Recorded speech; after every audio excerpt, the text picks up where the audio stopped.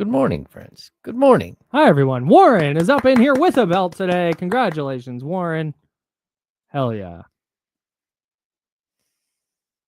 Tyler, hello. Cousin Pete, hello. Raving fans. Hi, David. Westsack, hello. Norm, hello. Norm was like number 9. Can we get to 100 by the end of the first hour? Many are asking. Good morning, Chatty House. We had a meeting today with a couple of our bosses in the whole station, and they said if you guys aren't at 100 likes by 11 a.m., we're pulling the plug on the show. Oh, damn. That's what they said. Serious people. They said if this is, there's a, what's it called? When a company, like, there's a push. Mandate? Like a mandate, like a push. Ultimatum? No. Oh, he's just scored another run. Look at him go. Well, nice job. Colby Thomas getting another RBI. He's up to 3 RBI. Colby Thomas looks like a player from the 90s. Yeah. That is the most. Hang on. I'll get it. Hang on. Jeff Blauser looking dude I've ever seen. He definitely looks like a player who plays as a baseball player in a movie. Bro. Yeah. Hey, tell me he doesn't. Jeff Blauser was spot on. Of course. Second baseman, Atlanta Braves. I mean, look at this. This looks exactly like Colby Thomas.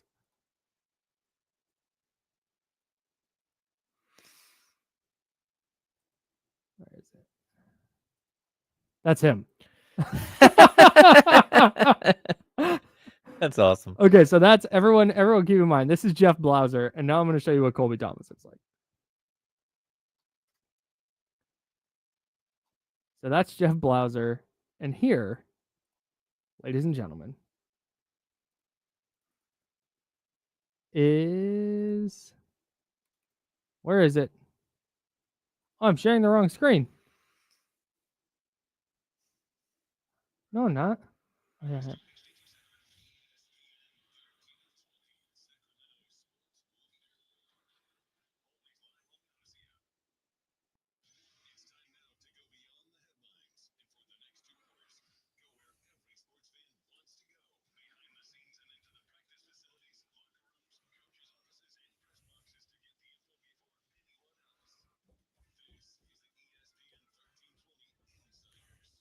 All right, everybody relax for a second. I'm trying to finish off this joke. That's Colby Thomas. Looks exactly like Jeff Blauser. Oh, yeah. Just nailed it. Hell yeah. That's James Ham. I'm Kyle Madsen. The A's are beating the Nationals right now 4-0. That's right. Hopefully this doesn't go like yesterday's game that we were watching that was 4-0 when Florida led North Carolina 4-0 in the Southeast Regionals in the Little League World Series in the bottom of the 6th. Oh, yeah. Then North Carolina came back to win. That's James Ham. I'm Kyle Madsen. Joe Brazil on the 1s and 2s. We're the Insider, sponsored by Jiffy Lube.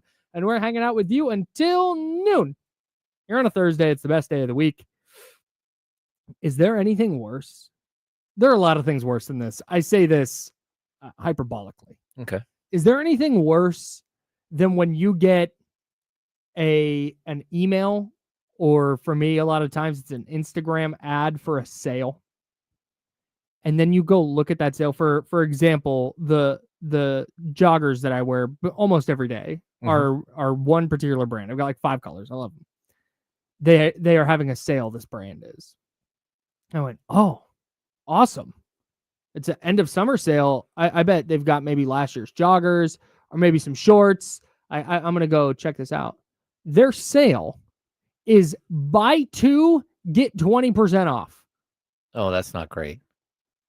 I have to buy 2 pairs just to get these overpriced joggers for like a little less overpriced. I mean, you can probably just sign up under a new email account, get a 15% off coupon. Right. And then do I get to attach that to my buy 2, get 120? Because now we're talking. Now we're into. But yeah. to me, a sale is like, hey, we're going to stick with, I'm going to call them Company A. We're going to stick with Company A here. And Company A says, to me, this is a sale. Buy 1, get 1 free. That's a sale to me. Or buy one, get one half off. Buy one, get one half off is fine. That's fine, especially with things like joggers. Okay. That's acceptable in this scenario.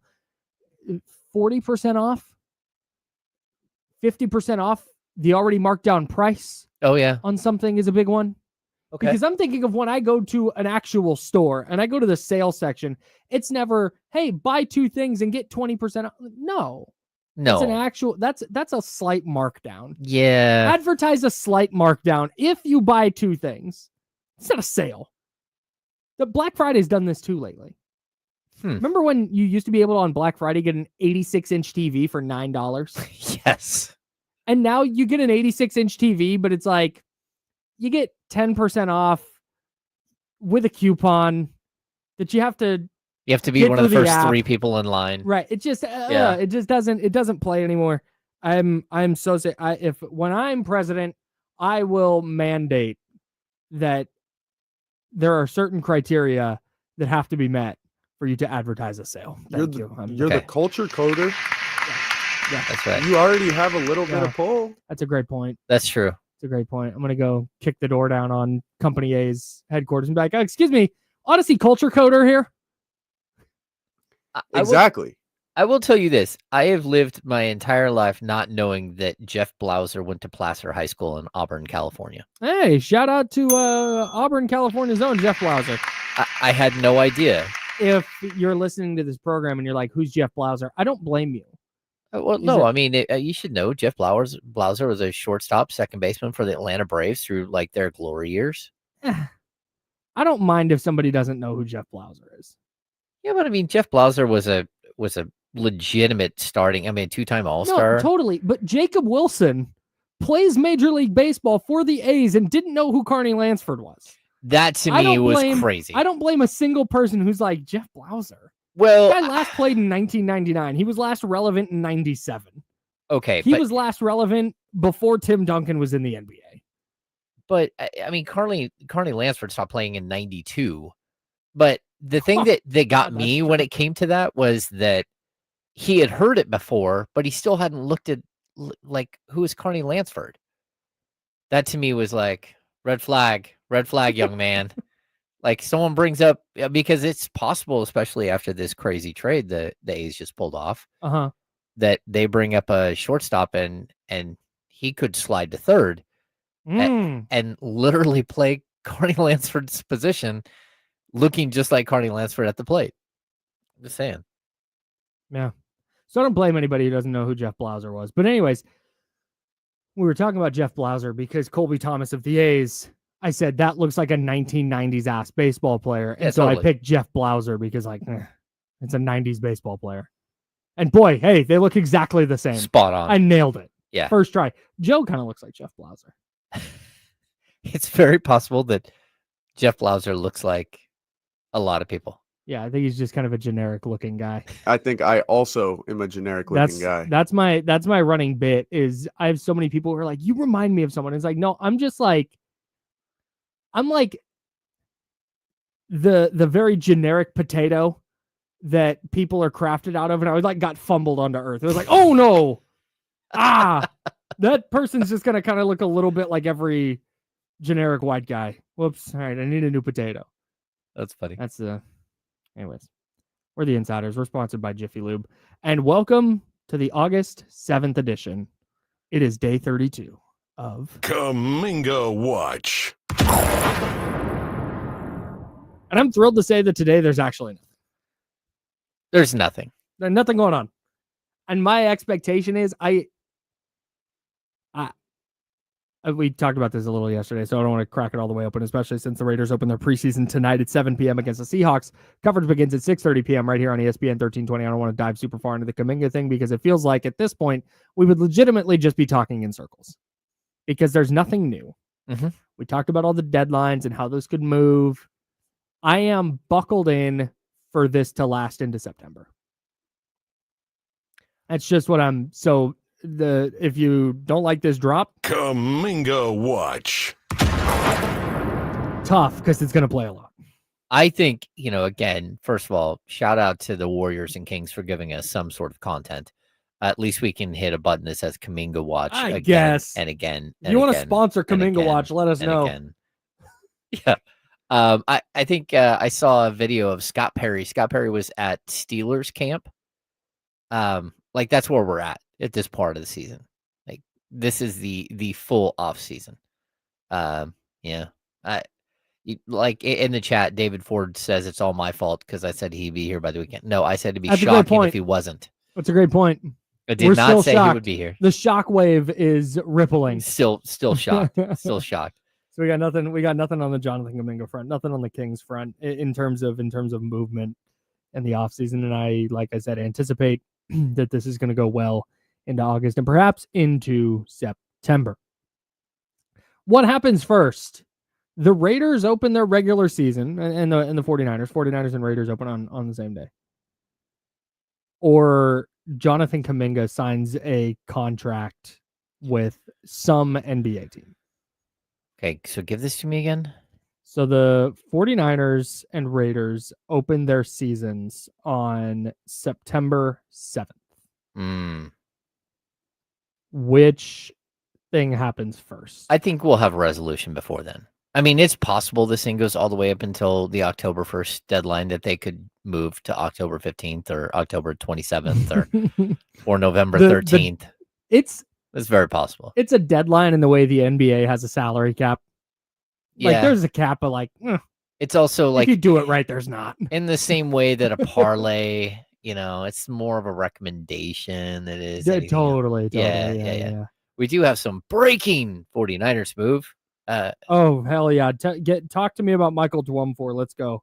Yes, the 49ers have signed defensive lineman Michael Dwumfor to a 1-year deal and released cornerback Eli Apple. That's Michael Dwumfor, 49ers legend. Yeah, spent time with the Niners in 2022 and 2023.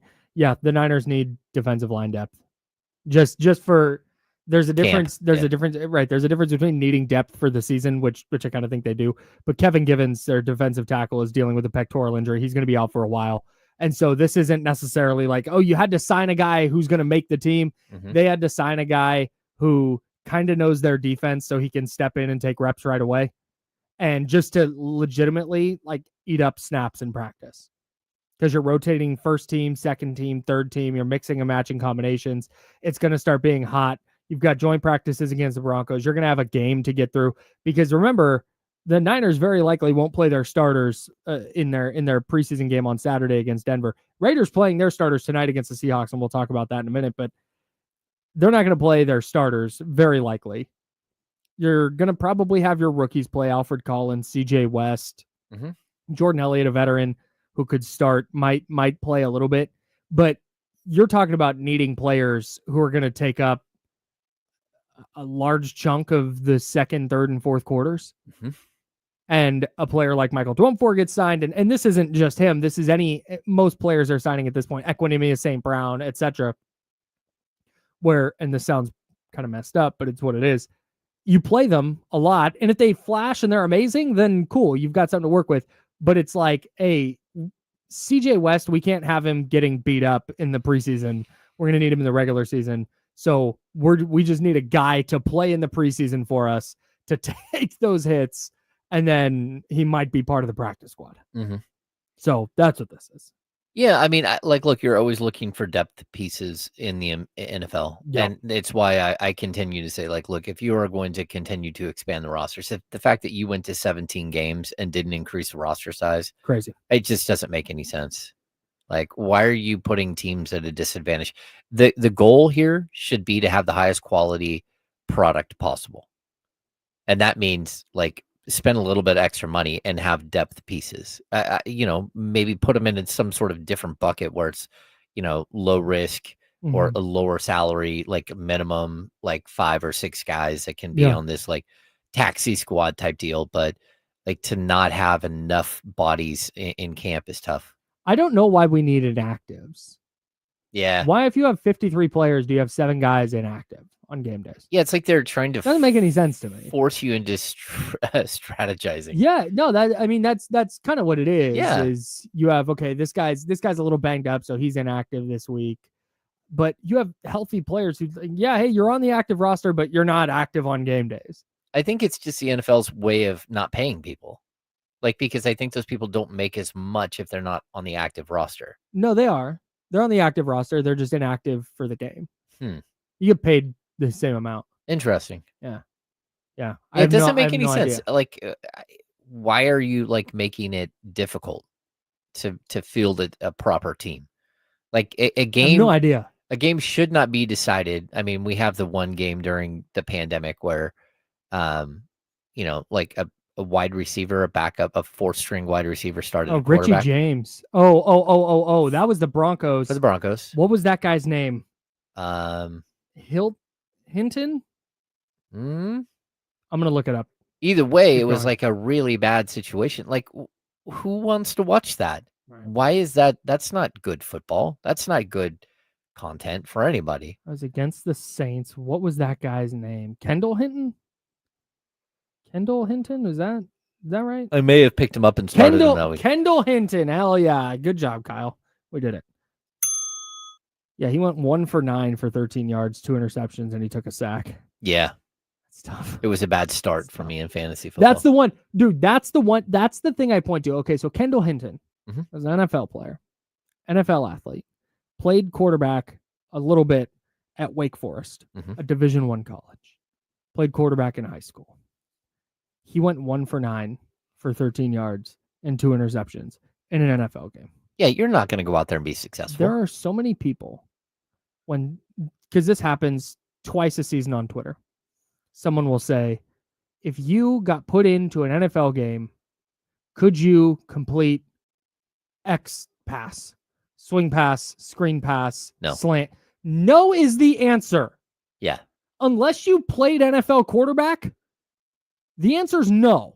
No, we've seen enough quarterbacks that have actually played in the NFL that still can't make that play. Thank you. I mean, tangent time. You're not going under center. Let's just get that out of the way. Nope. You're not the footwork. It would take you so long to get a defensive lineman is going to beat you to your spot. Well, and you're going to get your foot stepped on by a guard or by the center. Immediately. Yes. So we're taking a shotgun snap. Okay. Yep. You got to catch the snap first. Okay. That thing is humming when it comes back to you. Yep. So you got to catch the snap. Then you have to place your hand correctly on the ball. Then you have to turn your body to generate some torque. And you're already done. You're a normal human, probably, unless you're John Poles, who's 6'9". A normal human is going to have a hard time gripping a football. Yeah. Just in general, to really let it rip. Well, and NFL football is awful. It's awful. It's really slippery. Yeah. So you catch it, you got to turn, you have to set your feet, you have to step, you have to find the receiver, you have to see over the line. Oh, yeah. Brock Purdy's 6'1" and has trouble seeing over the line. Mm-hmm. So if you're under 6'1" or under, you're a little screwed there. And then you have to throw it, and then you have to put enough pace on it that a defender's not knocking it down, and then the guy's got to catch it. No chance. You have no chance. Anybody who says they have a chance is lying to themselves and they don't know ball. You know who is clearly that person? It's John Bull in the chat. I can catch the snap running backwards and throw it over my head to a check down. I got a completion in me. No, you don't. You don't, John Bull. You don't, John.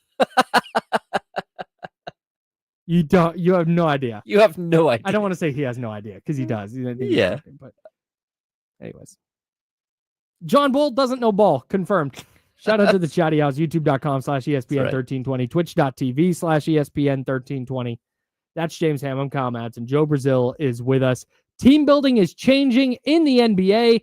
An 18-year anniversary in Major League Baseball. We've got some good news for George Kittle. We've got a Raiders preseason game tonight at 7 p.m. Raiders Seahawks, 6:30 p.m. coverage begins. But our coverage on the Insiders is going to start next. And then at 11 o'clock, we've got Tashan Reed of The Athletic, does a great job covering the Raiders down in Las Vegas. Excited to chat with him about the Raiders preseason. We got all that coming up in the next couple hours. He's James Ham. I'm Kyle Madsen. That's Joe Brazil. I think that's the third time I've shouted us out. Salute to us and salute to Jiffy Lube. They sponsor the show. The Insiders on ESPN 1320. Sacramento Sports Leader. Goodness gracious.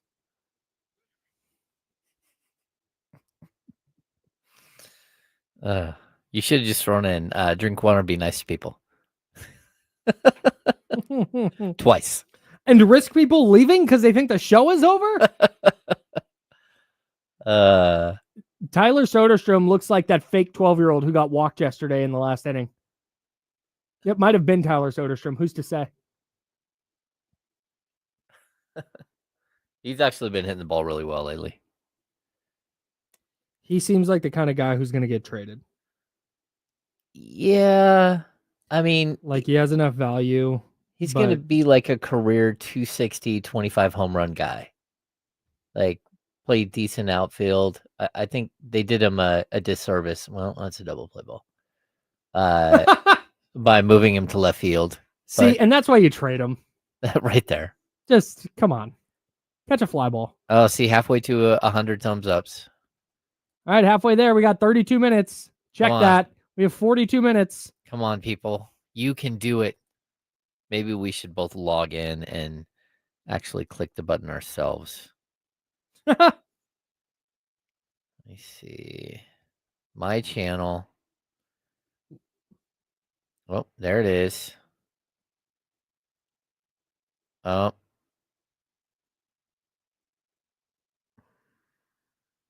What's the title of our show today?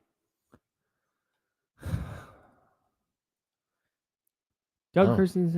Oh, yeah. Oh, well. Well. Hey, I'm going to talk to you about a thing that we were talking about in the meeting that we had today. Mm-hmm. Where they're going to pull the plug on our show if we don't get to 100 likes by 11 a.m. So please hit the thumbs up on the video. It didn't actually happen. But hang on, let me remember what I was going to say first before I turn the mics off. Oh, okay. Hang on. Right, that was all. Yeah, lazy thumbs. Oh, lazy thumbs. We're climbing. That sounds like an old baseball player name from like the 1800s. It probably is. It probably is. We're up to 74. One of those is me. George 50 Thumbs Tambourine or something crazy like that. I like that segment. We should do that where we take either NBA nicknames or we take Major League Baseball. People like, did this person really exist? Or who is the homie?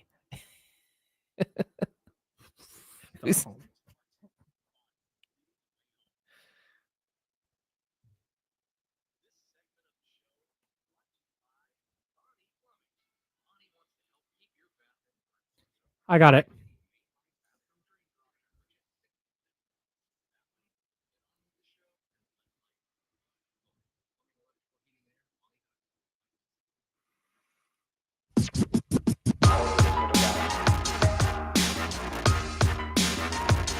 Now, back to the Insiders with James Ham and Kyle Madsen. Brought to you by Jiffy Lube on ESPN 1320. I'm Kyle, that's James. Joe Brazil on the ones and twos. For the Insiders, sponsored by Jiffy Lube. I'm about to get back on the ones and twos, I think. Real quick.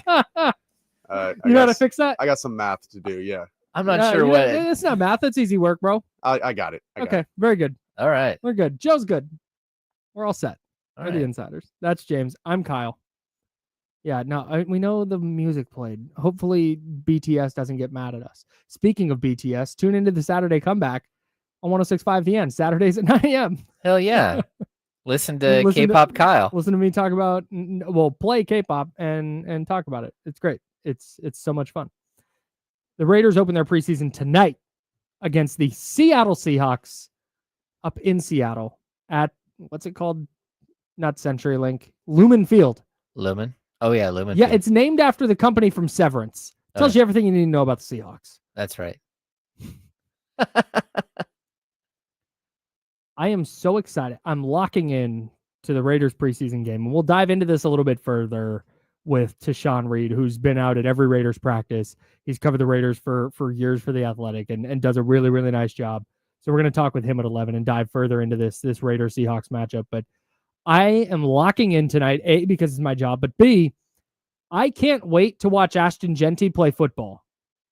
Yeah. I want to watch. I want to watch that, and this is as excited as I've been about the Raiders from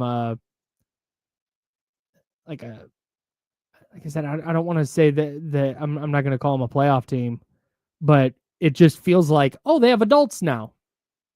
They have an idea of what they're doing with their team, and they have a coach with a long track record of success and building teams from nothing. Like Pete Carroll didn't take over a good Seahawks team. He built that really awesome Seahawks team in the early to mid 2010s from the ground up. That was all Pete Carroll. John Spytek has a great track record with the Tampa Bay Buccaneers. Like Tampa Bay has done such a good job of talent evaluation and drafting and free agent signing. There's so many reasons for optimism, but man, can't wait to watch Genty. Yeah, I mean, like selfishly, I want to see if he's like the real deal and is going to get the snaps. And you're not going to be able to fully tell like what exactly he's getting, but if all of a sudden he's in the third quarter, you're looking around like, what's going on here?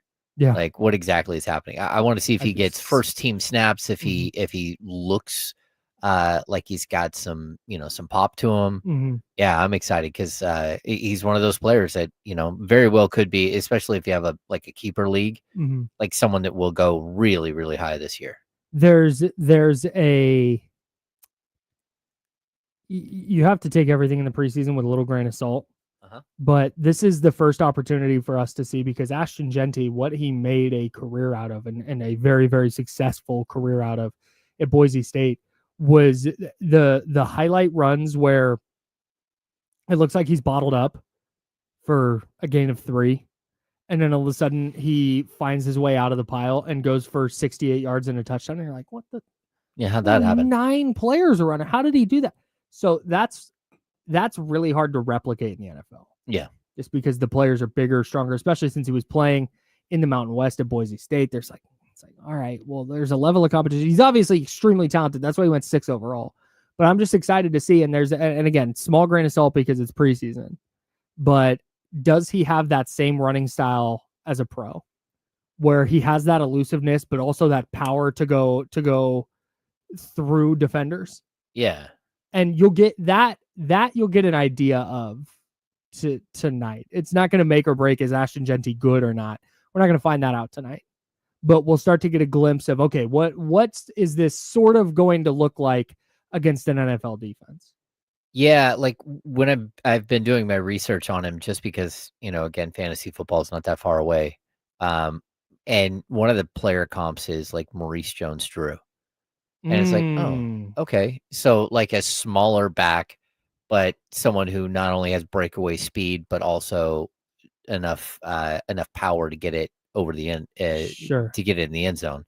And I think it's an interesting comp. Certainly he wasn't great early in his career, but he had a 3-year run where, 1,400 yards, 1,300 yards, 1,600 yards, and was actually a really, really productive back, and then just completely fell off. Yeah. And I mean, talk about a 26-year-old back. He has 343 carries.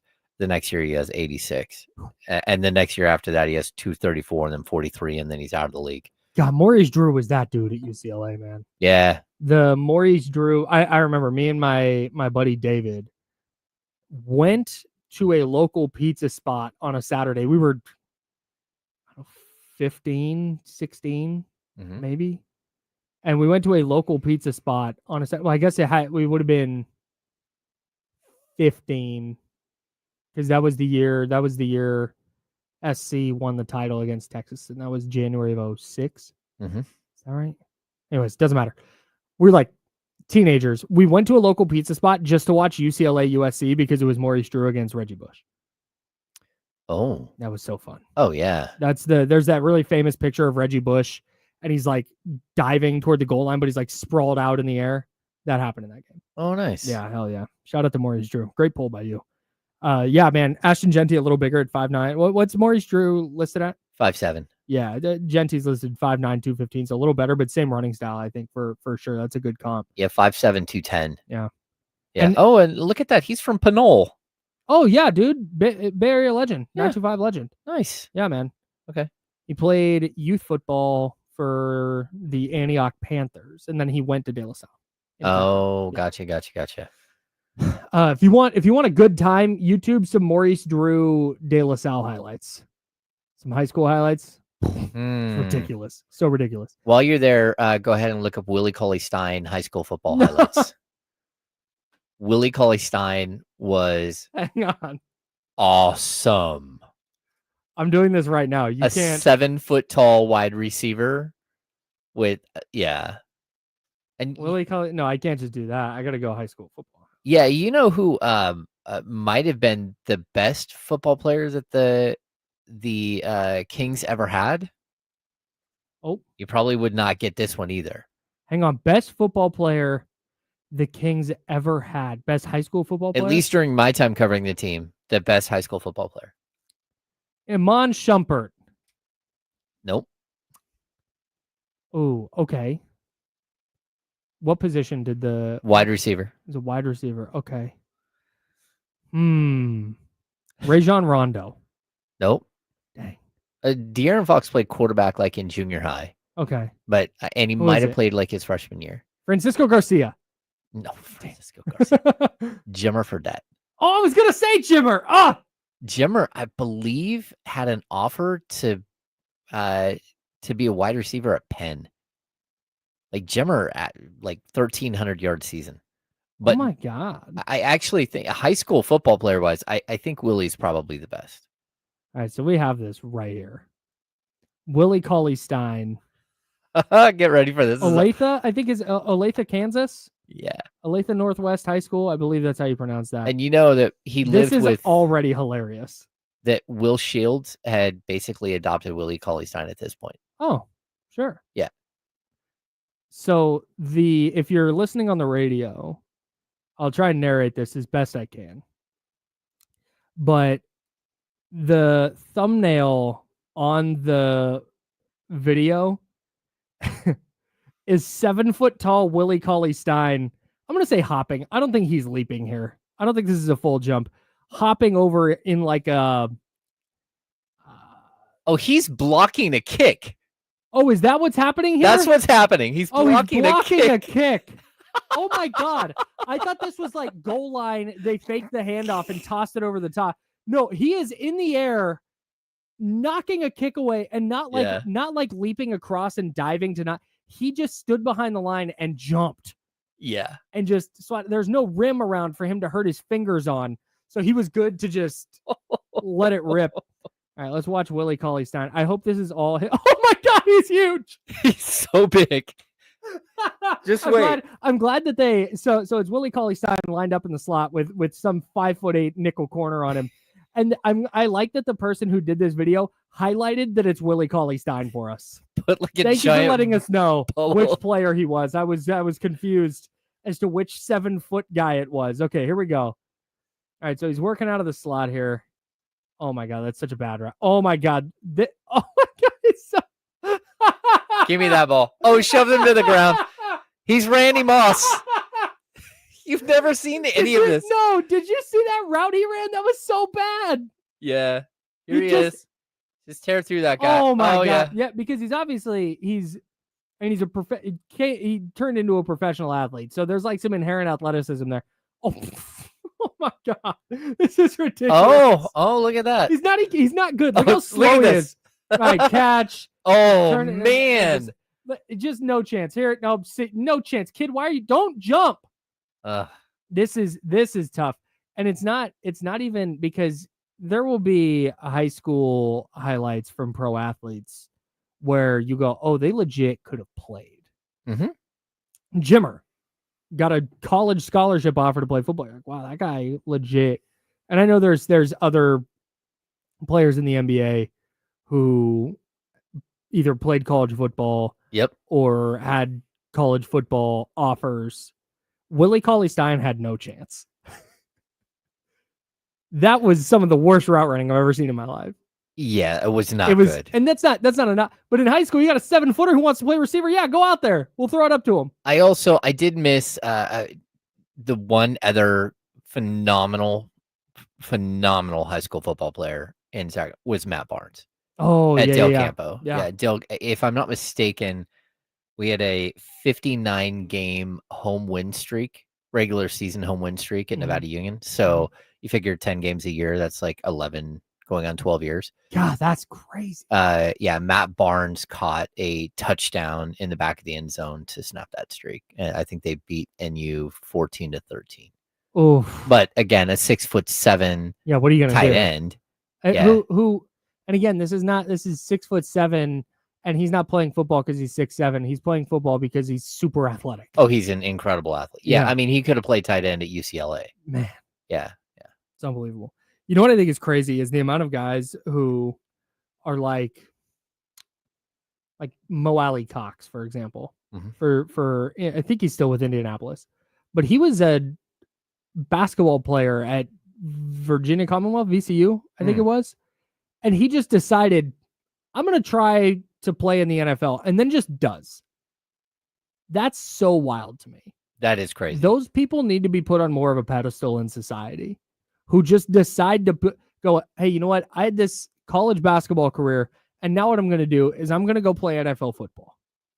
The other one is Antonio Gates. Yeah, Portland State. Yeah. Portland State? I think Kent State. No. Well, that's what it says. Yeah, Kent State, college Kent State. Huh. Yeah, but just a big time athlete. And he always played tight end, like he was, boxing out in the Basketball post. player, Yeah. Just won the Hall of Fame. Shout out to Antonio Gates. That's right. Who went to Portland State? Who do I know that went to Portland State? Oh boy. I feel like there was some NFL player?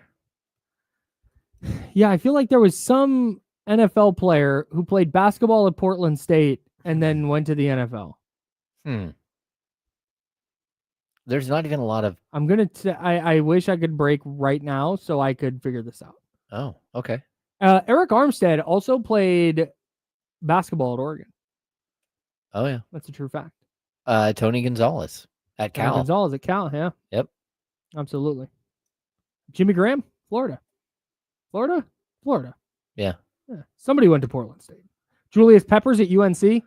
Julius Peppers doesn't get enough credit for being an incredible athlete. Oh yeah. He was actually decent at North Carolina. Yeah, he could actually play. And then he goes on to have an NFL career where he plays 17 seasons and has 159 and a half sacks. As a 37-year-old, in 2017, he had 11 sacks for the Carolina Panthers.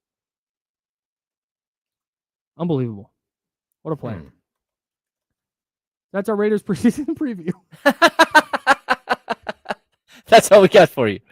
Yeah, no, Ashton Genty for sure. The other thing, I this is less something I'm watching for tonight. I think what you look for in preseason games from a fan standpoint, if you're not watching a specific player, is just general competency.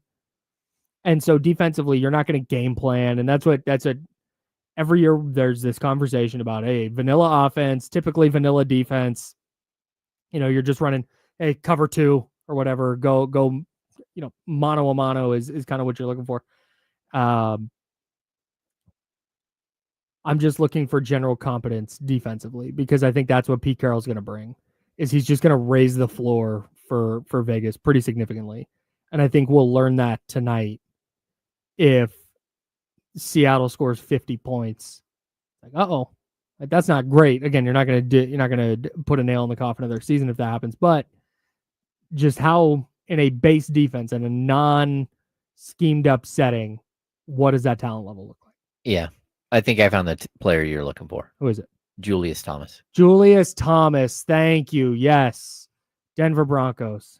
Yeah. Oh gosh. He averaged 10.8 points, 5.9 rebounds in his senior year at Portland State. Yeah, not a bad player. Yeah. And had a decent little run with the Broncos, too. And from Stockton, California. Oh yeah. Yeah. Local guy. Our guy. There we go. Not the local guy, but a local guy. Yeah, not the local. That's Drew in the chat. Shouts to Drew. Did you know, before we move on to this interesting NBA team building thing that's going on, did you know we have an anniversary in Major League Baseball today? Yeah. I know because you put it on the rundown. I'm not one who would celebrate this anniversary, but go It ahead. is the 18th anniversary. That's interesting you say that, and that's what I want to talk about. It's the 18th anniversary of this moment. And 2 strikes. The overshift is on, and Bassett deals. And Bonds hits one high. Hits it deep. It is out of here. 7:56. Bonds stands alone. He is on top of the all-time home run list. What a special moment for Barry Bonds. And what a special moment for these fans here in San Francisco. There it is.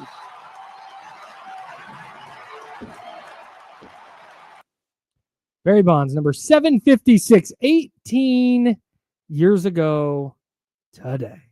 That's crazy. You're out?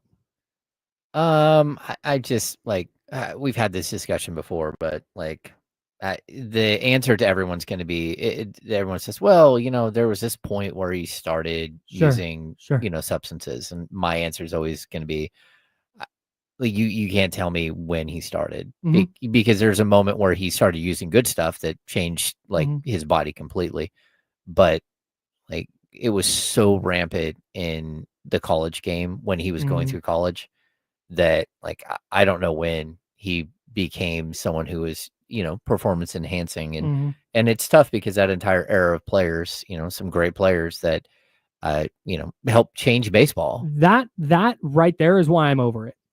Yeah, it's no, just I get the more that. we learn about this, and the more you see the steroid thing, we're picking and choosing who did it and who it affected and who it didn't, and I just, you know what, I'm out on all of it. If we're going to acknowledge, and baseball does, that Barry Bonds is the all-time home run leader, then 756 matters. Yeah. Today in baseball history matters. No, I get that. And I think, there are a lot of like Giants fans specifically that are like fully in the same camp you are. I also think that there are a lot of people around the country that just looked at it the same way that I do, that, like, hey, that was kind of funky, like watching that. And it's not that, Barry Bonds wasn't a great player. He's an absolutely unbelievable player. But, he started to have this standard decline that players have. And he goes from 40 to 37 to 34 home runs. He bats 262. And then all of a sudden he jumps up to 49, 73, 46, 45, and 45 home runs from 35. I'm not arguing whether he did or did not Yeah. use performance-enhancing substances. I'm arguing that I'm over it. Yeah. Because so did Mark McGwire. So did Jose Canseco. So did so many great players from that era that, like, if I'm going to shun everything Bonds did, then you have to find a time frame and erase baseball history. You can't just pick out Barry Bonds because he was also awesome at the sport. No. I fully agree with that. My problem is that if I'm going to acknowledge a record that, realistically in his final 7 years, he put up 317 home runs. He would not have gotten to that record. Sure. And that's where it's like, okay, how do we look at the records? Again, and Roger Clemens, the same exact thing. Roger Clemens' career was over. And then he goes on to win 4 more Cy Youngs. And it's like, oh, look at that. Right. I mean, so you do have to hold some sort of standard in my book. And that's where I look at it. Like if baseball is nothing but a statistical game, which it is, then I've got to look at the statistics the right way. Yep. And I got to look at the clock the right way. We got to step aside momentarily. A thing happened with the Lakers, or there was a report about the Lakers that may be indicative of some of the weird team building dynamics that we're going to see in the NBA moving forward. And we want to talk about that with you next. That's James Ham. I'm Kyle Madsen. He's Joe Brazil. We're the Insider, sponsored by Jiffy Lube. It's ESPN 1320 Sacramento Sports Center.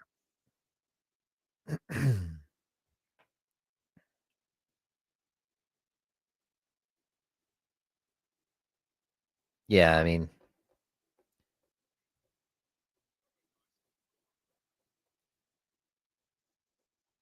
yeah.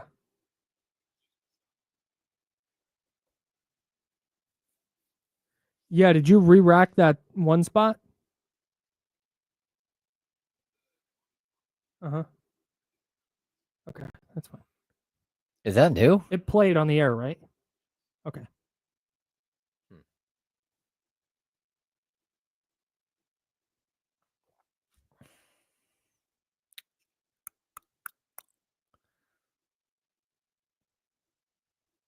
Hmm.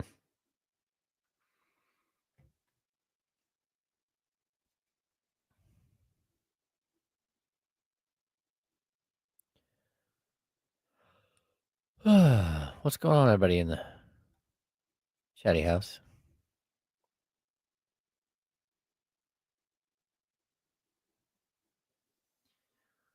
Whew. Yeah, Tiger's greatness would be diminished if it was proven that he used. No question. And Lance Armstrong, I mean, he's been tossed out of the sport.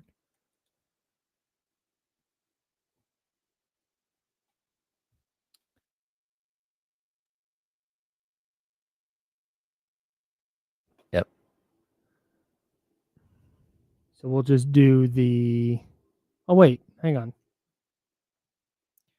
1, 2... This is a really good question, Joe Schmo. What Oh, is never mind, we're good. Simbular? We're good. What is Simbular up to? I hope he's living a great life. What's up, Steven? 7'5". I think he's up to 7'5". Still growing. I think that's what he played. Yeah. He was a nice kid. This is my other problem with the steroid conversation is people like this who just decide that every athlete who's awesome is on performance enhancing drugs. What proof do you have of this, Greg? Outside of the fact that he's an alien. I don't remember him having a growth removed. Is that new? I don't even know what he's talking about. No idea. Yeah. I know he had back problems that one year. 7'5", 360. Simbular.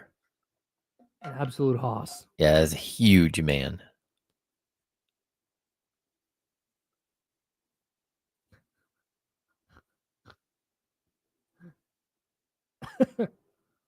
Huh.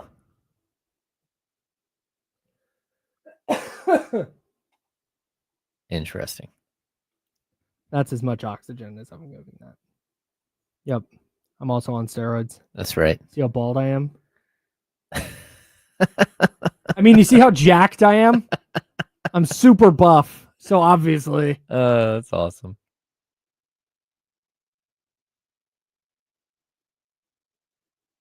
Oh.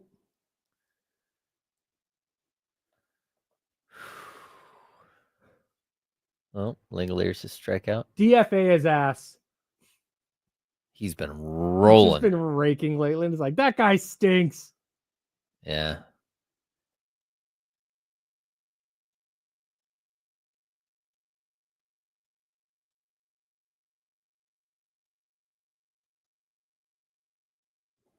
Anyways.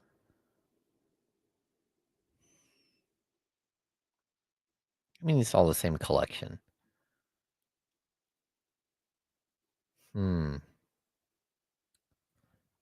I have a really hard time not picking Saquon Barkley.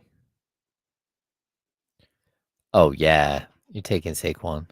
Even with the risk after 482 touches or whatever. Yeah, and if not, man, Lamar just scores so many touches.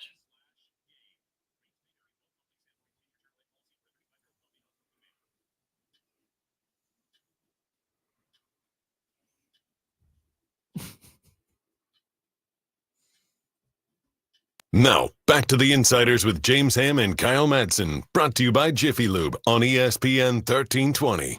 What a loser. That's James. I'm Kyle. He's Joe. We're hanging out with you until noon.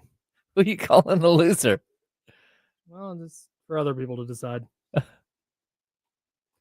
Austin Reeves, according to Tim Bontemps, is expected to opt out of his contract next summer and will pursue a contract in the range of $30 million per year. I am also going to opt out of my deal at Yeah. Odyssey, and I'm looking for a $30 million deal. I will 30 million a year. follow that. Yeah, for that's right. sure. Yeah, I think we're all gonna just do that.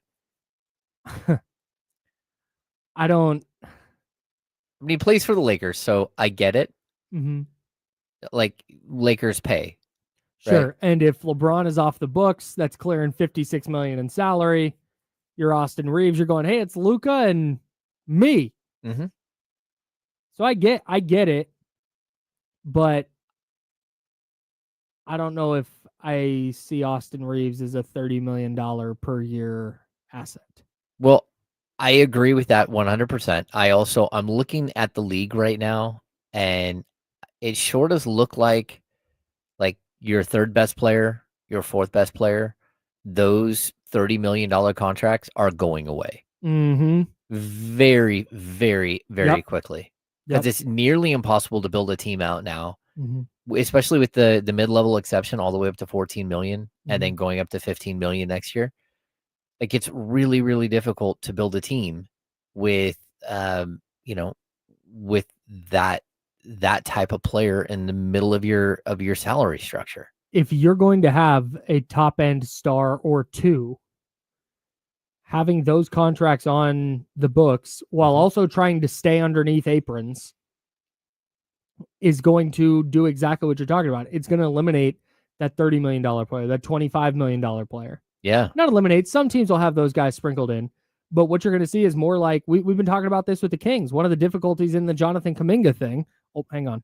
One of the difficulties in the Jonathan Kuminga thing. Kuminga Watch. Is that the Kings don't have a ton of these kind of middle tier contracts to deal out or to dish out. Mm-hmm. It's Sabonis, it's Levine, it's DeRozan, and then it's Malik Monk at 18 million. Yeah. And then you go down to like 8 million. Golden State has the same thing. They have Steph at 90 million or whatever he's on. He's like some ridiculous 57 or 60 yeah, or 57, something. I think. Jimmy Butler's in that same range. 55. Yeah. Draymond at 25. And then it goes to like Buddy Hield at 9 million. Yeah, man. So you brought up Malik Monk. Yeah. Like, all of a sudden there's not a market for Malik Monk, a guy who averaged 17.5 points and 5.5 assists and is one of the best six men in the game. And, there's no market for him. So we talked about this on D'Lo and KC when I filled in for Jesse. Is that last week? Last Friday? It was last Friday. And I kind of think that the value of that player is being diminished in the modern NBA. Mm-hmm. Because you look at Jordan Clarkson. Now, granted, he's 32 years old, but he has reliably been one of the best six men in the league for close to a decade. Yeah. And he got a deal with the Knicks that was 1 year, $3.6 million. Leagueman. For Jordan Clarkson. Yeah. The 6'3" scoring guard. I just don't know what their role is anymore. If they're not going to be elite defensive pests. Because so many of what was it on this show we were talking about the weak link theory? Oh no, that was when I was on the Light Years podcast talking about the Kuminga thing. Mm-hmm. We talked about the weak link theory, and basically instead of it went from, oh, you have LeBron, you're a title contender. It went to, oh, your title chances dip because your worst player falls below this level. Yeah. Or your worst player, your worst defender. And I think that's what we're seeing is the value that Malik Monk provides offensively does not it's not there for teams anymore because defensively, you know what, you can kind of pick on them a little bit. And you know what, we actually don't need a guy who takes that many shots. We have a couple other guys who can do that and a couple other guys who create. Mm-hmm. And then this other guy who's just a 3-and-D guy who plays the same position, but he's going to defend well and he'll stand in the corner and shoot a three. And he'll make $6 million to do it. Well, like, look, I think that there is a diminished return right now for scoring guards, especially undersized scoring guards, right? We're seeing Cam Thomas not be able to get a deal. We saw, the whole deal with Gary Trent Jr. go sign for league minimum. But like, if I look at Jordan Clarkson, let's say the 2022-23 season or the 21-22 season, where he's making like 12.4 and then 13.4. Like, that is absolutely in line with 18 million that Monk is making right now. Like, just salary cap wise, percent of salary cap. The fact that, again, he made 13.4 million in the 1920 season. Like, so I don't understand why that contract is kind of going away or why it's so difficult. But I think it's more about the dynamics of the league as a whole right now, where there just is no money. Sure. Like, there is no, because of the first and second aprons, they've just completely tweaked the entire structure because you're not going to not pay De'Aaron Fox. You have to pay him. Right. But when you pay De'Aaron Fox, that means in 2 years, you're not going to be able to pay Keldon Johnson. Sure. And a lot of people are like, well, it's Keldon Johnson. It's like, okay, but your depth is taking a hit. Your talent level is taking a hit when you lose every single one of these players. And then players like, I don't think like there is a huge market for like $8 million players at this point. A guy like Trey Lyles, like, still sitting there as a free agent after making $8 million last year. Yeah. He's going to have to play for the minimum. Yep. Yeah. So I think that what we're doing, we're seeing, you're going to see the biannual exception of $5 million, which most teams can get access to, while being under the apron. You're going to see the mid-level exception at $14 million. And so you'll see a couple of $14 million players, and then you're going to see the high dollar player. There's not going to be, like, it really is hitting the NBA's like middle class right now. Oh, big time. Just crushing it. And what you're seeing is, because of that, teams, instead of signing Malik Monk for $18 million, they'll go, hey, we can get 3 $6 million guys who are we can mix and matchup wise and fill out our roster that way. Yeah. Or we can force a bunch of veterans to take veteran minimums. Yeah. Like, hey, if you want to play for a contending team, you want to play for a team that's any good at all. This has always kind of been the case. Yeah. But it's how the Knicks just loaded up with a couple of free agents. It's how, again, look at what Houston's done. Houston just keeps adding players, and you're like, man, how many players can you actually add? And that was a phenomenal catch in left field. That's your guy, Tyler Soderstrom. That was a great catch by Tyler Soderstrom. Really nice play. But you know what I'm saying? It really is impacting a different group of players that we didn't think about. And so when Austin Reeves is out there asking, like, thinking he's going to opt out and get $30 million, maybe he does because he plays for the Lakers. But that contract, once he takes that money, he's not going to be movable. Right. And that's where other teams are running into right now. It's why we just saw an offseason where 2 players got bought out of $100 million contracts. Yeah. And had those contracts stretch provisioned, where a team is more willing to spend $20 million a year for 5 years than they are to spend 55 for 2 years. 55 each for 2 years. Yeah. And I mean, the implications of the Bradley Beal deal, where they saved $30 million off the books this year, but that saved them like upwards of like 150 million overall, or 120 million overall. Yeah. That is crazy. I kind of wonder if that's how the Spurs looked at the De'Aaron Fox thing. It's okay. Let's say Dylan Harper's awesome. Stephon Castle continues to grow into this star that they think he is. And De'Aaron Fox, he's dealt with some injury stuff. Doesn't really want to be here anymore. You're in a weird spot. Okay, we can buy him out. We'll stretch that and deal with the consequences. Yeah, it's wild. It's not ideal, but it might be the best way teams can, quote unquote, thread the needle between, okay, you have to sign De'Aaron Fox, but also his contract becomes prohibitive in 4 years because of it. When he's making $63 million and the salary cap just went up 7% instead of 10. Yeah. What if that trend happens? What if it continues? What if the salary cap goes up 5% the next year instead of 7? And all of a sudden teams are like, and you gave 8% raises to a player, and now you're in trouble. Yeah. Yeah, it's wild.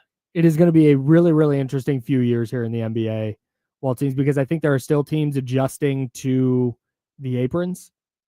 But then you watch Oklahoma City hand out huge contracts to J-Dub and to Chet Holmgren and to Shai Gilgeous-Alexander this offseason. They're clearly not worried about it, but the aprons are having an impact. No, for huge, sure. It's allowing huge. owners to not spend money, which is exactly what they were designed to do. That's James Ham. I'm Kyle Madsen. We'll dive back into the Las Vegas Raiders, their preseason opener tonight against the Seattle Seahawks. We're going to talk with Tashan Reed from The Athletic. He covers the Raiders for The Athletic and has done so for a few years. Does a really nice job. Excited to chat with him next on The Insider, sponsored by Jiffy Lube. It's ESPN 1320 Sacramento Sports Center.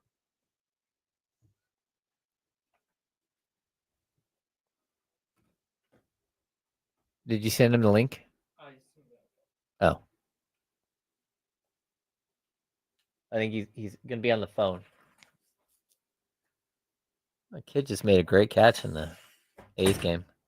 Lopez is dealing.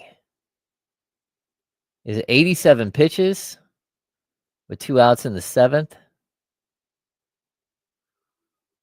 Kid with the mullet is reliving the play.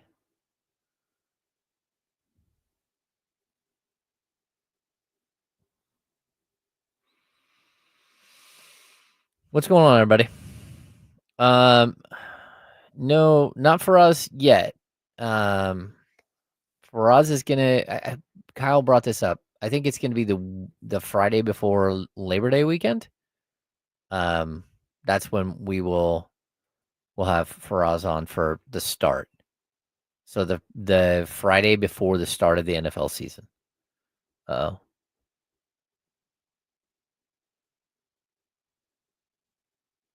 Rustdog, you need one player in your keeper league, Jahmyr Gibbs or CeeDee Lamb. I'm keeping Gibbs.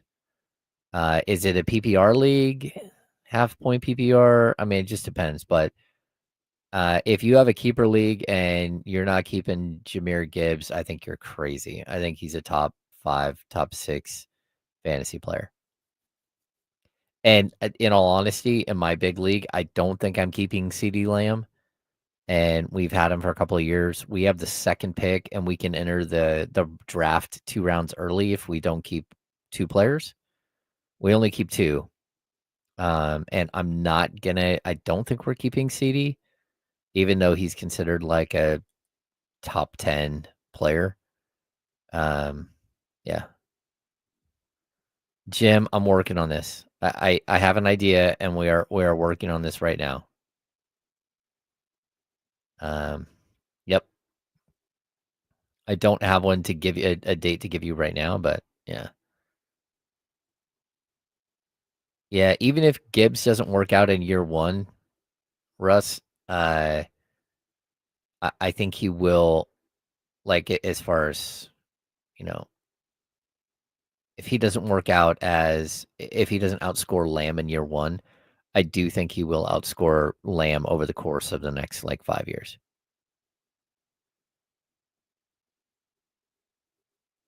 Yeah. Yeah, I get CD's ranked number 2 wide receiver in a lot of leagues, and I might end up keeping him. We'll have to see once we only have one guy in front of us. He doesn't have any keepers, so he's going to enter the draft early. And it's whether you're both of us are probably looking at Genty, or there's one guy in the league who has. Let me think. He has Lamar, he has Saquon, and he has a star wide receiver, like the 3rd best wide receiver, 2nd best wide receiver in fantasy last year. Oh, Amon-Ra, St. Brown. I'm assuming he's not going to keep Amon-Ra, but it's also possible he'll keep Amon-Ra. I mean, he'll keep Amon-Ra over Lamar, but that seems crazy. Maybe having a fantasy guest tomorrow. Oh, we are? Maybe. Oh, okay.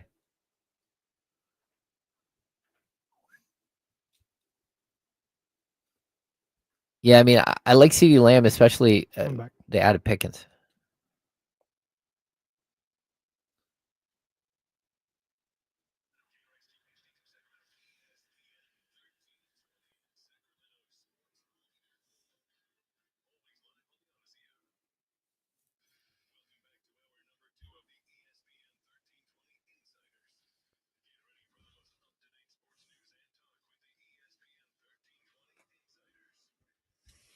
Hour number 2, that's James Ham. I'm Kyle Madsen. Joe Brazil on the ones and twos, where the Insiders are sponsored by Jiffy Lube, and we're hanging out with you until noon. Then we'll hand it off to D'Lo and Casey. They'll take you up to 4 o'clock, and then at 6:30, coverage begins of Raiders and Seahawks right here on ESPN 1320, Sacramento Sports Leader. It is the preseason opener for Las Vegas, and to preview that preseason opener, we got Tashan Reed from The Athletic on the line. Tashan, how you doing, man? Pretty good, man. Ready for some football. How about you? Doing the same. Really excited that there's just going to be football on TV. Preseason isn't my favorite thing, but it means that we're that much closer to real football, which is exciting. It's more entertaining than practice, so I guarantee you that. Definitely. Are you in Seattle right now? No, I'm actually good here for in you. Vegas. Good for you. All right, so Pete Carroll has said that the starters are going to play tonight. Do you expect that to be a series, a quarter? How much are you thinking the starters play? We'll see. He didn't elaborate too much. It could have been a little bit of gamesmanship. He said, everybody's live, and available. So we'll see. He might pull the okie doke and, bring the guys out for warmups and not actually play them. But if they do play, I would expect it to be pretty brief. I mean, he's a guy that typically with the Seahawks, he didn't play his starters until the second or third preseason game, and it was pretty light. He also doesn't do joint practices too much. And so, I don't really know his rationale behind it, but he's usually pretty light on using his starters this time of year.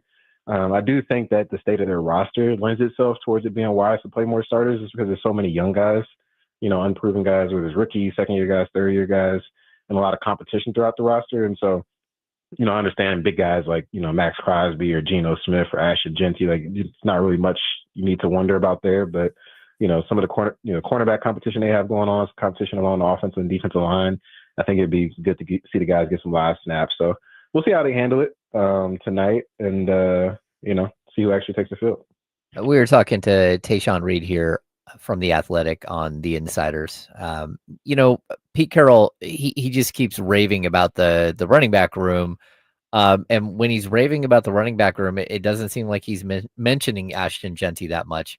Where is he at? Is he a starter on day one? Do you think that is the case? And if not, how much is he going to play here early in the season?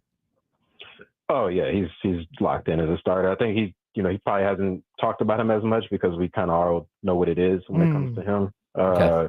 But also it's practice. Like it's kind of hard to say much about running backs. Sure. You're mostly, judging their ability to read a hole, their fundamentals when it comes to pass protection. But probably the area where, Genty's, impressed the most has been his route running. He hasn't just been doing the, break out into the flats, kind of simple running back routes. Like he's been running some legitimate downfield routes, lining up in the slot a little bit. And so I think they view him as a legitimate receiving threat as well. And I think that's, an important skill set to work on because this offensive line was one that was one of the worst run blocking units. It was the worst run blocking unit in the NFL last season. And so if run blocking is an issue for them again, they're going to have to get creative and find other ways to get Genty the ball. And it just provides a different look to throw at defenses and kind of mix it up. So, there's no question about his standing in the pecking order. It's more so about, is the offensive line going to be able to clear some holes for him to run through.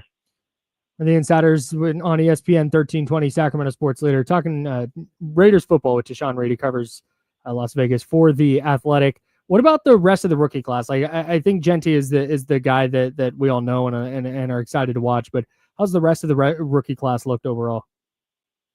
Guys really stood out the most is receiver Dante Thornton. He's a 4th-round pick coming out of Tennessee, and he's a guy that everybody knew he was physically talented. I mean, he's 6'5", ran a 4.3 flat, very athletic. But he didn't have much production in college, largely because his route tree was very limited. And that was kind of the big question mark was, would he be able to, have the route running skills to separate from NFL caliber defenders? And throughout practice, that's been the case. I mean, he's consistently made big plays. He's the starting X receiver. He's pretty much exclusively running with the starters, even over 2nd-round pick Jack Besh. And so he's been, outside of Genty, the next most impressive rookie, and looks like he's in line to be a starter. Week 1 as well. And so Besh has mostly been working with the backups. I think he has a little bit of a redundant skill set with Jacoby Myers. They're both guys that operate really well out of the slot and kind of rotate in on the outside. And Myers, he's their number one receiver, coming off the best season of his career, still in his prime. And it's kind of hard to find those snaps, I think, given that they have those similar, skill sets. And so I think Besh has been lagging a little bit behind, but I would say Thornton and in addition to Genty, those guys have been kind of the standouts of the rookie class. But there's a big opportunity for the defensive tackles that they drafted, Tonka Hemingway and JJ Pagoose. We haven't seen most of them, a lot of them in practice, but especially with them releasing Christian Wilkins a couple of weeks ago, the preseason game is going to be huge for those guys to potentially carve out roles and become a part of that defensive tackle rotation. Tashan, you've covered this team for a while now. How different does this summer feel with Pete Carroll there, with him bringing in, again, Geno Smith being like sort of a solidifying force there? Like how is the vibes of camp?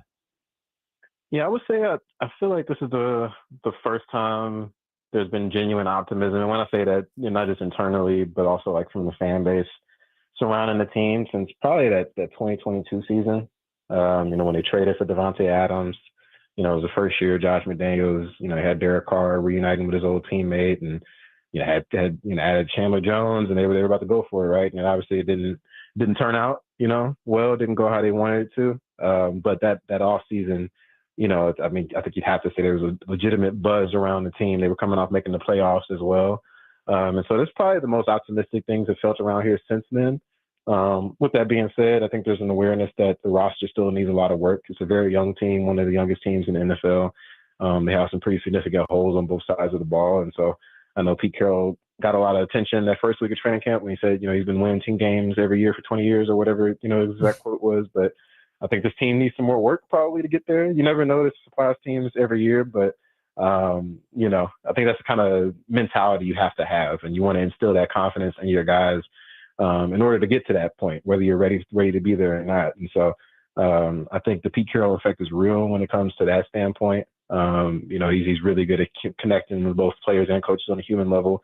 I think front office overall with GM John Spytek, in addition to minority owner Tom Brady, like everything that they're doing just makes sense. Like, they still have some weird stuff going on, like the Raiders typically do, like with the Christian Wilkins situation. But even then, like, it didn't drag out that long. They handled it pretty quickly, and it's kind of, they moved on. And so we'll see, what the ceiling on this year's team is. But I think there's some genuine optimism from the fan base in particular about where this team is headed moving forward. That Christian Wilkins situation. So you said they're over it, they're past it. You're not expecting anything to come from the NFLPA grievance? Oh yeah, that process is still gonna have to play out, just in terms of like him. from him being in the building and on the team, like that. Obviously that's over with, but that's gonna be a legal battle for sure. Whether he's able to recoup that, a little bit about $33 million in guaranteed money that they voided in June before they ultimately released him in July. And so I don't know how that's going to play out. I don't think the hearing has been scheduled for that yet. That's probably going to be something that we don't know the answer on until after the season in all likelihood. Sure. But yeah, I just meant from the standpoint of releasing him. You know what? We're here talking to Tashan Reed from The Athletic, talking Raiders football preseason game tonight. Is there anything we should be looking for in this first preseason game, just that you think will stand out, something that maybe you've seen behind the scenes that regular fans and media members that aren't there every day might see? I think the offensive line is probably the position that has the most intrigue. They recently had a shuffle where they moved Jackson Powers Johnson, who's expected to start at center. They moved him to right guard and then inserted Jordan Meredith at center. He hasn't started at center before in his career. He started at guard last year, about 8 games, and was pretty solid. And that's something that's been pretty widely covered at this point, but we haven't really seen it in live action. So if the starters do play tonight, I'll be very interested to see how that whole operation works out, or whenever the starters do play at whatever point this preseason. I think that's going to be probably the biggest thing to keep an eye on. The defense, we kind of know what to expect. Patrick Graham's been here for a while. They have a lot of familiar faces on that side of the ball. They made a few new additions, but, familiar most of the guys.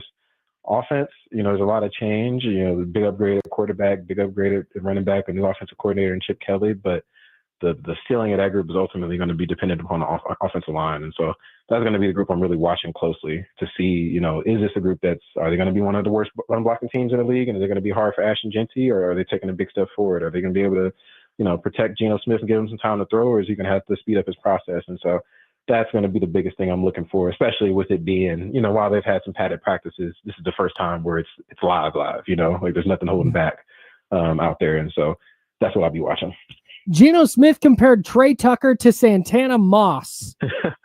Is Trey Tucker wide receiver 1, Tashan?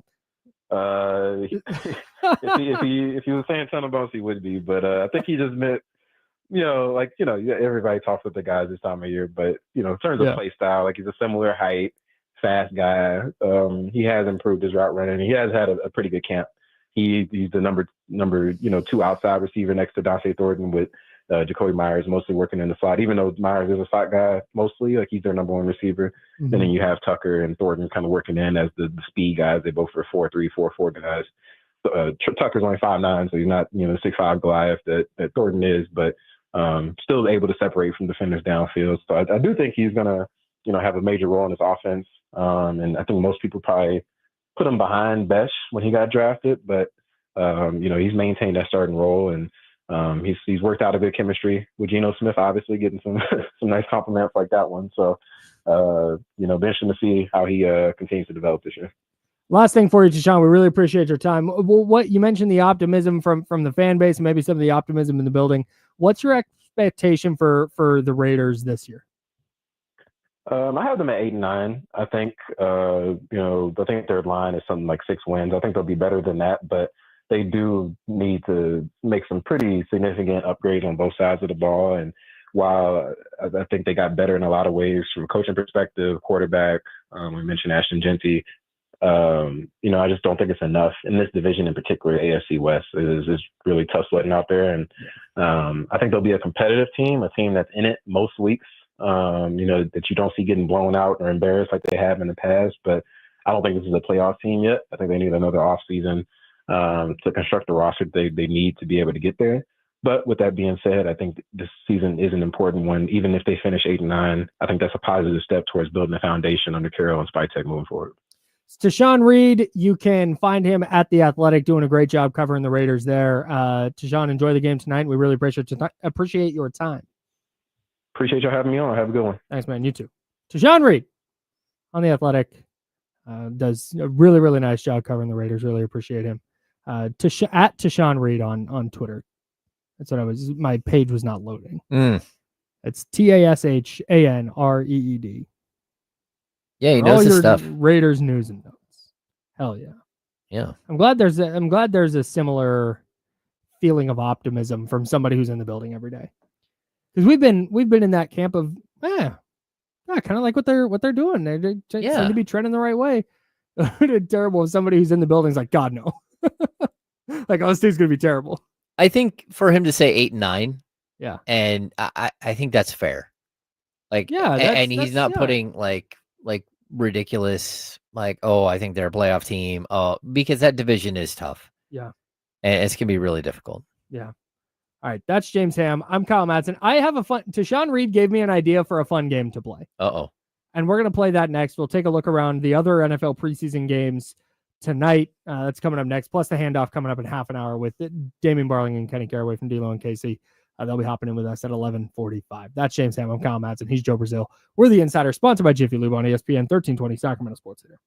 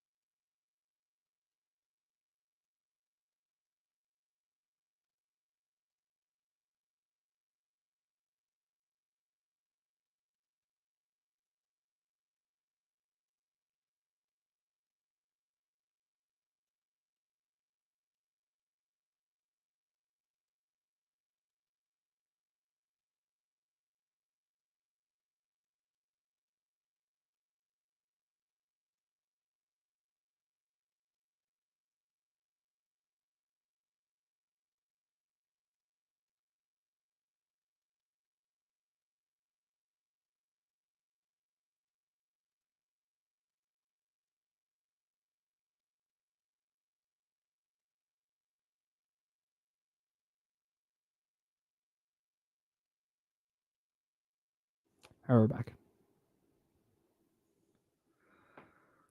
Oh, we have our stuff together. There's just a lot going on that we can't talk about publicly. Yeah.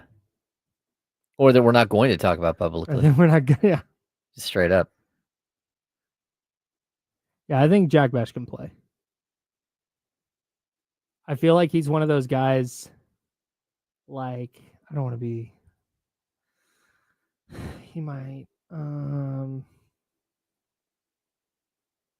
Man, Lopez is dealing 107 pitches. Look at him go. Eight innings strong. The Nationals are also terrible, but gotta Yeah. start somewhere. Better than being ass against the Nationals. Yeah. Cannot tell you how much the Las Vegas patch bugs me. Especially when it's a white patch on a gray jersey. Like, figure it out, brother. Yeah. I don't know. It feels like Besh is just going to be one of those guys that's in the league for like 12 years. And he's just a really, really rock solid player.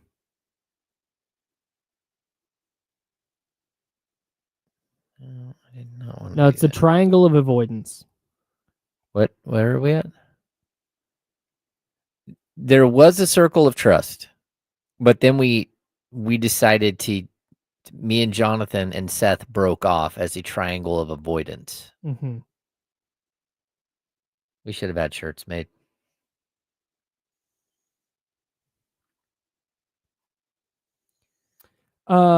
I will probably not go to any. I will probably not go to any this year. I might, depending on circumstance, but right now I'm not planning to go.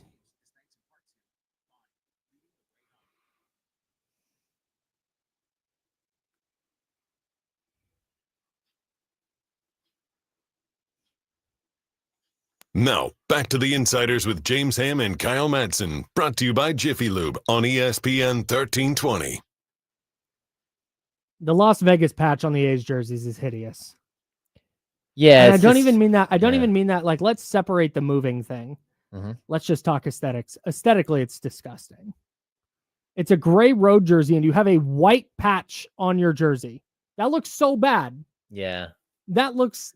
It looks like it's ironed on. Yes. Like, hey, iron on this patch on all. Like, what? Yeah. Just do it. Just do it. It doesn't match. That's fine. Just do it. Yeah. I get one with a yellow background on it. The Sacramento patch looks great. Mm-hmm. Green patch, yellow bridge, yellow Sacramento. Looks dynamite with the green letters with the gold piping or the gold outline. Yeah.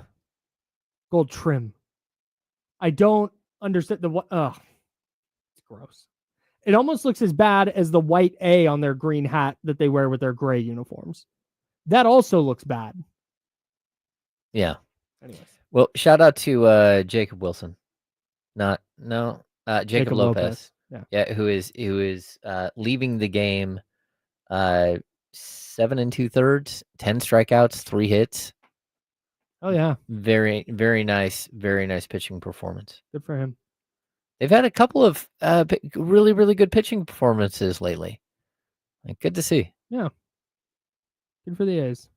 Figuring out their pitching staff one day at a time. All right, Tashan Reed brought up a fun thing. And I want to try and do this if I can find it. The Raiders over-under win total right now sits at 6.5 games.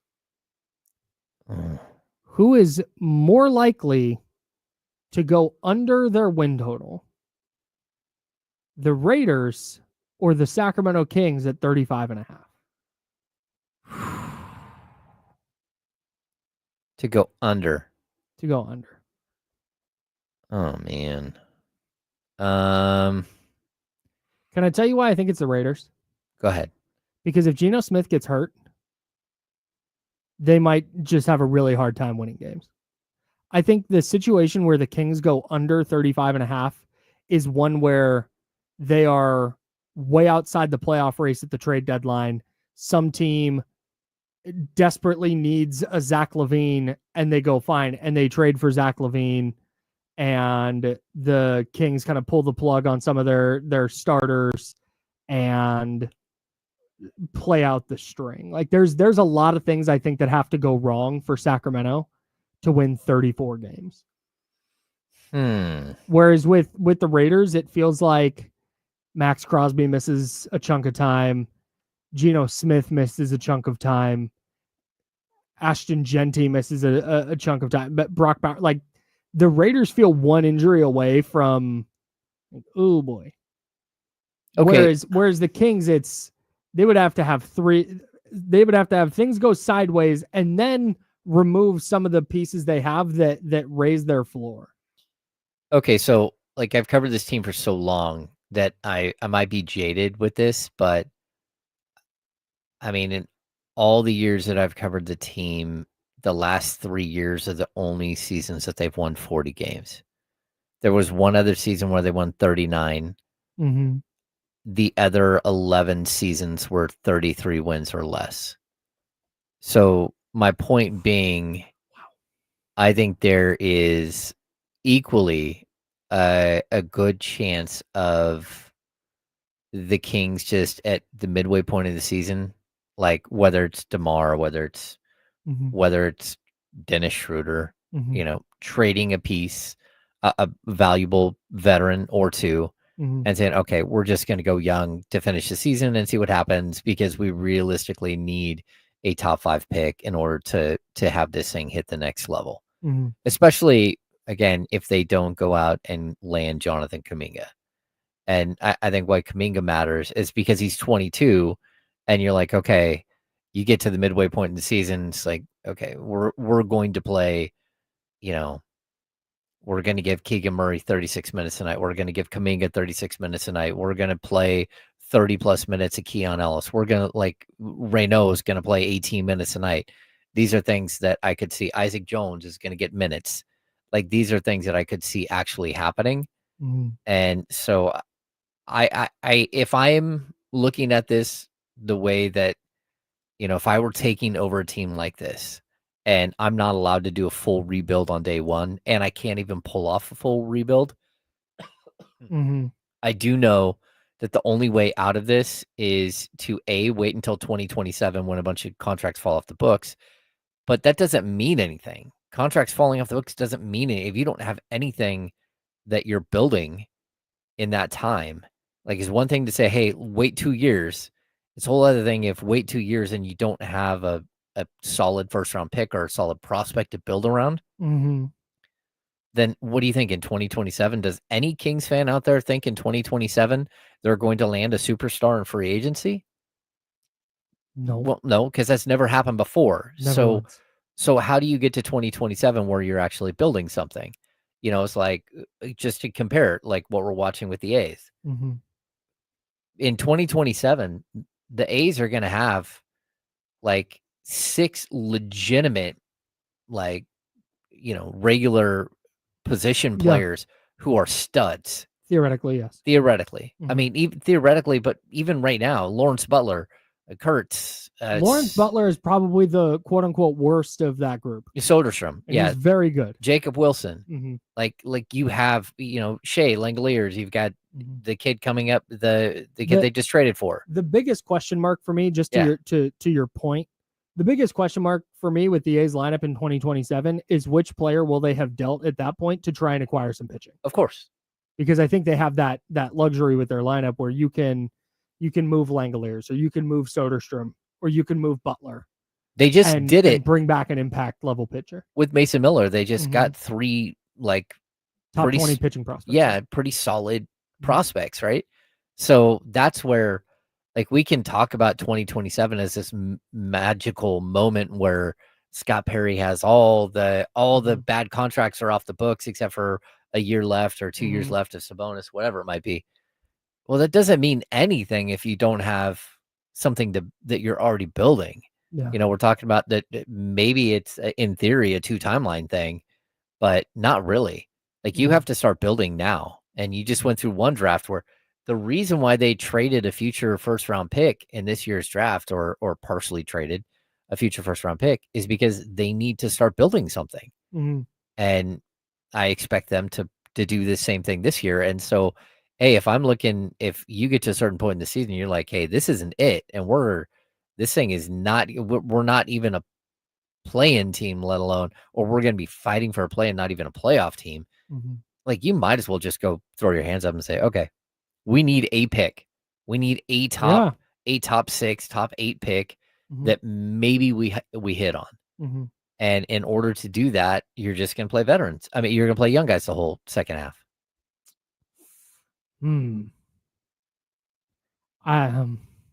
So I feel like they're going to quote unquote go for it in the name of culture building, in the name of trying to build the culture and the expectation that we are trying to win every game.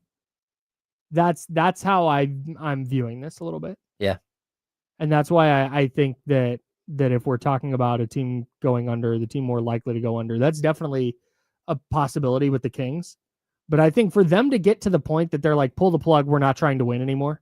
Right? Not trying to win, but we're going to prioritize the young players and their development. I think a lot would have to go sideways leading up to January. Yeah, but I kind of feel the same with the Raiders. I think Pete Carroll is there to win games, and he's there to build something. If no doubt, I don't think it's about pulling the plug. I think it's about if Geno Smith gets rolled up on in week 1 and he's out until week 14. Oh yeah, fingers crossed and knocking on wood that doesn't happen. Yeah, it just the path to it feels a lot easier. More likely to go over. We've got the Raiders at 6.5. We've got the Niners at 10.5. And this is according to Vegas Insider, which has like consensus odds based on several books, but I'm using BetMGM. Shout out to BetMGM. I'm going to go Raiders. I am too. Yeah. It is so hard to win 11 games in the NFL. Yeah, even with the 17th game. I mean, 11-6 doesn't even feel that good. Really? But I feel like 11-6 is 10-7. Well, I mean, 10-6 is much better than 10-7. It feels like 11 wins is, I think, where the 49ers get. If let's see, how many teams won 11 games last year? 1, 2, 3, 4, 5, 6, 7, 8, 9 teams won 11 games last year. Yep. One of them was the Eagles. The Lions and Vikings both won 14. Kansas City won 15. God, Kansas City went 15-2. Man, that's wild. Bills won 13. Ravens won 12. It's really hard to win 11 games, especially in a division that I think is going to be really competitive. So yeah, I lean Raiders on that too. And for a similar reason though, with the 49ers and going under that 10.5, it's not going to take a lot. We saw Christian McCaffrey get hurt last year, and their offense turned into a slog. So it is so difficult for me. Like I'm trying to look. The Bills 12.5 is the Bills over under. You've got the Ravens at 11.5, Eagles at 11.5. That's kind of juicy. Kind of like that. And at plus money. I would definitely like that. Seems a lot more. But then again, the 49er schedule is weak, right? Theoretically. Yeah. But the Bears could be better. Yeah. Jags could be better. Yeah. I don't know how competitive the Titans are going to be. I don't think the Giants are going to be very good. I don't think the Browns are going to be very good. But it's I like the Lions at 10.5. Chiefs 11.5. It's so hard to bet overs when the number's already in the double digits. Yeah. Because at 11.5, the Chiefs are at 11.5 wins. Chiefs could go 11-6 and win their division. And you'd feel good, like, oh, okay, the Chiefs back in the playoffs, won their division. Yeah. And you still lose. Well, that's where, did you say Lions at 10.5? Lions are at 10.5. Oh, I would take that. I would too. Plus 110 too. Oof. Yeah, like the Bills, 12.5. The Bills could go 12-5 and you lose your bet on betting that the Bills are going to be good. Ugh, that's tough. I know, man. I'm going down to the bottom now. The Saints are at 4.5. Oh, I think they could win fewer than that. Really? Yeah, they're are they the worst? Quarterback situation is pretty brutal. Yeah, the Browns are at 5.5. Oh, yeah, that's tough, man. Like I think the looking at the odds for some of these things, I don't go out and place a bunch of bets, but betting higher on a 49ers team than 10.5, in all honesty, that feels like legacy as much as anything. Yeah. And the same thing with the Lions. The Lions at 10.5 feels like a legacy thing. Mhm. Like they are known as the lovable losers. There's no way they're going to do it again. I mean, that team was awesome last They're year. really good. Yeah, and I don't think that they took a step back. Yeah, they lost both their coordinators. Okay. That could be worth a couple games. But yeah, talent wise, it's not like they had this mass exodus of talent. Nope. It's Jared Goff and Randos for sure. And Aiden Hutchinson figures to be back and healthy. Yeah. Here's the thing with San Francisco. BetMGM has them at minus 102 on the over. So that's right about even money, Okay. but it's a little bit leaned toward the over. At Bally's, a different sports book, the over 10.5 is plus 110. So it's plus money, which leans toward the under. Okay. Wow. Yeah, it's a pretty significant discrepancy. Yeah. Look, some of these lines are so tough. We were talking about this on the handoff, which is coming up in about 10 minutes. D'Lo and KC will join us, but we're talking about with that Kings number at 35.5. Mm-hmm. That's easy to hit the over. I think 36. Gosh, they could be 4 wins worse than last year, and you still win. But if that number was 38.5, you're like, Yep. Okay, now it's a little dicey, right? It is crazy how good Vegas is at these numbers. Bills, I'm not touching at 12.5. Not at all. Ravens, I'm not touching at 11.5. Okay. Where do you lean on Ravens? I would at least I mean, the Ravens are good. I don't know if Derrick Henry can do the same thing he did last time, last year, but I still think that that's a really good team. Yeah, but 11.5 in that division. Bet the over. The Bengals are good. Okay. Steelers are the Steelers. Eagles 11.5. I think I lean to the over there, and it's plus money. Yeah, the 11.5. That's crazy. A Super Bowl hangover, is Saquon Barkley still? I get the questions. Okay. Yeah, and I don't want to be super negative with the Kings when we're talking about I'm just saying there is potential for them to look at this season completely different. We were talking, dude, can I? Yeah. We were talking about the scenario where they go under 35.5 wins. Yeah. You were laying out that scenario. Yeah. We weren't saying bet your life savings on the under because this is going to happen. Yeah. It's here's how this goes. Here's how it could go. Yes. Yeah. If they go under, this is the worst case scenario. Well, I don't even know if it's a worst case scenario. It's a scenario. No, now you're being negative. No, I can't stand in front of you. No. But realistically, that might not be negative. Sure. It might not feel good to win 34 games or 33 games or 32 games, but the outcome is that you get a much better draft pick. Well, if you're not going to be competitive, if you're not competing for a playoff spot, then what are you competing for? Well, and what if I told you that they won? I wouldn't bet this number, but just follow me. They win 31 games. Okay. But over the final 25, Nick Clifford averaged 17 and 5 a night. 17, 5 and 5. And Maxime Reynaud was averaging 10 and 8 a night. Yeah. And knocking down a couple of threes. And it's like, I would applaud it. Right. So that's where it's not. Yeah. We're talking about over-unders in the context of, because Vegas doesn't care that, hey, the Kings started playing their young guys and the young guys played well. We're just talking pure. There's a scenario that you're laying out where, hey, over the last 2 months, the Kings commit to the full youth movement. They lose some games because of it. But you know what? Better draft pick, and you feel really good about Nick Clifford and Maxime Reynaud and Isaac Jones going into next year. Yeah, let's say you're 9 games under 500 at the deadline, and you're a good 7 games out of real competition, right? Let's say that you can project out and making the playoffs is going to be 47 wins, 46 wins. Making the play-in is going to be 42, and you're looking at okay, we've got very little chance of getting back to 500 and actually doing this, right? Yeah. You can look at your schedule. You can do all of the math equations Mhm. and everything else. You can look at it. Like, and let's say you get to the deadline and you try to move on from a DeMar DeRozan, Mhm. and you can't. Like, if you know you're not going to win, like the best thing that you can do is go to DeMar DeRozan and say, "Hey, look, we owe you $10 million guaranteed next year. If you make that 5, we'll waive you right now. We'll pay out the rest of your contract for this year, and you can go play for whoever you want to finish the season. Mhm. He'll go play for the Clippers. He'll go play for the Sure. Lakers. He'll go home, Mhm. and he'll, finish up this season there." That is a realistic proposal right now. Like, looking at this Yeah. season. And I'm not trying to be like doom and gloom. That's Yep. very well could be something that could happen. Yep. So like, I don't know. I think that there are all kinds of ways that this season can go. But when I look at the Raiders, I'm like, they're at least a 7-8 win team.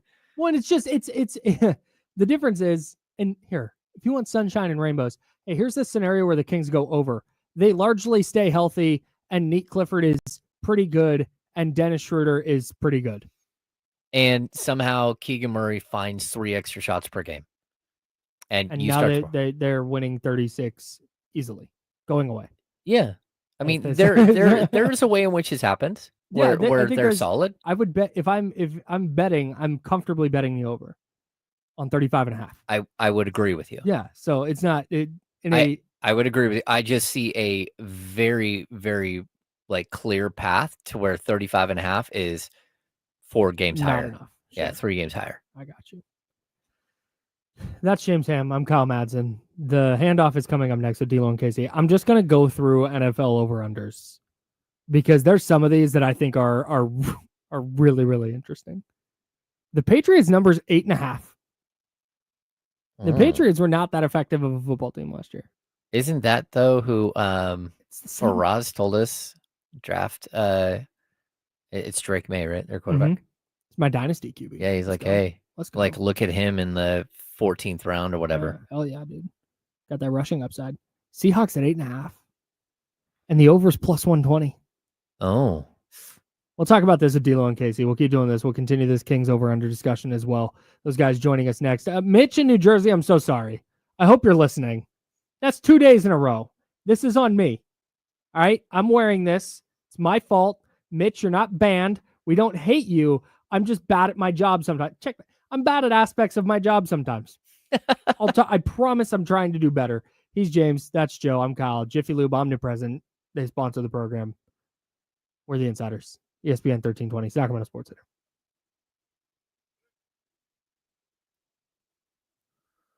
Jacob Lopez did not go the distance. What? What? He pitched 7 2/3. It says it on the Chiron. They wrote it on the paper, Kyle. Car Ramrod.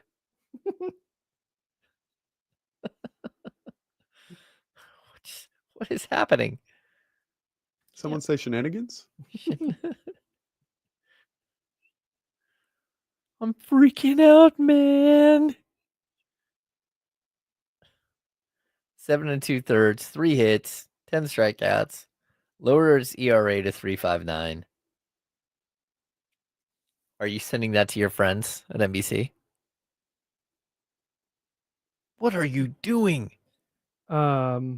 No, here's what happened there.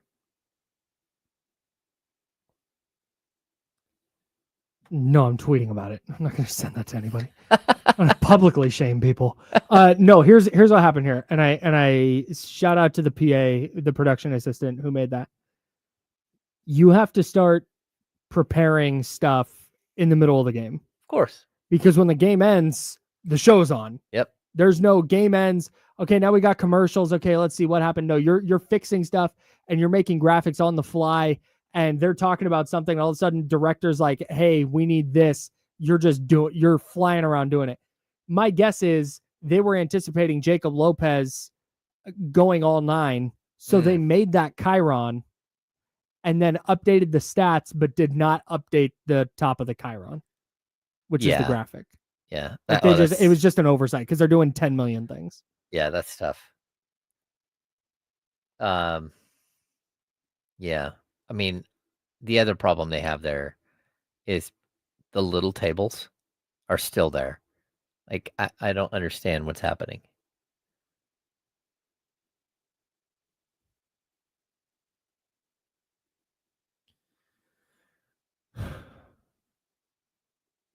Oh, sounds like the Niners got their asses whooped in joint practice today.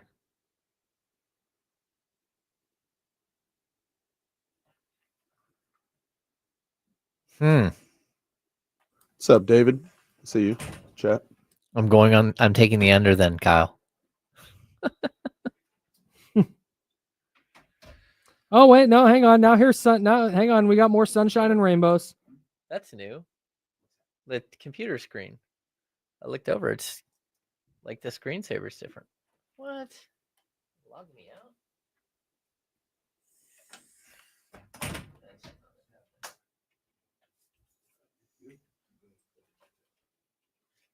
Kenny Caraway. Outfit's fire. Extremely fire. Oh.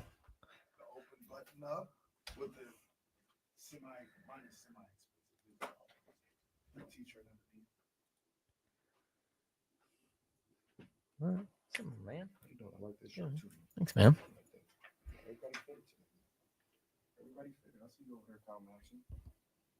Hey, we're grainy matches. Oh yeah.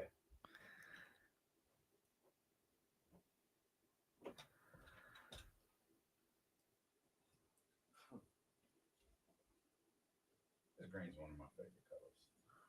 Oh, an olive green. Yeah, me too.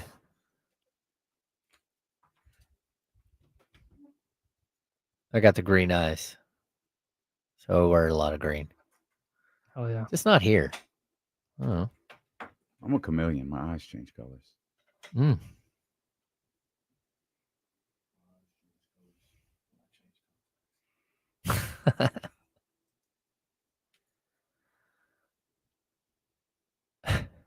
Now they're calling Joe Brazil of Nazareth.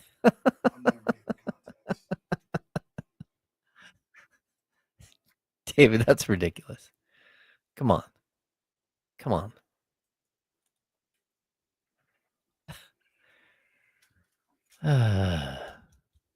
There we go.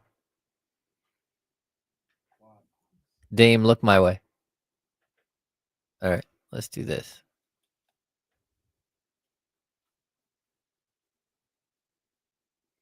That's the way we all became the Brady Bunch. Yep.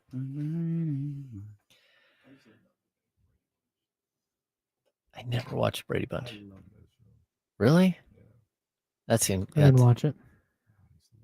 I did watch a lot of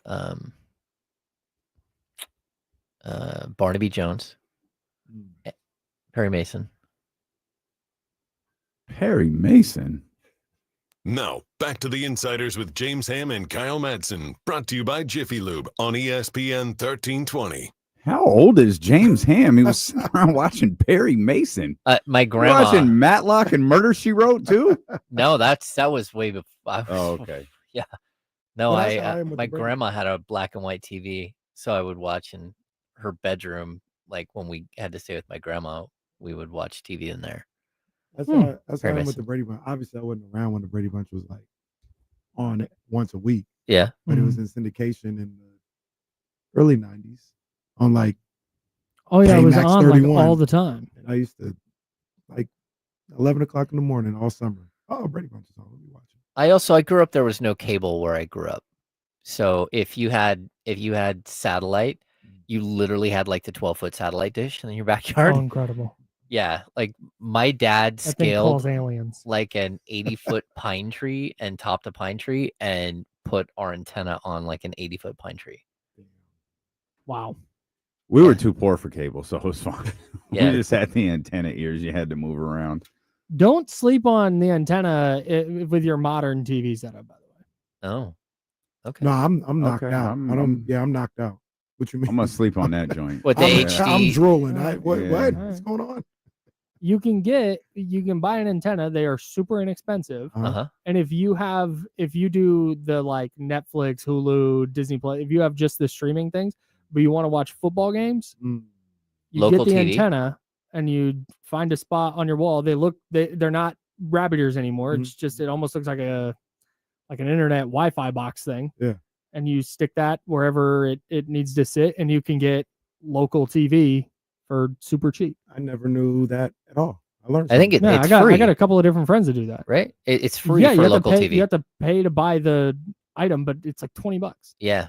Don't take us down the rabbit hole of Rabbit ears. streaming I asked. channels. No, don't. Do I this, asked a please. couple I'm people begging. yesterday, and they're like, "I don't understand what they didn't understand." What do you mean? No, We don't go okay. Kenny, do the It's, math problem again. No, please don't. I'm begging you don't. I'm begging you don't. I'm begging you don't. You just kept undercutting all of the streaming service. Like, oh, it's $20. Well, no, it's $25. Well, this one's $15. No, it's like $22. And then all of a sudden, if it's less than $100, I made money. What? Well, no, the whole thing was if you can watch all this. It was all centered on ESPN, by the way. The ESPN service Got it. launching on the 21st. We learned some stuff about them after the show. Boy, oh my God. This went on for an hour and then carried into the second show. It was like, forget it. I don't care anymore. Do whatever y'all want. It didn't go our way the way we thought. It was all bad. Like, it was just all bad. Okay. It was a Literally simple everything. concept. And it went on for almost an hour. I'm confused. You should have you should go back and listen to yesterday's show. Damien's head was like, he literally had a headache after Kenny was done explaining his math and all that. It was What were you trying to math out? I don't want the equation. What was the purpose? the of the math purpose problem. was if with all the streaming services, Sure. you can eliminate a bill with eliminating cable and TV. Right. And if you're able to get the things that you want, like ESPN Plus or Mhm. Disney Plus, and it doesn't equal to what you were paying in cable, then you've saved money. If it does, like if all the streaming services end up being more, then you Mhm. might as well just keep cable. In theory, the words work. Mhm. The words that Kenny just used Mhm. worked. Mhm. But it's when you start factoring in Peacock and Disney and all of these different things, you start adding them all together. And somehow he wound up at less than $100. And I was just No like, chance. I don't know how we did it, but never. It's Well, fine. no, we never really literally did the math. It was just Let's do it if- right now. Nope. It was like if those things. So Jonathan add Kuminga. up to- oh God! Oh, Kaminga Watch. Thank you. Day 32. Yeah. Day 32. How many? Is that really the day number? Yeah, that's from when free agency started. Oh, okay. Got it. So we're on day 32 of Kuminga Watch. How many times could I subscribe to Hulu to pay Jonathan Kuminga? What's the math on that? I don't know. I heard Hulu's going away though. Yeah, not enough. Who's going away? I Oh, think. word? Yeah. It's part of the Disney package now. Yeah, I was just That's say crazy. I haven't logged into Hulu in God knows how long. It just that's where I watched Snowfall. So it wasn't too long. Mhm. There is something weird though about going in to watch a show like Snowfall on Disney Plus. Yeah. I don't want to use the same app to watch Cars and Better Call Saul. Like I don't. That feels weird to me. Hey, could I I like that could I say something a little off topic right now? There's no topic, so yes, The A's just won. they did. If the A's, I really wonder what this season will look like for them. If I think they kind of got caught in a vortex of being here, maybe feeling sorry for themselves, not trying to, like, just trying to figure it out. When they lost, what they lose, like 17 or 18 or something like that. 19 and 20 of 21. 20 That's to a lot, 21. yeah. I think they were caught in a vortex. If that doesn't happen, I wonder what the season looks like. Yeah, I you wonder if remember- we're talking about like obviously if you don't lose 20 to 21, you're not in, but like say if that was like just a normal stretch, just like a 500 stretch or 2 games below 500 stretch. Mhm. Like I wonder if now, since they've started to figure some things out, they got Kurtz up there, they got some, Mhm. like I wonder if like this team, if it wasn't for that horrendous stretch, could for real be pushing for like a playoff spot right now. There was that Kings season where they lost 9 in a row out of Twice. nowhere. Yeah, and if they didn't, Twice. if they didn't do that, they finished like 2 games behind. Like they Mm. easily could have like snapped the playoff streak. Yeah, But they're just yeah. the A's, their offense is so explosive. They are 11 games back of a playoff spot right now. So that If you would have just been 3 games in If that they're- stretch, if 3 they're- games under. if they're This feels like a 2 9-game losing streak That's exactly situation right here. Except they did it all at one time. Yeah. This is also why If they you hadn't need- had back-to-back 9-game losing streaks. Yeah, It's they also lost why you 11 need- and 10, I think. What was that, Jesse? this is why you need a salary floor too. There you go. yeah, but even if they're 500 right now, they're 3.5 back of a playoff spot. Mm. That's And that's the race right there. Like yeah. you're in the race. Oh yeah, they're in the thick of it for sure. Yeah, it's just it's not the A's are a weird team to talk about, and I think it's honestly it feels different situations roster wise, but it feels a little bit like what we were talking about with the Kings yesterday. The Kings, in my opinion, are not on track to be bad in the way that Utah was bad. The A's are bad. The A's are 51-66. They have the second worst record in the American League. 20 games ahead of the Rockies, though. That's crazy. That's the shoot. The Rockies have a minus 316 run differential right now. Minus They have 360. been just lost outscored by yesterday. 316 runs. They lost yesterday 20-1. Yeah, did you see the Blue Jays stats in that series? No. Blue Jays in a 3-game series, 45 runs, 63 hits. Jesus. In 3 In a games. 3-game series.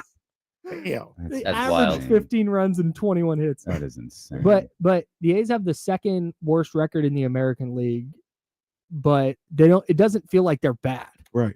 Their lineup kinda is what I was awesome. thinking. Their top, there's a stat called runs created plus. It's just kind of a catch-all for offense.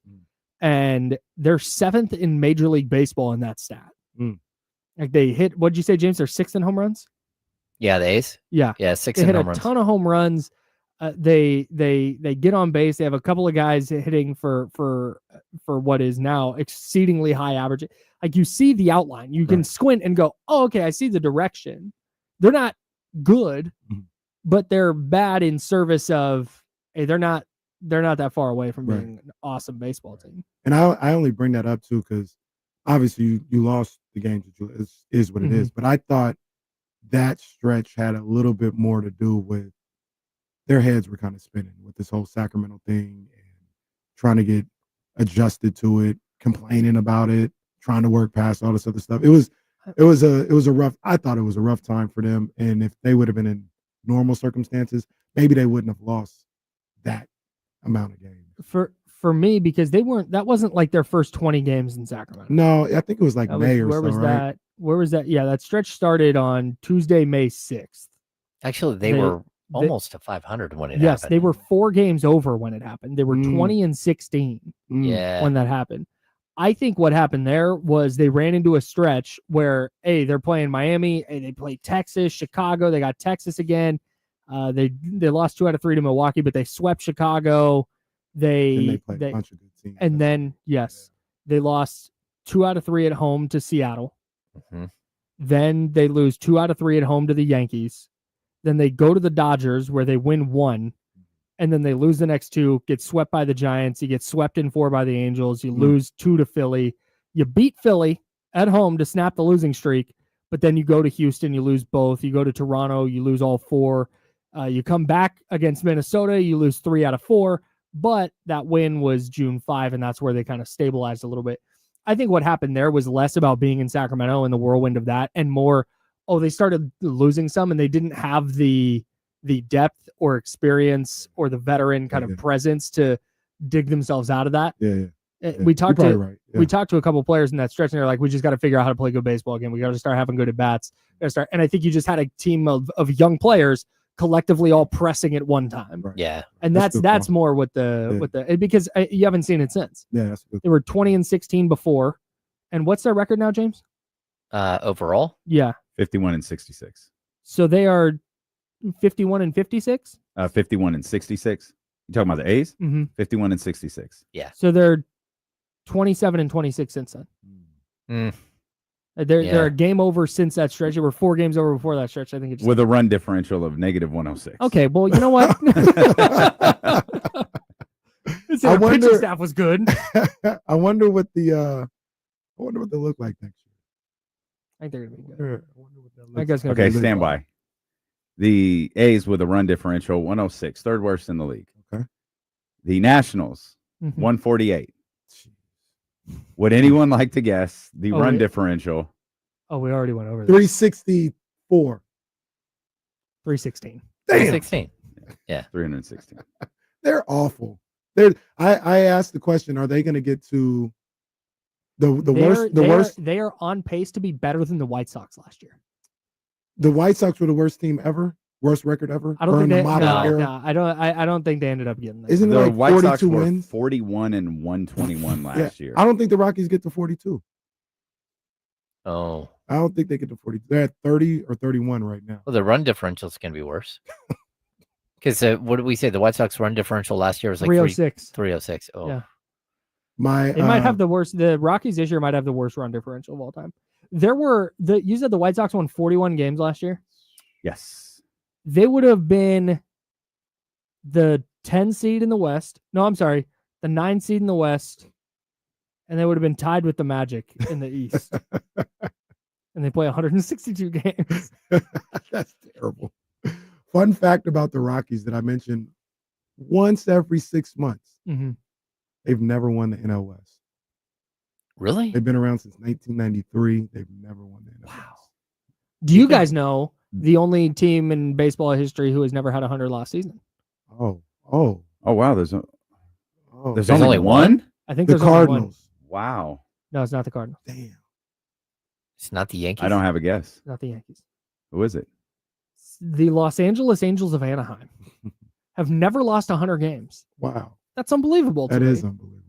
They're just somehow just super mid. They've been around for a all the long time. Super mid. Just exceedingly Well, they've been mid. around since the 60s. Yeah, they've been around forever. Shout out to who was the country singer that owned them? Gene Autry. Gene Autry. Thank you. Yeah. Yeah, I remember Singing cowboy. His widow, I think, was there in 2002 with that stupid ass rally monkey. Sorry. They lost 99 last season. That's as close as they've ever gotten. Oh, man. 1980, they lost 95. 68, they lost 95. They can only lose one more game. They lose one more game, they're clear. In 1974, they had 3 different managers. Damn. One of them was a Who are man they? named What are they, Bobby. Kings? One of them was a man named Bobby Winkles. Gene Mock? That's terrific if James is right.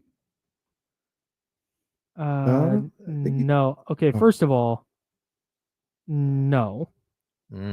But Gene Mock is the name of the captain in The Other Guys. Oh. Michael Keaton's character. Well, that must be They named him after an Yeah. old Angels manager. That's funny. He went to Fremont High School in LA. Oh, he was a manager from 81 until 87 of the Angels. All right. Shout out to the The- Kings 3 coaches. I have a thing I actually want to do at some point, just so everybody. Okay, knows. can I just get the worst run differential of all time out? Yeah. Actually, 1899. Oh my God. The Cleveland Spiders of the National League allowed 1,252 runs while scoring 529 for a run differential of negative 723. What? Come on. You said that was the 1899 Cleveland Spiders? That's right. You probably have their baseball hat. Wait. Can I I wish. can That'd I be just so say sick. you are listening to KIF. HD2 Sacramento, ESPN 1320 Sacramento Sports Leader, always That was free fire. That on was fire. the Odyssey app. Hey, shout out James Well Sam. done, That was James. fire. That was fire. Well done, James. Just to bring it full circle, the best run differential in Major League Baseball history was the 1939 New York Yankees, plus 411. Bro, that's not even the Yankees team they talk about. Why don't they ever talk about that team? That's outrageous. They always Plus talk about the 411 is 27 crazy. Yankees. They didn't even have the I greatest. ain't talking about any of these damn baseball teams. Hey, real quick, the 3 coaches for the Kings: Malone, Corbin, Carl. Yeah. Yeah. 17 and 20. I mean 7 and 21 for Ty. I remember Ty had a nice Rolex. That's what I do remember about him. He's a good dude. That Rolex was nice. What'd you want to do, Kyle? Some of the names on the 1899 Oh boy. Cleveland We were Spiders. talking No, I'm about this sorry. earlier. This is the 1899 St. Louis statistics because I was trying to see because Cy Young, of course, pitched for the Cleveland Spiders but that was prior to 1899. He left in 1898. Oh, He went over to the St. Louis Statistics, a powerhouse ball club at the time. Some of the names here: Oh, this is a Cy good one. Young win 502 games. Patsy Tebow, Yeah. Is anyone named Sparky here? See, Cupid Childs, No, I don't see a Sparky here, Jesse. I found a sport. Sport McAllister. what name is this? O.C. Schrengengonst? I got who are these OSSEE. people? Last name SCHRECONGOST. There's a guy's name Chief Zimmer, Chief. Chief Zimmer. Okay. Wow. and I think this person's name is Harry Cauliflower. Stop. Stop it. Are you being serious? Are No, these- that's a shoot. Are these I'm dead stage serious. names? I'm dead serious. I've got Cowboy Jones. Oh, there you go. I think that's Jerry's brother, or Gerald, if you will. Gerald What do we Wayne think? Jones. Oh, hey, Wayne. according Cowboy Jones has a nickname on Baseball Reference, and it's different. So to be It's clear, not So is his Cowboy. birth name to be clear, Cowboy? Cowboy isn't a nickname. Cowboy, not a nickname. His nickname is Bronco. Come on, man. Excellent. Come on, man. Come on. And we talk about people today and like how they like, oh, they don't make regular names anymore. All right, yeah, they didn't make regular names in 1890. No, definitely not. There was No. some This dude dude- playing back then named Swinging Larry or something like that. Totally. But it's always the opposite on the There's nickname. a guy. Oh, wait a minute. This guy's name is Highball Wilson. Hold on a second. I wonder what he was good at.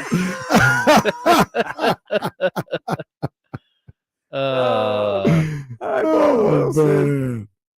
man. Highball goodness. Wilson. Oh no. Well, All right. shout out to the 1899. Well, dude, it's the official team of ESPN 1320. There it is. Oh, okay, I'm sorry. This is the St. Louis statistic. They didn't actually have a mascot. They were just St. Louis. St. Louis, Just they were like the Athletics, but with no mascot. just the city. People 100 years from now are going to be talking about the Athletics that way. They didn't even have a city. They were just the Athletics. No. They played in 3 cities in 4 years. They didn't even have a city. Okay, this is getting out of control. This guy's name is Crazy Schmidt. Stop. His name Whoa. is Crazy Schmidt. Stop.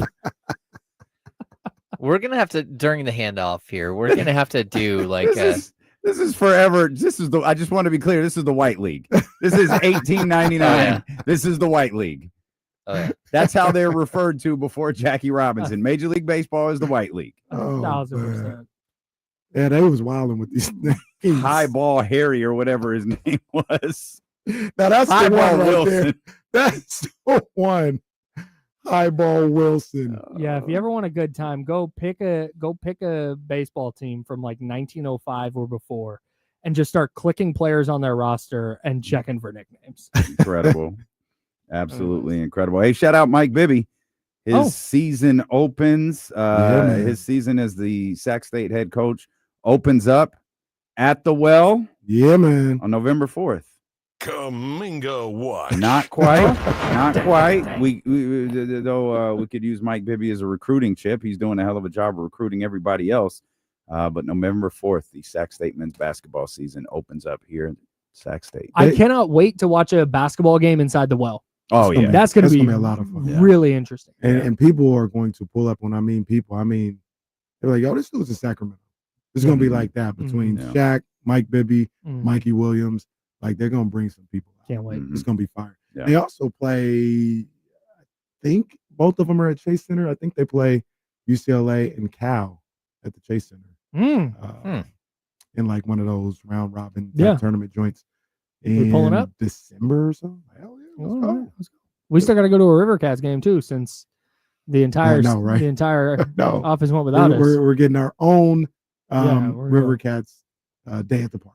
Only people invited are this group, Jesse and Joe. No, That's Joe right. went last time, so he doesn't get to Well, go. Joe wasn't supposed to go. Joe's promotions event got What are you Not holding up for your sideways, boy? He brother. was there. You can't go. What do you want? all right. Fair enough. Charlie can't go. He Yeah, went. Charlie can't go Charlie can't either. go either. Charlie It's and facts. Yeah, Just Charlie, us. Charlie cannot go either. Just the 5 of us. That's right. We're going out to a Rivercats game, FYI. We're do the it. 5 best Hold up. friends that anyone ever had. Well, September 6th is a good date. Yeah, because we're No, not official. Oh. So it's a date to circle on the calendar. September We'll do- 6th. We'll do the thing. Ah, Gonna rain that It's gonna day. rain that day. That's good. That's good. no, we're gonna be a Lil Wayne that day. Oh, it's gonna rain that day. It's gonna wane that way. We gonna be at Lil Wayne. Oh, you ain't going to see Weezy? KC speaking What- French. what- I am not going to watch Lil Wayne. What perform. Carter, Oh, no, what I'm gonna Carter see 6 Weezy. tracker are you Absolutely excited to not. see? Uh-huh. What Carter 6 tracker are you excited to hear live? None of them. I am not Actually, going to banned from watch the Lil NO. Wayne. Well, if Nikki was there, then that'd be dope. But yeah, none of them. Spoiler alert: Outside. Nikki won't be there. She'll be cussing someone out on Twitter. Apparently, Des Bryant. Offering her husband to fight When Des Bryant. when I saw that, I was like, no, this is a bit. Like, this is an Onion headline. Like, nope. Nicki Minaj wants Des Bryant to beat her husband's ass for $3 million. Like, Kyle, sure, we man. live in an Onion headline. man, I We know. literally We sure live in do. an Onion headline. We'll kick the idea I had into tomorrow because Oh, no. it'll play tomorrow. It'll play. I don't want to, you guys got a show to do. We're good. What do you guys Do got we? coming up on? Well, allegedly. What do you guys got coming up on Dealing Casey? Matt George, the final hour of the show, more contract extension conversation. We had a lengthy conversation about Trae Young not getting a contract extension. What about Ja? Ja's eligible for a very hefty 2-year contract extension right now that would have him in place in Memphis for the next 5 seasons, I think. And that hasn't come down yet. So we'll do that. And what are the biggest non-contract related questions headed into the NFL season? We'll try to get all of that addressed here in the first hour. And I have great news for anyone who wants to go to the Lil Wayne concert. Just pick a seat. They're literally all available. Just pick one. It's pretty much just Hey, Kenny, out in the middle. Let's go! Woo! if you want to go see Lil Wayne with Kenny, and as it shows, no one else will be out there at the. You could be Kenny's friend. You could be Kenny's friend. We can have a good time together. Kenny's friend for a day on September 6th. Kenny, Lil Wayne, and you. Dealing Casey. Head over to ksfm.com for more details. Oh man, I messed up here. That was going to be perfect, and I'm bad at my job. Oh, you don't so- know how to punch out on the funny yet? No. Well, you got to I tell know people how- to drink water and be well, nice to no, people. well, I was gonna. I don't have to do that. I was just gonna hit the open, but I did not have the open ready. I understood. Yeah, so that's You want fine. me to hit the open? No, I got it. I got it. Here we go. All right, drink water, Vanessa. Hey, Riggs. Yeah. We got him screaming D-Lo, KC, D-Lo, KC, D-Lo, KC, D-Lo. We got him screaming D-Lo, KC, D-Lo, KC, D-Lo, D-Lo. We your number one spot. We your number one spot for some sports, huh? Got the city going crazy when we work, huh? We top 2, but we ain't 2, we in first, huh? And when you need the real, we is who you search, huh? D-Lo, KC, D-Lo, KC, D-Lo, KC, D-Lo. We your number one spot. Let's go.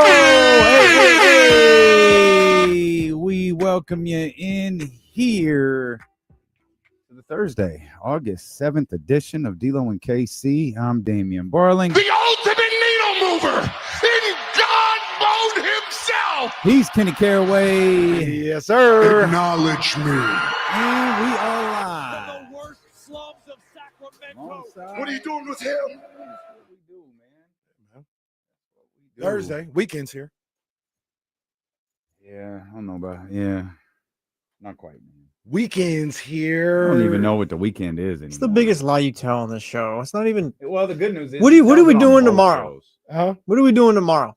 We go to work. Kenny's Friday- like, I don't know about Friday- y'all, but I'm done today. Fridays are fun though. Fridays in every work environment are a good time. What's better? What's a better day than Friday at work? No day at work. There's no day good at work. No, that's not true. You have good days at work. Well, yeah, like hanging like, yeah, but it's like you're at work. Yeah. I mean, obviously it's not as good as a day off. Like not having to come in, that would be awesome. But Friday, Everybody vibes is up on Friday. Yeah, no, vibes are up. We still got a job to do, and this job still requires a lot of work. Absolutely. But that's cool. You know, Kenny's done it. At least we know Kenny's done today. Kenny's got senioritis on every Friday. Vibes. See. I feel like who would this be? Maybe Keon. I feel like Keon last year. Hey guys, come on, man. We can still do this. And DeRozan and Levine and Sabonis like, shut up, kid. When Keon do that? I'm trying to pick somebody. Oh. Somebody might have been positive in that locker room. I don't know. I'm like, come on, man. Let's go, man. It's good vibes. Come on, guys. We still come together. We can do this. Shut the hell up.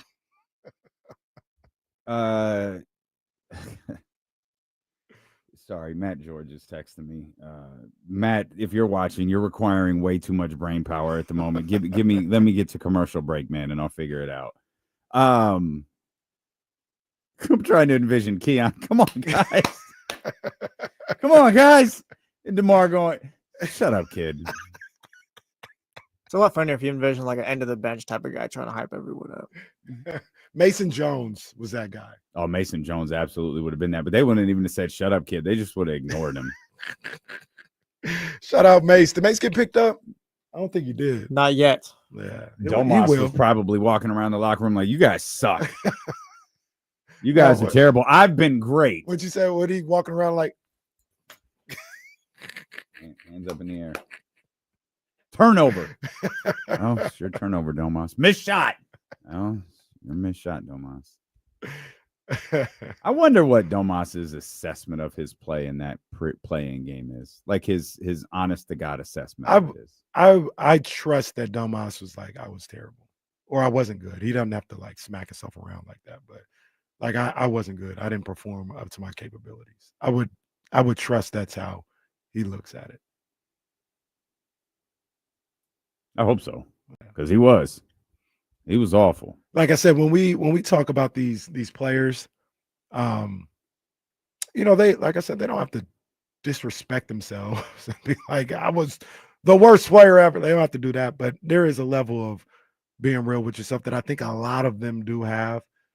The majority of these guys do have, because I think they go by the mindset of nobody can be harder on my performance or as harsh on my performance as I can be.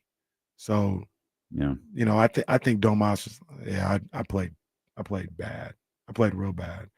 And I think a lot of those guys probably had that type of mindset. I really don't know how anyone could have any other mindset in that game. Even DeMar had like 30 something, but I don't think he shot the ball well. He just shot enough to get to 30. Yeah. No, he definitely didn't. And a lot of those points came later. Mm-hmm. Game stayed at like 20 from I mean, yeah, it was a wrap pretty quickly.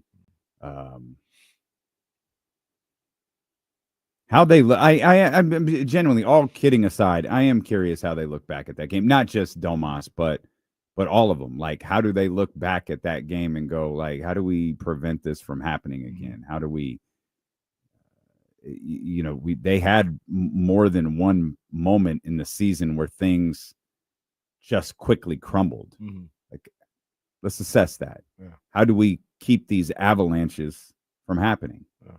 One of the things that I would say, I'm just asking. I respect these guys as professionals, but I would ask, like, do you guys care? I want to make sure. Do you care about how last year played out, how you finished, how you looked in that playing situation? That would go into the idea of buying in, because maybe you don't know what next year holds. Maybe you aren't necessarily sold on being a Sacramento King or being here or the direction that they're going. But do you want to look like that again? Mm-hmm. Yeah. And that comes with a lot of personal pride. Like, regardless of things being up in the air, you're here right now. Do you want to look like that playing again? Do you want to look like that Washington Wizards game again? I would, if I was Doug Christie, I'd ask them that. Like, all right, I know things aren't perfect, but do you care about how things finished last night last year Yeah. personally. And you're not that. Mhm. Like you're not a team that should have lost to Dallas by 30. You're not a team that should ever lose to Washington, especially in critical games down the stretch. Facts. They just had far too many of those, and I think it's those losses as much as Soweries and Levines and DeRozans. It's those types of losses that stick with Kings fans who go, "Yeah, this is a 35-win team," and that's like, fair. "Yeah, give me the under." Yeah, this team is awful. Like, it's those losses. I mean, in your last impression isn't losing in a game 7 to the Golden State Warriors. Your last impression is getting your ass beat by a team that was essentially dead.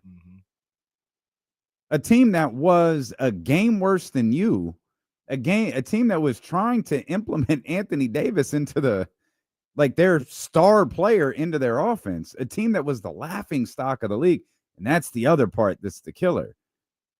They were the laughing stock of the league. They were the laughing stock of professional sports. And they beat your ass at home. And that, I think, factors in as much as people's evaluation of the talent. Hell, to further your point, they got the hell beat out of them 2 days later. Right. Like, it wasn't like, oh, this team's fighting and everything. Went to Memphis and got scraped. Yep. So, yeah, that's tough. That's going to be tough for them to deal with, and they're going to have to find a way to have the personal pride to let that not be how things go to start off this season at the very least. You know who did do their job in that playing game? There's one player who did their job, Devin Carter. Well, you got the crowd hyped up before he had a couple down. of good little moves and got a score, got everybody hyped up. Like, if the Rook came off the bench, he did his job. But why? Okay. What'd he do after that? That's not his job. Oh, he got it to the point where the big dogs can take it from there. It was like the his second job. quarter. It was the first quarter, but oh my God, was it really the first quarter? Was it like 27-24 or something? Devin Carter did his job. Got everybody hyped. The Golden One Center was feeling good. And it just Kanye West. So the Hill guy all in the falls locker down. room who was giving the pep talk was in fact Devin Carter. Can you imagine that? They told him, "Shut up, kid." Can you imagine Devin Carter being the guy giving the pep talk?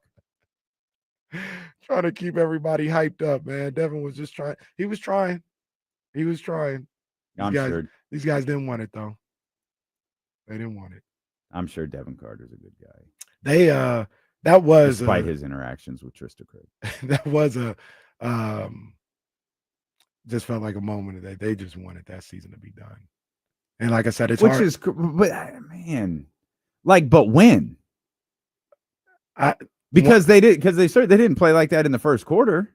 No, but I think what happens a lot of once again, don't want to equate how I played basketball to the NBA, but I have been in those situations where I just want this to be done. This is a terrible season. This is terrible vibes. We're in the playoffs. We're in the junior college playoffs playing the number 3 seed, San Jose City. And it's a close game. It's like a tie game with a minute to go.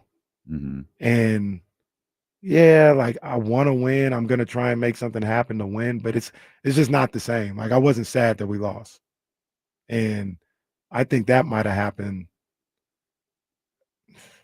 That might have happened around the time the general manager and the coach started leaving. It's like, all right, man, like, what are we doing? Well, think of all of the stuff that we know.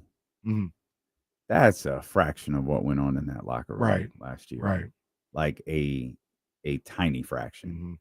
So imagine what we don't know. Exactly. Imagine, I mean, you said this yesterday. You did sometime earlier this week. It's, we look at Mike Brown, we look at the De'Aaron Fox situation, but then you got the situation involving all of the other assistant coaches. Del Christie essentially leapfrogging, Triano and Luke Louts and all of these other guys. Luke Louts having their job threatened. You have what's his name, Wes Wilcox leaving, Monty McNair essentially being dead man walking, doing his final walkabout at that playing game. Like it was all just, and I think that's the thing that I look back at the most, like just an open discussion that Monty McNair was going to be fired courtside of a play-in game. Essentially nothing. A lose and it's over basketball game. The conversation at courtside with Monty McNair rolling from group of people to group of people to group of people is that he's done. Right. It's crazy, right? That very openly happening. Imagine what's happening in that locker room. Yeah. That was literally a dead man walking type situation. And we saw that. And to your point, if we saw that, when did they know? What were they saying? How did they feel about it behind closed doors? Not to mention, you got a guy like Doug Christie who's just trying to keep everything together. He's not. I know for a fact during that time, like Doug was getting zero sleep, zero rest. Like he was up game planning, scouting, all this other stuff. He was leaking oil, and that was a bad situation. That was a really, really bad situation. And like I always say, I wonder if just not dealing with that this year, hopefully, might bring better energy and better vibes to that locker room and that team. It's the thing I get stuck on the most. Like that is the reason I just can't picture this team winning 35 games, because it can't be that bad again. It just can't be. Yeah. And I understand there's a large group of fans that don't like Zach LaVine, DeMar DeRozan individually. You certainly don't like the collection of Zach LaVine and DeMar DeRozan. I understand there are people that just want to see Nick Clifford play. You want to see Max play.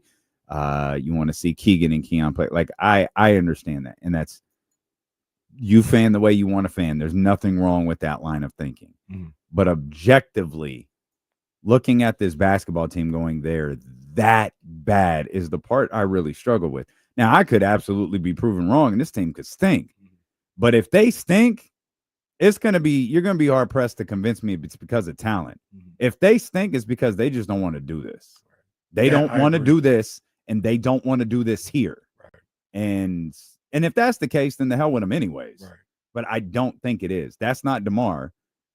That does not benefit Zach LaVine whatsoever. And Dennis Schroeder just signed his contract, man. That young man's going to keep playing. Yeah. I think Dennis Schroeder is one of those guys who will try and keep that locker room going and keep those guys fighting and competing. Is it fair to, I take this back. Is it unfair to question a guy like Domas?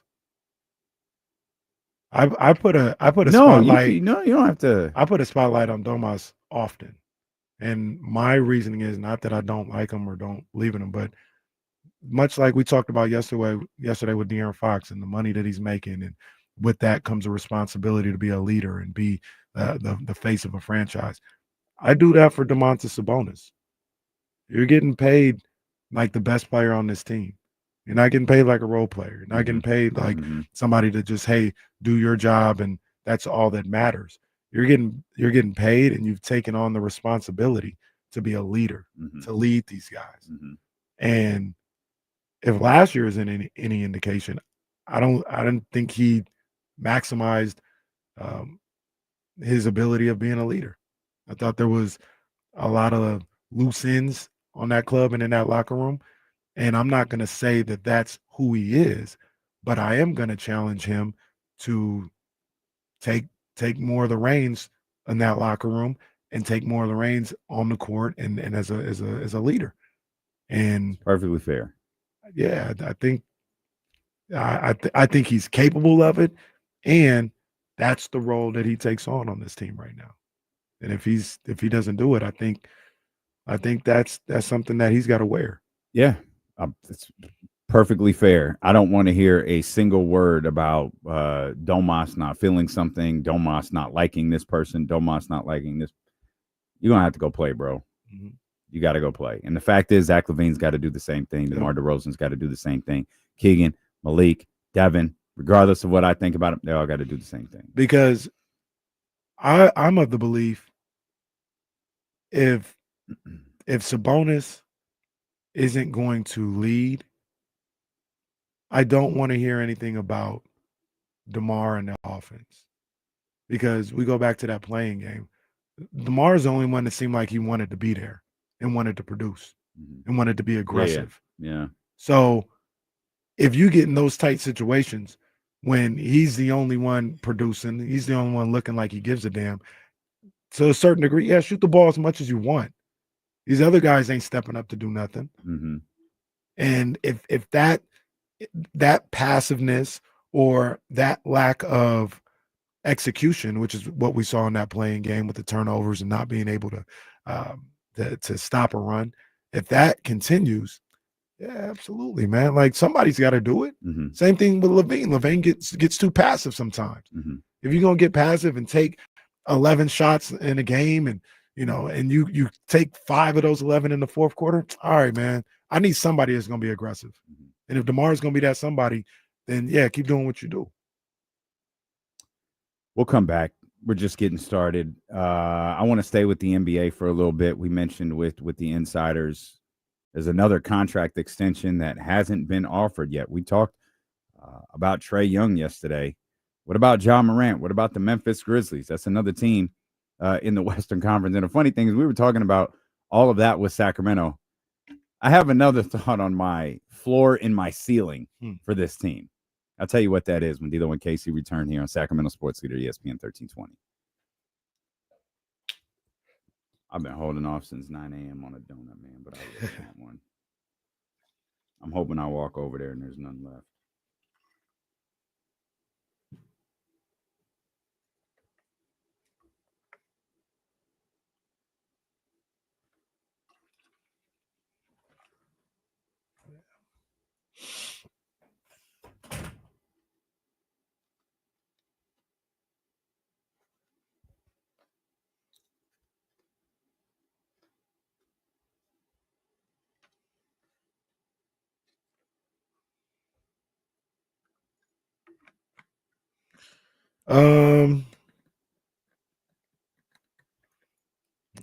I'll answer this, Michigan. You know, with Telefimo, as Floyd likes to call him, with Telefimo, I am really, really close to advocating that nobody ever give him a payday. At least none of the black fighters. The way he continues to talk the way he talks about these black fighters, specifically Terrence Crawford, don't ever get that man a payday. I understand Shakur would also be sacrificing. So I don't want to tell those guys that specifically, but he's been so disrespectful and so far removed from just promoting a fight or doing all this other stuff. There's a part of me that honestly doesn't want any black fighter to give him an opportunity or give him a payday. Let his ass rot. And if he's got a belt and he's got to fight do that. But that's where I'm almost at with him.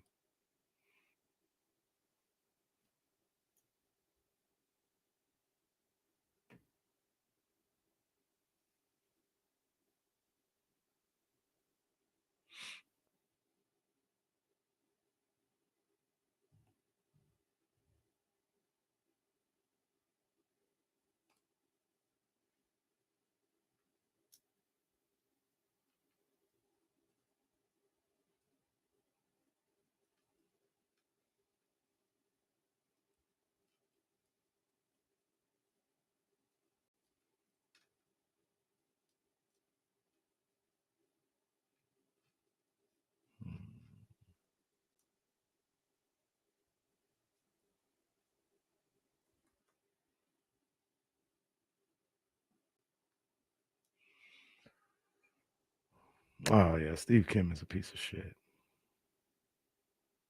And that's why I don't like Mario, because Mario be rocking with him. So I'll be looking at Mario crazy.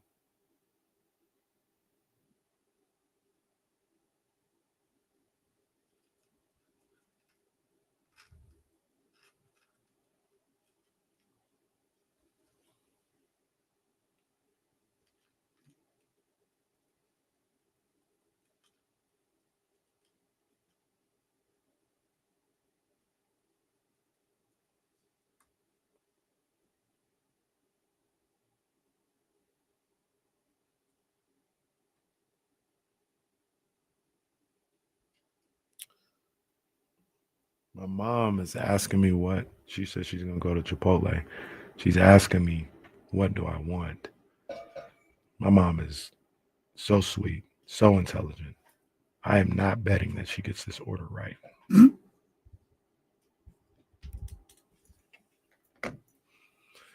betting against it. Prove me wrong, Cheryl. Prove me wrong.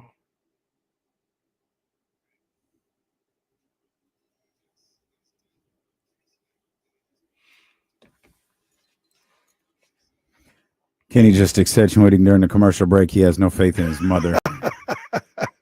It's unfortunate. Marilyn Oak Grove, wonderful person. And the same thing happens every time with when I got it the other day. Same thing happens. The same thing that always happens with the rice. Okay, I don't know what it is. Oh, where it tries to kill you? Yeah. The rice tried to kill you the other day? Yeah, I just be going through. You must have played through it because you ate that bowl in here, didn't you? Yeah. Oh, well, man. I always finish it. Kenny I always finish the bowl. Kenny, so did you almost die in front of me? And I was so tuned out to you by then, I didn't notice. Yeah, well, see, it's not one of those things where it's like, oh, it's just happening. And I've learned to live with it. And if this is the time where I go, then this is the time. But damn, those burrito bowls are a bomb. Imagine risking it all for a burrito bowl. Imagine just, you know what? KC walked that fine line of death one too many times, and the chain got him. The interesting thing is, like, sometimes, I just don't want like a burger or something like that. I go to Chipotle. I also like Hawaiian barbecue, chicken katsu. That's some good stuff as well. But there aren't a lot of, for me at least, a lot of quick options, fast food type options that aren't burgers and stuff like that. Sure. So it always come back to Chipotle. Understood. And they got by my house, they got the Chipotle lane. You know what I mean? You can order and drive through. Right. Like, damn, man, this might be it. But I didn't even know it was a thing. I want a burger. Yeah, not all of them have them. Chipotle Lane is crazy. Yeah, that sounds fire. So when I saw that Jamba Juice, that's as excited as Jesse's been in 3 days. Yeah, they got. I feel like they got one on each side of the Sacramento County. There's not like a bunch of them. So yeah, they got one in Elk Grove. Could you ask Cheryl in Elk Grove to bring me a Coke Zero? Oh, for sure. You want a nice tea? Jesse, I don't want an iced tea. They did. Did you see the restock? Oh, I did. Yeah, there's iced teas for everybody. No, I salute, man, because they trying. They trying, bro. They are, yeah. They So I'm happy I got myself some Gatorade and some Oreos right now. It's good. I had a Snickers yesterday. I noticed no one what took I mean? any iced teas and stored them in the refrigerator. M&M's are gone already. What's in the Bro, there was a giant bucket of like peanut butter cup type things. Oh yeah, from like Trader Joe's. Right. Yeah. A whole bucket. Yeah. Bro, they was gone the next morning. That's facts. Come on, man. I thought that was like Either someone has a terrible home, heating bro. problem, or someone took them home. They took them home. That's crazy yeah, the work. little mini cookies are still there. Hey, That's hey, crazy. we need Jonathan to check the camera. That's We need to ask crazy Jonathan to check the camera and ask him what happened to those peanut butter cups. Bro, how you gonna take peanut butter cups? Well, that's the home? thing. Like, I'm not against this, but can you imagine watching the film and just someone walks up, let me put 10 peanut butter cups in my pocket for later, so like just eating them. That is crazy. But mind you, like, That's crazy. is it fair to say there were No, there was a like lot. Like, you're right. No, hundreds? there was a lot, and someone did have to take a bunch for it. Come on, Like it man. was Someone had to have taken that home. because the mini cookies, like I said, are still there. The mini chocolate cookies, which are my favorite, Barely made a dent. Yeah, Barely made a dent in those. Hey, someone brought mac and cheese today too. so that's our boy. It's probably his, part of his contract negotiations. That was Kevin. I walked in to see Kevin and Katie. I'm sorry, I walked in to see Katie, but I go over to the end studio to see him. And mind you, we had a meeting at 8:15, so it's 8:10:05. Kevin is destroying this freshly baked mac and cheese and fried chicken. And I looked at him and I'm like, Kev. He was like, it's so good. It's so good, bitch. You got to try it. It's so good. I was like, Kev, it's 8:00 in the morning. Bitch, I don't care. I'm going to eat this. And he was like, it's so good. And so I guess this is a shoot. He asked Katie, who else should we get this for? And she goes, well, get the case for the ESPN guys. Oh. And Kevin just put it out there. And he was like, okay, you're right. So they got it. So someone delivered that to them, the company. And I'm sorry, I can't shout him out. He didn't tell me who it was. But they brought him a big tray of mac and cheese. And they brought him an individual one, Katie an individual one. Yeah. And then a big tray that was supposed to be for you guys. But Kevin set it out there on the table. So God knows if it's still there. No, it's still there, yeah. Did you see it? Did you have it? I haven't tried. No, I didn't even know it was mac and cheese. So I was eating at my other lunch. I was like, oh, wow, the mac and cheese looks pretty good. Yeah, no, Kevin said it was fire. Shout out to the wake up call. Shout out Kevin. Shout out Katie. Big ups. Shout out. Wild too, because Kevin's lactose intolerant, so I don't know how my brother's doing today. With that, but they're trying to get him to sign his deal, so everybody's bringing treats in for him. Have they brought you anything? They're recruiting him, man. That's crazy. They brought me in at 8:15 for a meeting. That's what they did. I thought that went all right. They recruiting him like Aaron is Coach Mike Bibby or something. Yeah. Yeah. Kev, we brought you some mac and cheese. Some mac and cheese, Kev. Man, good stuff. Kev loves food, man. Jesse, I do have some food. do you want anything from Chipotle? No, we're all good. I already had lunch. Thank you. Mind you, I don't know when this is getting here. I don't care. It's just Jesse is really tough too. You hear Jesse go, oh, the meeting went well. It is difficult to tell whether Jesse is. I cannot wait for this man to get married because it is so difficult to tell what emotion Jesse is feeling in the moment. Yeah. Because there were a couple of moments where I looked over at Jesse during the meeting and it was the same stoic. And I'm like, he's pissed. All right. Like, I'll talk to him when it's over. And then like the meeting goes on. I'm like, well, maybe he's not pissed. And then like 5 minutes later, I think he's pissed. Oh, it happened. I have no idea. I'm kind of at peace with the way everything's going right now. So No, we have a good time with this. When I was talking about the little weekend joint, I was expecting Jesse to be like, yeah, we doing it. Jesse was just, I was like, damn, maybe not feeling it no more. I don't know, bro. Like, oh, man. I am, but we're going to need some investment thrown this way. It's okay. Understandable. There it is. Understandable. There it is. Hell yeah. That's funny. I can't wait. I just want to see, like, does Jesse smile when Crystal walks down the? Oh yeah, like when I'm with my family and like friends and stuff. That's when. I can't wait to see this other version of Jesse. It's gonna be lit. Yeah, no, like, it'll be a good time. Jesse's been to the house before, and he's just kind of the same guy. Mm-hmm. Like he's like laughing at, he's having fun. He's talking and doing the whole thing, but he's just kind of the same stoic. This is bad. I'm gonna keep it real too. When I'm with the bosses, I'm not gonna let you know how I'm feeling. Understood. If anything, you're gonna always. Oh, he might. We're not feeling. He's not feeling it. Like we got to step our game up. We got to make Jesse happy. We got to bring him some mac and cheese. That's if anything, just always look pissed off. Damn, we got to step our game up. Jesse's got that look down, boy.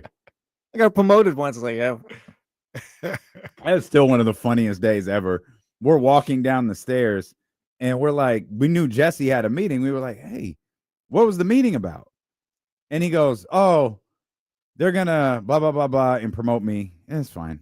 And he just keeps walking down the stairs. It was literally what we were fighting for. We were fighting to get these two things done. And they called Jesse, not me, not KC, called Jesse into a meeting to say, this is what we're doing. And Jesse no-sold it the whole way down the stairs. It's like, yeah, I know sold it in the office too to the person I was talking to. I'm pretty sure he was hella confused.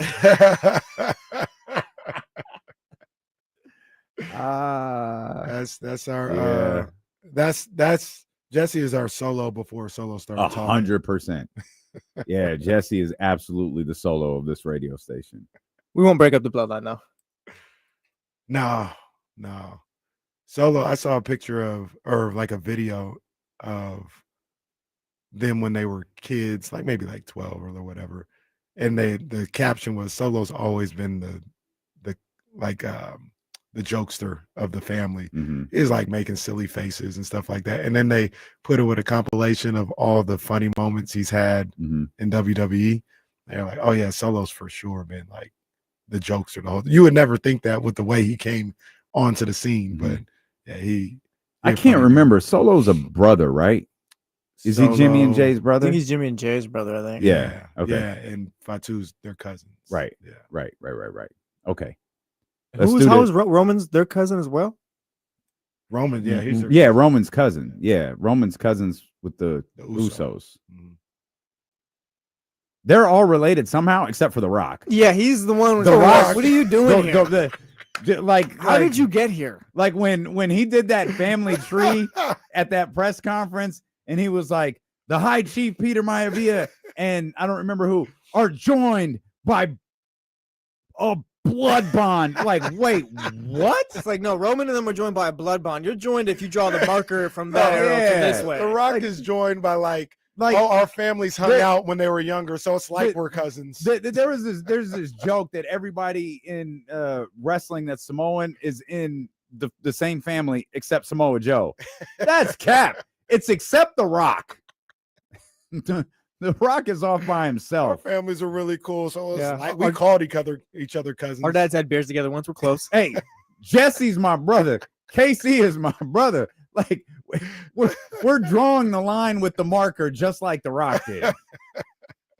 Let's reset. We'll come back and then we'll probably dive into the conversation we intended to, and it is pertaining to another extension that hasn't been offered and what that could mean for Memphis. I have one more thought on the Sacramento Kings I want to give, but I have some questions about Memphis as well. So there's a lot to talk about. Matt George is going to join us here at some point today. It's D'Lo and KC. We've got Raiders football tonight. Yeah, man. Right here on ESPN 1320. So much more ahead here on Sacramento Sports Leader. We're still calling it Raider Nation Radio? Yeah, that's what. Are we? Well, I don't know if we are. That's what some station in Vegas calls it. Oh, okay, never mind. So I don't know. I don't think that's... Get my ancestry results back in 6 weeks. 6 weeks. 6 weeks. Have you guys ever done that 23andMe? No. That's the site that got sold, right? Where they were saying, go delete your data. Man. I don't think I'll ever do one of those. I don't think so either. I'm not that curious. I'm at peace with my family history. I'm me, my mom, my sister, and we do whatever you want to from there. See, Dr. David's right. TC got brothers at every radio station. Does he have? He's The Rock. Is he gonna have another brother? Is he gonna have another brother?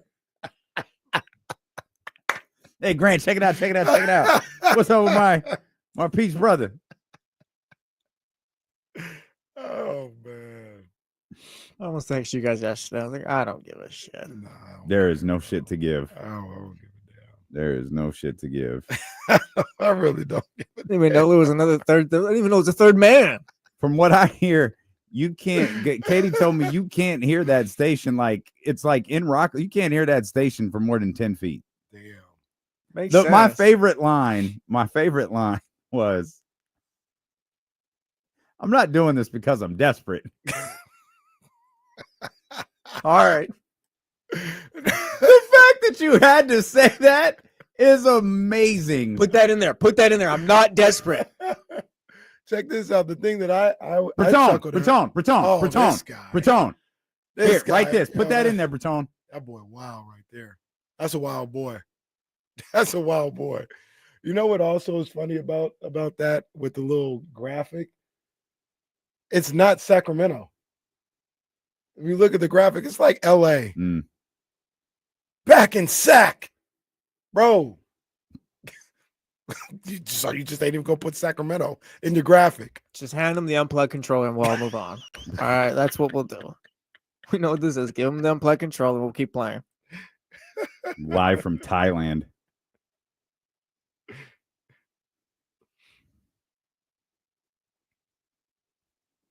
Imagine telling the hooker you ordered you got to go because you got to do a radio show. It's crazy. Got to talk Kings and 5. Got to talk Kings and Hornets, baby. You got to go. Sorry. It's fine. It's legal over there. It's fine. Do your thing. Do your thing. Oh, man. We're talking about the Kings to start this show, and we had kind of an impromptu conversation about how that season ended and these guys' approach in reaction to that playing game, or approach to the season in reaction to that playing game, and just laid out. I know a lot of people don't like DeMar Levine. I understand that. I know I like them more than others do. I got that as well. The funny thing is, as much as I'm trying to make a case for guys are not as bad as you're making them out to be, or they're probably not as bad as you think. My floor for the Sacramento Kings and my ceiling is essentially the same exact thing. 8 wins. Just how I feel about the Miami Dolphins. Yeah, like it's the plan. Yeah. Like, because I can't imagine. I can't imagine them being 35. Like, that is just so bad if they're in the vicinity of 35, 36, 37 wins. 40, I'd be really disappointed if they won 40 games. But if you start to talk what I think their floor is, it's not much more than that. It's 41, 42. But my ceiling is like 46. Right. You're not getting out of the play-in with that. Right. Like, you're not. I think we're in agreement. There's probably 5, maybe 6 teams that are winning 50 games this year, but almost certainly 5. That gives you a 49 or 48 for that 6th spot. And I would be very pleasantly surprised if the Kings got to 48 victories. So no matter how I argue this, I can't make an argument for them being out of the play-in.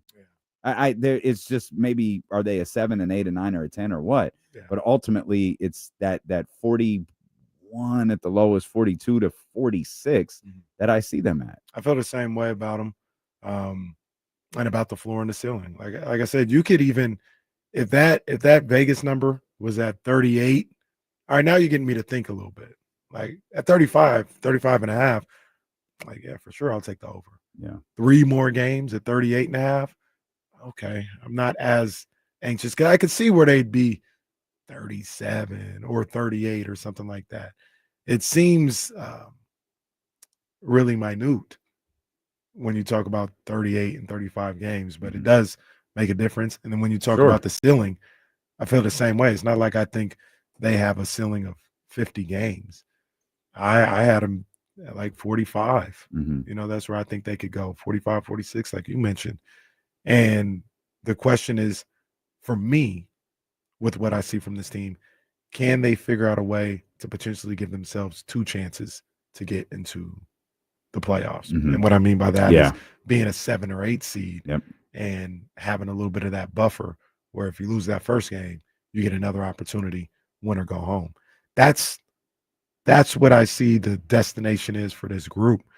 And part of it is I don't think they're like super high-end talent team. Part of it is the West. We laid it out yesterday. Going to have a bunch of teams that are around 50 wins. So like the Kings might not even be a bad team and find themselves in the 8 seed, maybe even the 9th seed at 43 wins. They're not even a bad team. It's just the West is. That's where I do agree with people when they talk about how tough the West is. Yeah, it's going to be tough to crack that top 6 in any way when you have 5 teams with 50 wins potentially.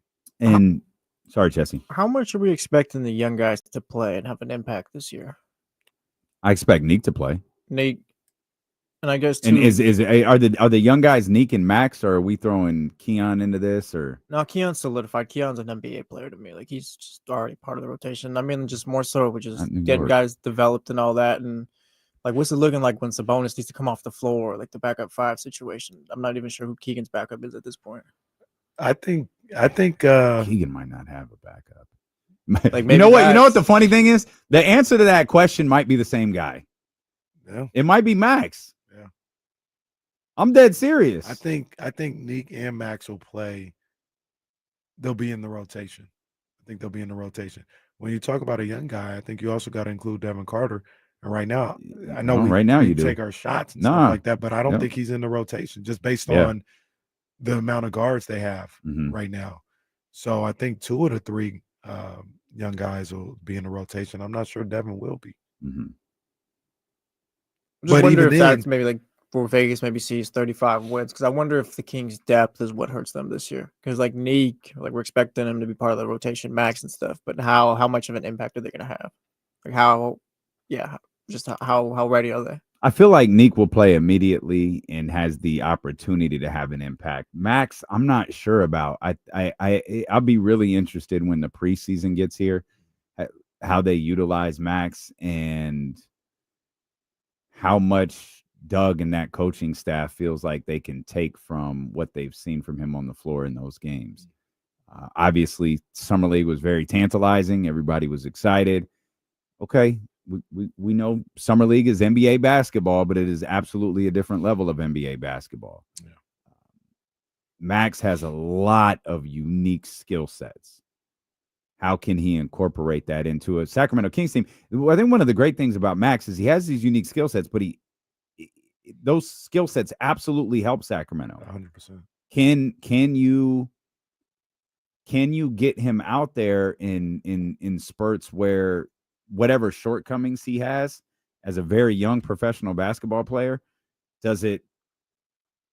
can you hide those while allowing him to get minutes out there and get better at those, get better at the things he's bad at while helping your team with the things he's already good at? Yeah, I think, like you mentioned, some of the things that he's able to do, the pick and pop, his vision. I think that's. I feel like he's got good immediately- decision making already too. Yeah, for sure. His offensive game, being able to finish with either hand around the rim, I think those immediately, day one, transfer to an NBA game. The defense is the issue. The physicality is the issue. I would have liked to see him be a better rebounder in his time, even in the summer league. So I think that's something that he may struggle with as well.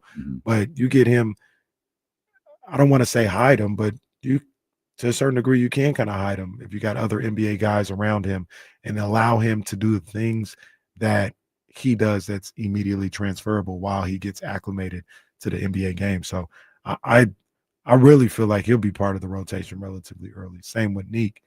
And these guys are going to get minutes. How many minutes? Not sure about that. Like we may be looking at 12 to 15 minutes a piece for both, maybe a little less. But I definitely think they'll be part of the rotation. Okay. We talked yesterday about Trae Young, and it might be worth getting back to a Trae Young conversation for a second as it relates to the Kings. But Trae has not been offered a contract extension yet by the Atlanta Hawks. Of course, we saw Luka Doncic land his. We saw De'Aaron Fox land his. Trae is eligible for the same contract De'Aaron Fox signed with the San Antonio Spurs. Ja Morant is eligible for a 2-year, $125 million contract extension. He's got 3 years left on his deal. That's essentially, I think that was the Dame Lillard deal. Dame had 3 left. He signed the extension for 2 right before he was traded to Milwaukee. And that's a big commitment to Ja Morant. That's a big commitment from a team that just traded Desmond Bane, who was one of, at least it felt like he was one of their cornerstone pieces. And you were able to pull probably a 1-team only draft haul for Desmond Bane. Yeah. And you locked up Jaren Jackson Jr. to an extension that got a lot of conversation from us and from around the league. But clearly that is a player that this Memphis Grizzlies team believes in. Memphis was a 48-win basketball team last year. In this era of restricted free agents being unable to sign, caps not being what they are, teams being scared to death of first and second aprons, what is Memphis next year, and what is their long-term intent with Ja Morant? Because Ja seems like a guy. Strike that from the record. Ja Morant seemed like a guy you'd absolutely want on your roster for the next 5 years. He seemed like a guy who every time he was contract extension eligible for something, he's going to get it. At least so far, that doesn't seem to be the case. He's due 39, 42, and 44 million. Roughly, did a little bit of math, and I think it brought the total 5-year value to just above 250 million. Is that an investment along with what you've already sunk into Jaren Jackson Jr. that you're just not willing to make anymore if you're the Memphis Grizzlies?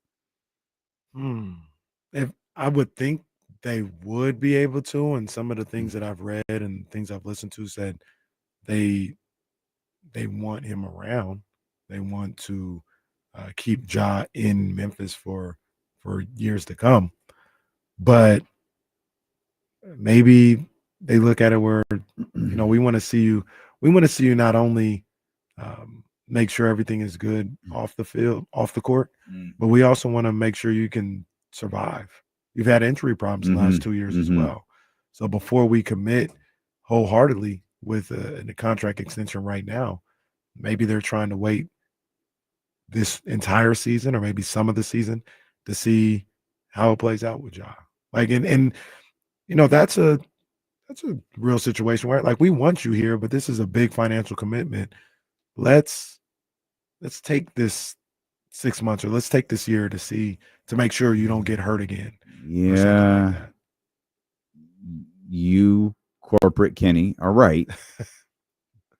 But let's not act like, now this isn't a Trey situation. This isn't even a De'Aaron Fox situation. There's no expirings here. So Ja gonna be a Grizzly. Yeah. But we know how basketball players are. We know how NBA basketball players are. They can get sensitive. And when they're not offered deals, when they're supposed to be offered deals, and their contemporaries are getting offered deals that they should be getting offered, yeah, that's gonna rub them the wrong way. Right. And it felt like there was a little friction perhaps between Memphis and Ja at the end of the season, heading into the beginning of this offseason. A lot of that has quieted down. Ja was a part of our early, when Shams lied to us and told us this was just going to be the craziest free agency offseason ever. Ja was one of them names where it was like, well, all right, maybe he's one of those guys we look to move. Again, that's all quieted down quite a bit. But I think this is an interesting situation for a team that just sunk so much money into Jaren Jackson Jr. You talk about show us that you're healthy. Jaren Jackson isn't the picture of health and playing time. Right. So it's another one of those things where if I'm Ja and I'm being given a message, looking over like, what about your boy? One of the things that I also point out, if I was ownership or the GM or anything like that, is Ja. We also, if you believe some of the things that I've heard and we've heard and read, we got rid of this coach for you. The coach wasn't getting the most out of Ja Morant and getting a Ja Morant focused offense off the ground. And we got a guy in there who does focus on your strengths and does focus on the things that you like to do. So we haven't committed money-wise, and that's the most important thing, money and years-wise. But the way we structure our team, we've committed to you in that respect. So I think you're in our plans. We may just want to take a little bit more time to make sure you can make it through a season or see what this looks like.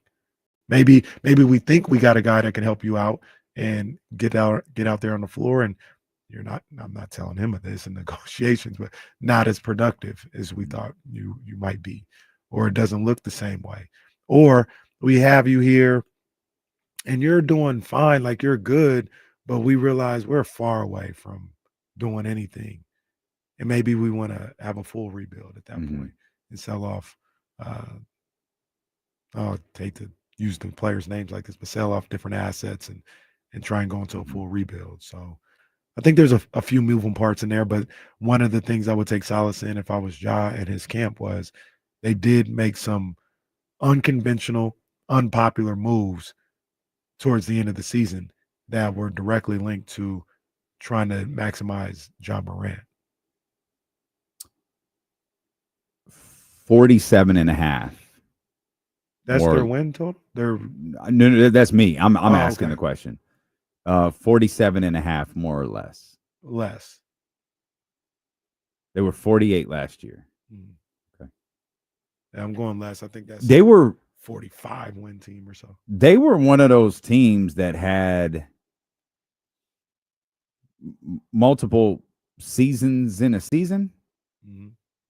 Like they had, Memphis they look cold. Right. It's like, Memphis looks cold. Like they had and you, much like the Kings, how it ended, that season did not end well for Memphis at all. Fired their head coach like a week before the season or Yeah. something like that, right? Yeah. And they I'm gonna be. Did they hire? Who did they hire? hired They the hired assistant. the guy who took over. Mhm. Yeah.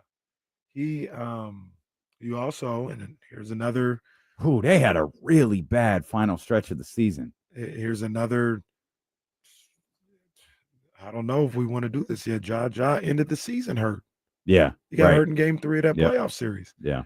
And that's just another time when it was like, man, I don't know if this guy's going to hold up. That may be how they're looking at it. At one point in time, I think their high mark for the season was 19 games over 500, 35-16, February 5th. And yeah, they finished 14 over, but they were ascending at that time. They were playing really good basketball, and they never really got back to that mark that they were at the end of January, beginning of February.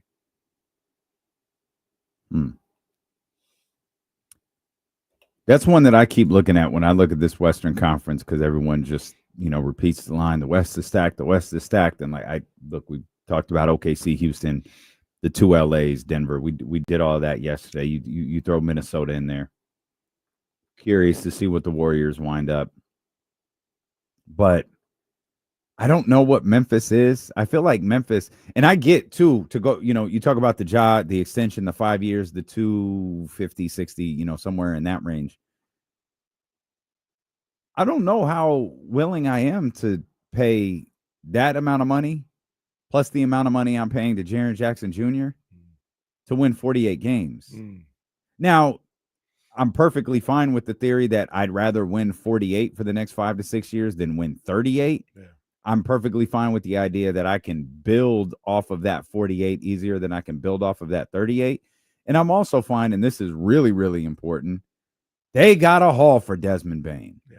So you do have the ability, if you're willing to be patient with all parties involved, you do have the ability to keep Ja, to keep Jaren Jackson Jr., and bring in some young talent along the way that can, kind of breathe some life into this group right here that could hit a point where they top out at the 45 to 49 win mark and aren't going much further than the play-in or the first round of the playoffs. And especially if those guys are good with it. If Ja and Jaren Jackson see the long-term play, don't get too antsy, say, hey, we're building something here. We might have taken a step backwards for a year or two to gain these assets and kind of get a little younger and get new blood in here. Talk about the rookies that they have or the draft picks that they have. Jalen Wells will be back next year. He had a really good rookie season. Zach Edey, he'll be back. It was better than I thought he would be. But he also underwent surgery this year too, or this offseason too. So we'll see what he's able to do, being a guy that size, already having ankle and foot issues. That's got to be a little concerning. He also, didn't he get arrested for speeding or something too? This has nothing to do with the future. Zach Edey? Yeah, he has nothing to do with oh, this is a problem for the future. But he got arrested for speeding. I don't know why that's funny to me. Yeah. I think I missed that one. Yeah. So yeah, they have Driving 101 and a 55. come on, Zach. Come on now. That's crazy. That is crazy. Come on, Zach. That can't happen, bro. So I've seen you drive down them roads in Elk Grove, man. not me. Nah, not you. Wouldn't be you. Not me. Not Actually, me. I've driven with you. Like it's absolutely not you. I don't speed. Casey does not. He takes the approach of I'll get there when I get there. I don't speed. That I need to get there in one piece. That's the plan. That's the plan. And without any, I just paid a speeding ticket not too long ago. I don't want one of them things again. Is that the was one that you got ridiculous. on your way here? Yeah. Oh, I remember that. That was ridiculous, That's trash. man. That's trash. So My man I'm didn't cool. deserve that. I'm He's being persecuted. And your man didn't deserve that. Come on now. I don't want no problems. So yeah, Memphis. I think all things considered, they are committed to Ja. I'm not exact. I've came up. They got with Ty different Jerome in that reasons. deal too. Like it's not like they're not a bad basketball team, No. but I just don't know what they are. They I can't remember. Did they lose Scottie Pippen Jr.? I think they did. Oh no, he's still there. He's still there, and he was good for him. So they got Ja, KCP, Jalen Wells, Jaren Jackson, Zach Edey. This team might be. They might be a little worse than we're giving them credit. What's for. Scottie Pippen's mom's name? Laura? Yeah, Larsa? Larsa. Yeah. You ever see the before and after of Larsa? No. It's crazy. Look up the before and after pictures of Larsa. So I know this because See what's going on. we're a here. housewife's house. And she tells people, I think she tells people the only surgery she's ever had, I think she said was her lips. But Okay. look at the before and after pictures, bro. It's bananas. She looks like an entirely different human being. Does. And that's the one who dated Marcus Jordan. Yeah, Marcus, Malik Beasley. No. Yeah, come on, Larsa. Come on. What are we talking about here? What are we doing? Just be real with yourself. If you got some work, you got some work. Don't lie Imagine to us. Scotty coming to play here and Larsa just sitting in the front row with Nani watching. Nani and Vivek. Nah. And Larsa, Bravo cameras everywhere. Goodness gracious. Yeah. I wonder too, with Ja specifically. You talk about, hey, man, Ja, we're still building this team around you and all that, but want to make sure we just want to get everybody in the right space. Mhm. Right space being someone calls around January and is like, hey, you ain't offered that extension. What's this look like? Yeah. I wonder, it sounds like you had a conversation with one of our guys in Memphis about Ja. And our brother was adamant it's not happening. And he's very well connected in Memphis and very well connected to Ja. Mm. And it was like, okay, well, that's that. And we didn't really hear much about it after that. Right. When's that change? You know what I mean? From a Memphis Grizzlies standpoint, when does that change? Again, I'm of the mindset it doesn't have to.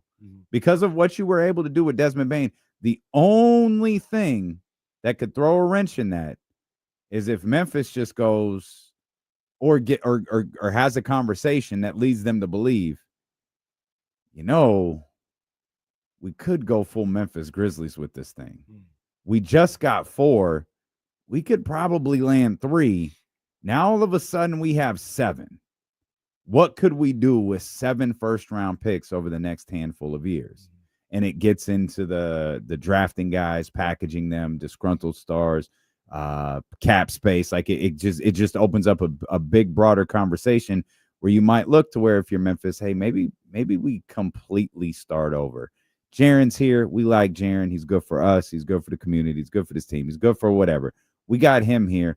And if we don't have Ja, it completely changes our salary outlook. And now we got potentially 7 first-round picks coming in, yeah, maybe we could really do something with this. There's a let me get Larsa off my screen. I just keep seeing it out the corner of my eye. But block it from your search history too. Just go and do that. There were the stories that the McMahons and Bontemps had, before the season ended about it. Or it was like in the middle of the season where they keep your eye on Ja. Mm-hmm. Keep your eye. It was like out of the blue, really random. They didn't say when. They didn't say this summer or nothing like that. Maybe Scott Howard was one of the first to write him, and everyone was like, "What?" Yeah, Scott Howard or Howard Beck? Howard Beck. Yeah. That's who it was. Thank you. It was Howard Beck. You're right. Yeah, and it was. I don't. Much like all of these writers, I don't think they just made that up. They're hearing something, whether it might not be right away, but depending on how this season goes or depending on his injury history, it's not set in stone that they're going to re-up. And here we are, he's extension eligible, and they haven't done it yet. So, yeah, I think everybody's kind of monitoring that situation. If you aren't fully sold on Ja being the guy that I guess can win you titles, I think you at least have to consider it at this point. Like the Magic basically gave you an opportunity to. But does that? But does the 4 first-round picks you got from Orlando make you think we don't have to trade Ja? We got the haul already. Yeah, but it's kind of like what you said earlier. It's like, imagine if you got 3 more. Yeah. And if there is one thing these brothers is greedy for, it's draft picks. That's right. It is draft picks. We'll come back. We will do what, Kenny? Oh, let's shift gears. We got football tonight. That's right. We've got football tonight. We got Raiders football tonight. We got Raiders football here on ESPN 1320. We've got some questions and perhaps some answers. We're thrilled that you're here with us. The phone line's open for you as well. They're always open for you. 916-909-1320. It's Steeler and KC on Sacramento Sports Leader, ESPN 1320. How the hell did Brad Clayton get in here again? It's like his 8th account. Brad, once again, goodbye.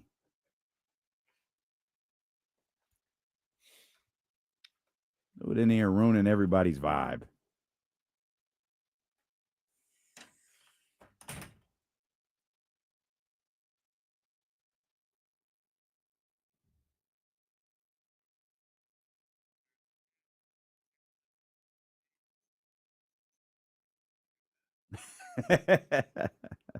It should do it for you. Okay.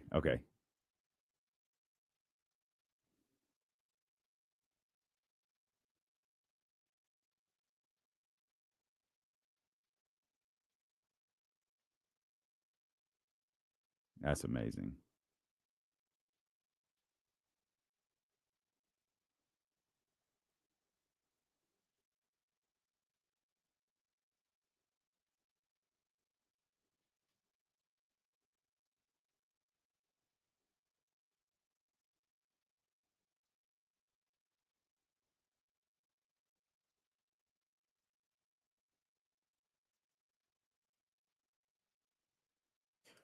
Michigan, remember, I never miss it. I never miss the chat.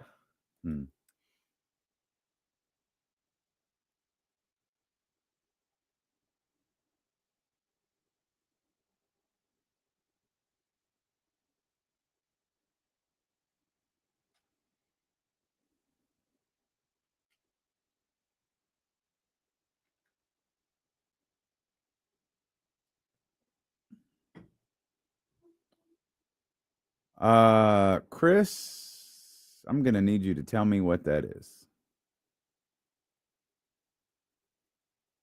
I saw the new Office trailer, the paper trailer. Chris sent it to me. Did you see it? Yeah, I'm bought in, low-key. Are you? Yes. Because it's not a paper, like it's like the reporters now and stuff like that. Yeah. I need to know how Oscar got there because last we saw of him, he was a politician, right? Yeah, that's right. Yep. Yes, we need to figure that out. Pay that off. Yep. If the show's just not exactly like just cut and dry The Office, then I'm gonna give it a chance. I need to enter this with the idea of this is not The Office. Exactly. This is something else.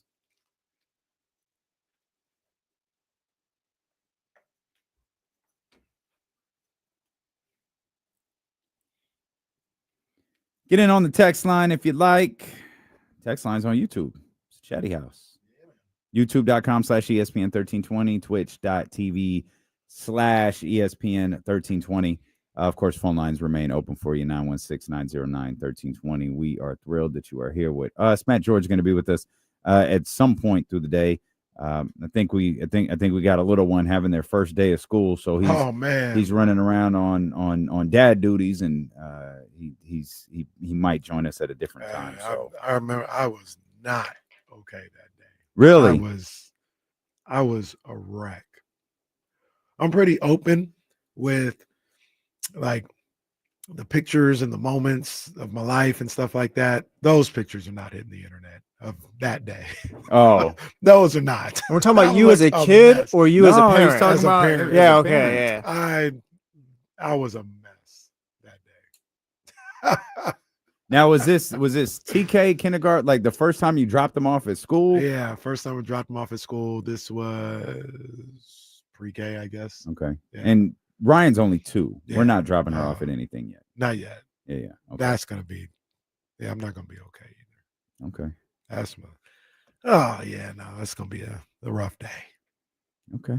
Oh yeah, that's your girl. Is it different for you having like Reese is I mean Ryan's your second, but like Reese is a boy. I've seen Ryan with you. Like Ryan has you wrapped around like her little finger. Oh yeah. And she's mean to me, but like it's dad, and it is no one else. Yeah. Is it?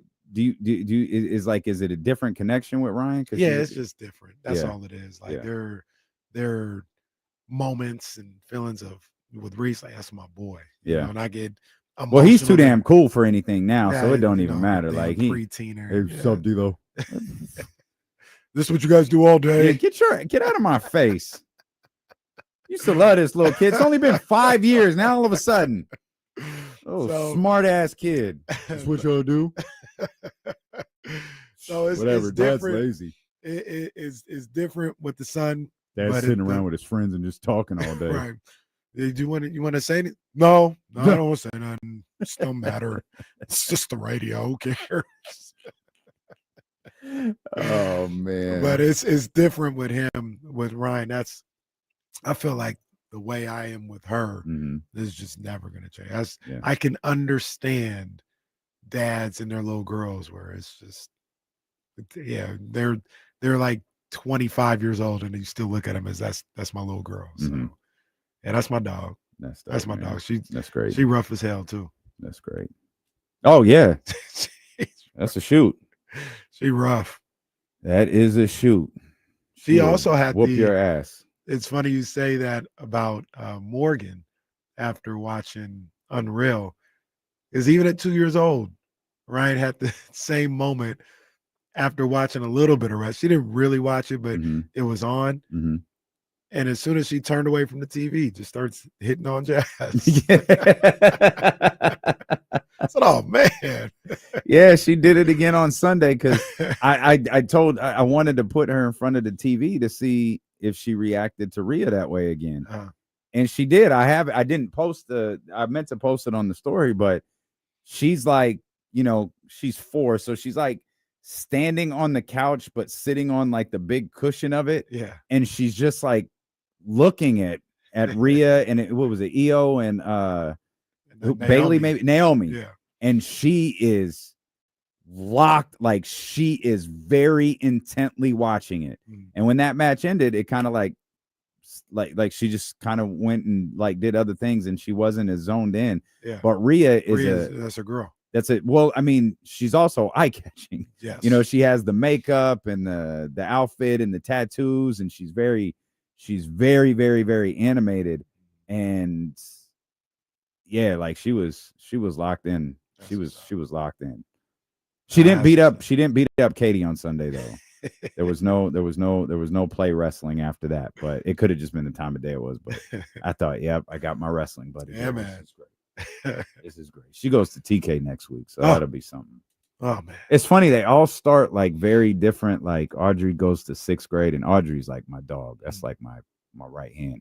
And then Abby's in her senior year, so they're all just Senior year is these crazy. these different. I'm gonna be a mess. Oh my Rockland, this game is weird. She was like, she was really excited because she had a parking space, a Okay. senior parking space. Yeah. And she's telling me like, oh, well, you know, we get to paint it, and you get to paint like a small portion, like her and her best friend, they split it. Yeah. I was like, oh, how does that work? And then she's telling me how it works, and yeah, I didn't make her split the cost with me. I was like, help, wait, Excuse me. what? She was like, well, yeah, it cost $100. Yeah, it cost me $50. Yeah, go ahead and run that 50. My first thought was, rich ass Rockland High School is charging you $100 for a parking space. That is crazy. That is crazy. All right, tripping. dude. All right, man. Hey, tripping. Also, it cost me 50. Yeah. Cost me 50, friend. You're not parking here for vibes. It cost me 50, friend. Well, good news for both of them. It didn't cost them anything. It cost us $100. You better go get your 50 then. I'm gonna go knock on Tatum's parents' doors and be like, "Hey, we need to talk for a second. That little parking space you guys are sharing, $50." Yeah, I didn't, and that's something I didn't experience. I didn't drive to school. I was on the bus all 4 years. I didn't drive to school either. My homeboy, he had a Yep, I car. didn't drive to Sometimes he school would either. pick me up and you know, when he was going to school because it was on the way. But good old 81 to the 62 at 17 years old. Yeah, I drove my senior year. I took the city bus a couple times home because I didn't live in the same school, I guess, the school area. So yeah. Good times. Enjoyed high school. Vibes were up. I knew one of my I liked homegirls high had- school. I hated junior high. See, I never even got that experience. I was K hate- through I 8. hate it. Oh, okay. Yeah, I It was was the K same through thing. 6, 7, and 8, and then to high school. I think we've had this conversation. Did you know a lot of places? I thought it was just in Southern California, but I think it's out here too. Middle school starts at 6th grade. I did. sounds Well, yeah, I've ridiculous. learned that recently. That's See, ridiculous. that's Those how it kids is are for not us. ready Yeah, I for didn't- middle school. I always thought middle school was, for me, middle school was 7th and 8th. Me too. Nah, 6th grade for us.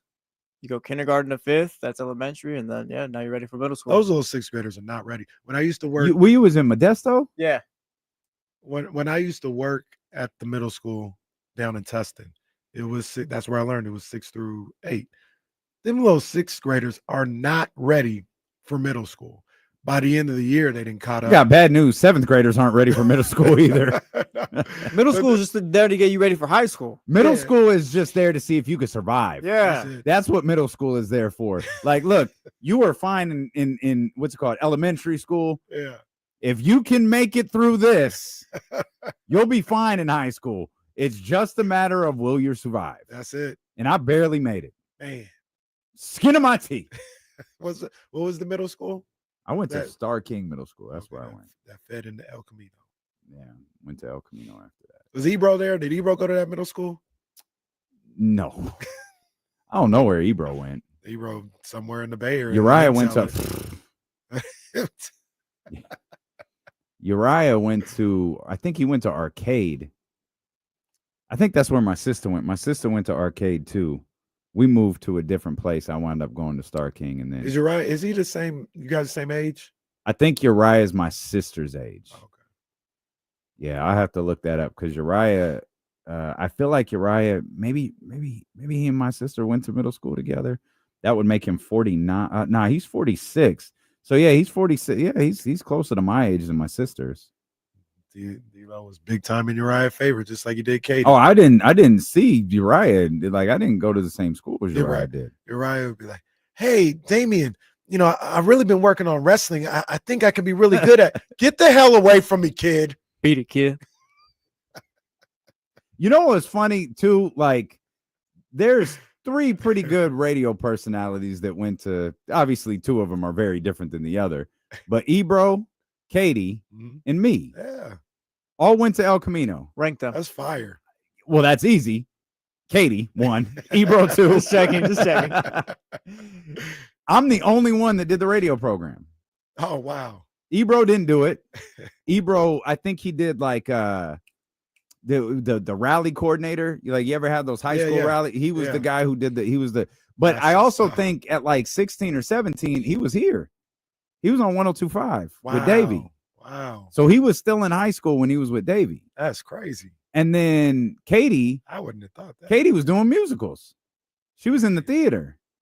And then here's my ass 4 years in KYDS. Well, that's why you've been here 23 years. 23 years, damn right. That's why I want my recognition at this upcoming staff meeting. 23 years. Yeah, man. They gotta respect that. Shout out to Junior or JR Cruz or Gutierrez, my bad.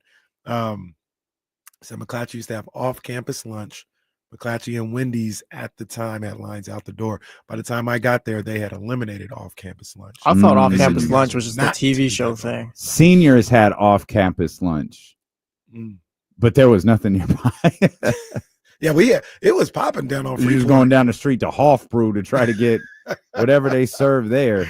Yeah, but over and off of Freeport and Lampard, it's popping. You got Baskin Robbins, you got McDonald's, you got a pizza spot, you got Subway. Now they got a round table. You got a lot of options, but we couldn't go to none of them during school. Stuff. They had eliminated that by the time I got there. I can't even imagine what high school is like right now with social media and these kids are crazy. Like DoorDash, like our kids tough. DoorDashing like lunches. I saw last night on the news they're banning cell phones in Lodi's school district. Oh, good. Yeah, they said the kids need to focus more.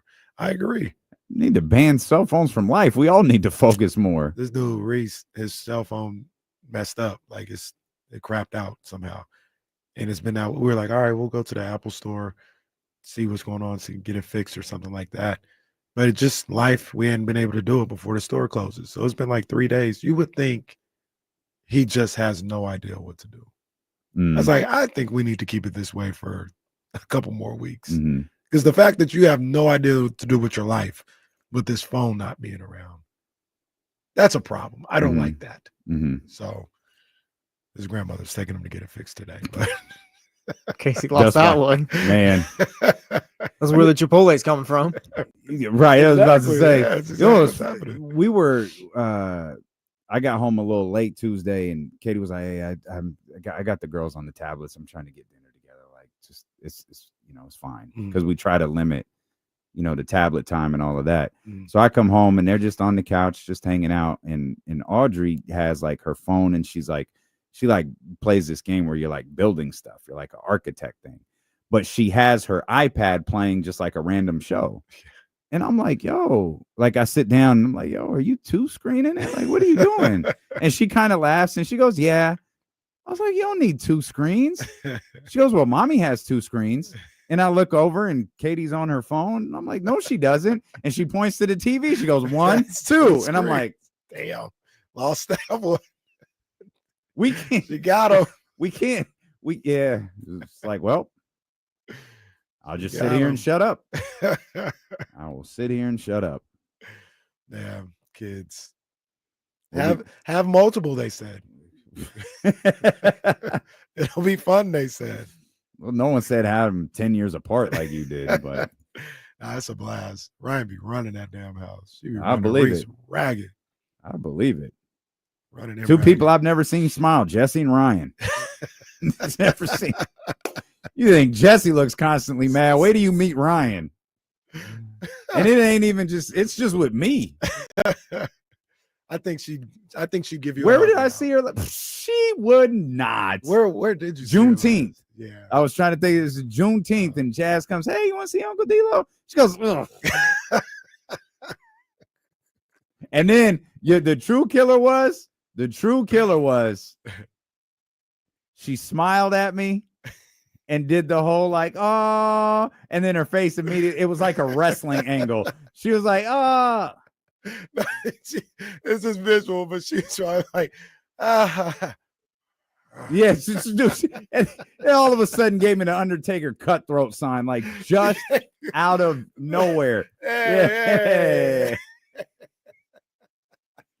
She gonna be a pro wrestler. She already working like one. It's crazy. And I can't give another kid a lecture about 2 screens now. This summer is slowly exiting, and we got preseason football tonight. We're gonna have Red Zone on the TV. We're gonna have games on the iPads. We're gonna have stats on computers. God forbid the Kings play that same day, or a big basketball game is jumping off on a Sunday. Loft is gonna be popping. Man, Your movie theater is gonna be popping. Well, you know what would make any room in my house pop is if YouTube could figure out the seemingly impossible task of setting up multi-view the way it's supposed to. I think they're doing it intentionally at this point. Also, I think we got to revisit that. No, I think I saw yesterday awful announcing put later in the day. YouTube TV is actually out of the that's right. thing. That's it. Yep. Yeah, yep. not part of it. Yep. YouTube TV is out of the login. All right. Well, WWE, you had a good run to me. Beef with Google, I guess. Wrestling. They probably should lean on them to get that fixed, because I don't know. Well, let me ask you. Do you think they would take a hit if they aren't in conjunction with these cable companies? Like, I do. Are people going to spend $30 for these? I do. Yeah. I think you have conditioned your audience. I think they've done too many things. I mean, let's not forget, like, the network era. We're 10 years, 11 years. Yeah. Like, so we're conditioned to $9.99 or some form of that, right? Certainly not $29.99, $39.99 pay-per-view numbers of $59.99 and all of that. We have been conditioned to $10. WWE took advantage of that by conditioning us to it's not WrestleMania, it's not SummerSlam. Yeah, maybe we'll throw away a Night of Champions pay-per-view. Maybe we'll throw away a Backlash pay-per-view. Like, none of these PLEs are as important as they used to be because it's $9.99. Right. If it sucks, you're not mad about it. Right. We don't have to convince you anymore to pay $30 or $40 or $50 or $60 to buy this pay-per-view. You already pay for it because you're watching 50 other things on the network. So they have conditioned their audience to believe that these premium live events aren't actually premium. And the idea of paying $30 for what could be a throwaway show, that's crazy. It's at this point, like you right. said, the way they condition it's crazy. That's ridiculous. It's absolutely, like, there would have never been a time where, as a wrestling fan, I'd be like, yo, there's a pay-per-view coming to the Golden One Center, and I'd miss it. Mm-hmm. But I've been conditioned to know Hell in a Cell was here. Right. Like, you will never fool me again. Right. After that pay-per-view, you'll never fool me again. It's like, yeah, I mean, you couldn't have convinced me that show, the last Raw, that Monday, that you couldn't convince me that would be that the Monday before WrestleMania. Man. And it was just a totally tricked off show that meant nothing. Right. And so they have conditioned their audience to know they're going to throw stuff away. Are you going to pay $30 for what might be a throwaway? And like you mentioned yesterday, you're really talking, what, 50? I don't want to go back down that road, but 50, 55, because if you're a wrestling fan, you need Netflix, which is $20, $25. Right. Now you need ESPN, which is $30. SmackDown, I think, is still on USA. That's part of the Peacock. I saw Peacock is raising their prices. Yep. So now Thank that's you, Adam Silver in the NBA. Right. Mm-hmm. That's, I think, at $11 for the bare minimum joint. So now, if you're just worried about wrestling, you're talking about like $70 almost a month to watch wrestling. Yeah. Like you mentioned, I think they've been conditioned. Like, we're not doing that. Yeah. Like, maybe because I watch so many different things on Netflix, they could get away with that. But you're not going to get me with Netflix and ESPN. Mm-hmm. The tough thing about, like, there is something about that show being live on Netflix that doesn't feel special to me. Because Netflix, I always feel like I could just go back and watch it. Like, that's just what it's not.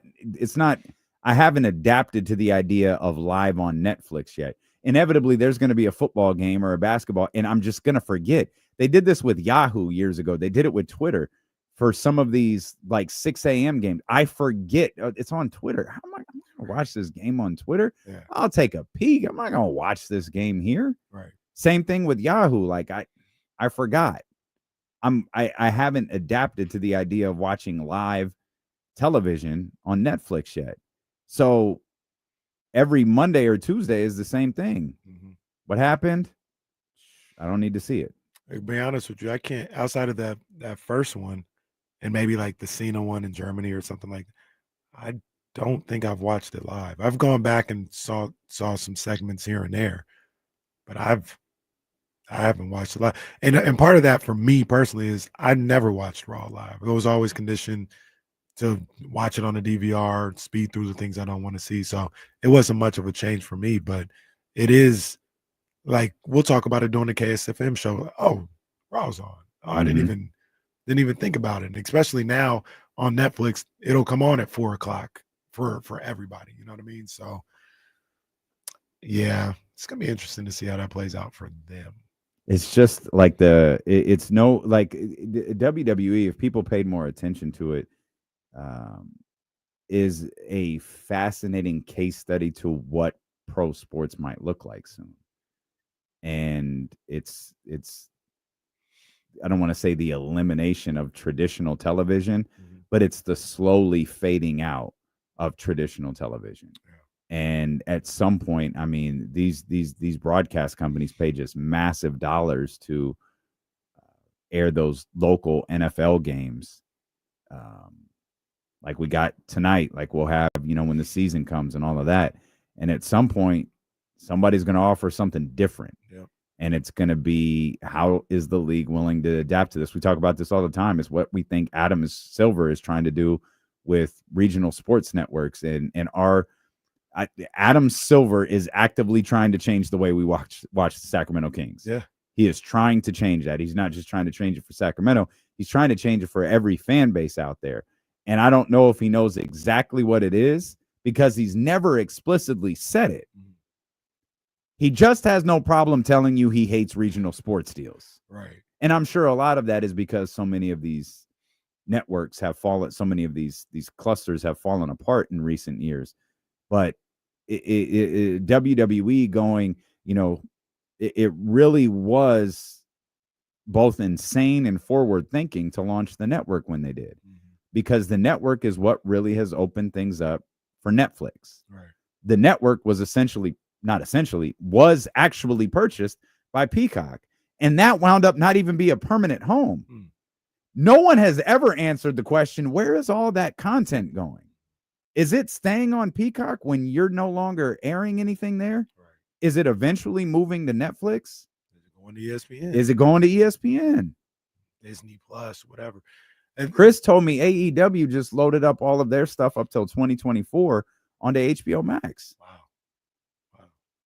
Man, and you talk about the network and how innovative they were. You look at the original WWE network. They'd have some.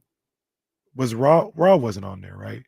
No, they just had it was just pay-per-views and archives and archive stuff. What did I just come in here talking about the other day? Oh, on Amazon Prime, they got a channel where you just watch old boxing fights. Like that wasn't happening before WWE did that, to my knowledge. Those type of channels. Now you got a network. Everybody got a network where we just watch Housewives or just watch Jersey Shore. Like they started all that. WWE had a cable channel that was on demand. They had I think it was called WWE On Demand or Classics On Demand or something like that. But if you had maybe Comcast cable, there was a channel that just aired stuff on like WWE stuff. It was essentially a WWE channel, but you had the ability to watch an on-demand Legends of Wrestling or very like specific matches and show. You could watch. I don't think you could watch entire cards like you can, but you could watch like Hulk Hogan versus the Iron Sheik or something like that. To my knowledge, they were the first ones to do something like that. I mean, maybe I'm sure it was certainly before boxing was archived on ESPN and some of these different platforms. Like it was a pretty, again, it was insane but it was very forward thinking. And we've seen the NFL follow suit. We saw the NBA just in recent years revamp their app to where you could go back and watch. You could go find Kings Clippers right now somewhere on the NBA app and relive that moment for the 15th time. Because we've all watched it at least a dozen. Right. They have streaming networks on their app where they have NBA classic games. They have NBA documentary. These are channels that just show nothing but random classic games, random documentaries on there. So that's all. The first time I remember seeing that stuff is with the WWE network. So, yeah, it'll be interesting to see, man, because if they don't figure that out with YouTube TV, that's gonna be tough. YouTube TV has been really good about making big announcements around the start of football season. I'm gonna need, hey, we fixed multi-view, guys, do what you want. I'm gonna need that announcement sometime in the next 2 weeks. I'm giving up on multi-view. What was the scenario? Did they have a league pass multi-view that works good, that you could choose what you wanted? Nope. What did they do last year? And you can sort of create a multi-view with games. You can't add like a news channel. You can't add a local channel. Yeah. Like if the Kings are playing and you want to watch the Kings in 40, can't do that. Right. Can't do that yet, at least. What they did last year is there is a way to create a multi-view, but it's not just whatever you want. It's specific games on specific channels that you can add. It's not a whatever 4 games you want. Do better. And that Fubo allows you to do that. If You could put The Office on one screen, The Rock on the wrestling on the other, the 49ers on one, and the Kings on one, and you could just live your life. If they can do a YouTube live, I don't understand how something called Fubo can do it, but you can. We'll come back. Raiders when we come back. Raiders when we come back, and a lot of questions headed into the NFL season. And we'll start with the Raiders, who play tonight here on Sacramento Sports Leader, ESPN 1320.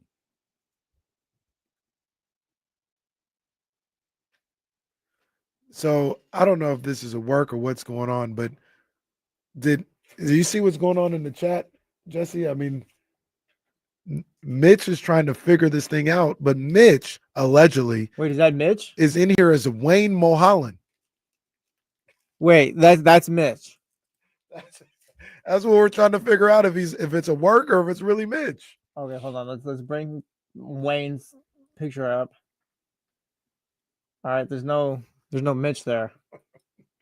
He told Katrina, "It's me, Mitch. My daughter, whatever, made my name, and I don't know how to change it or something." Welcome, Wayne. Tasha said it's Mitch.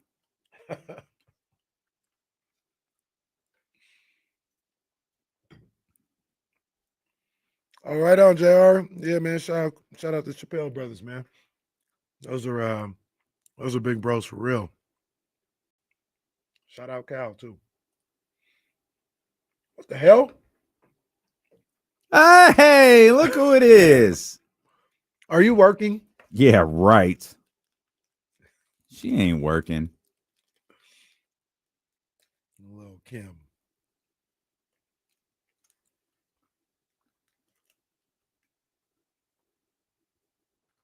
Hey, can we send Matt the link? I think Matt's going to jump on right now.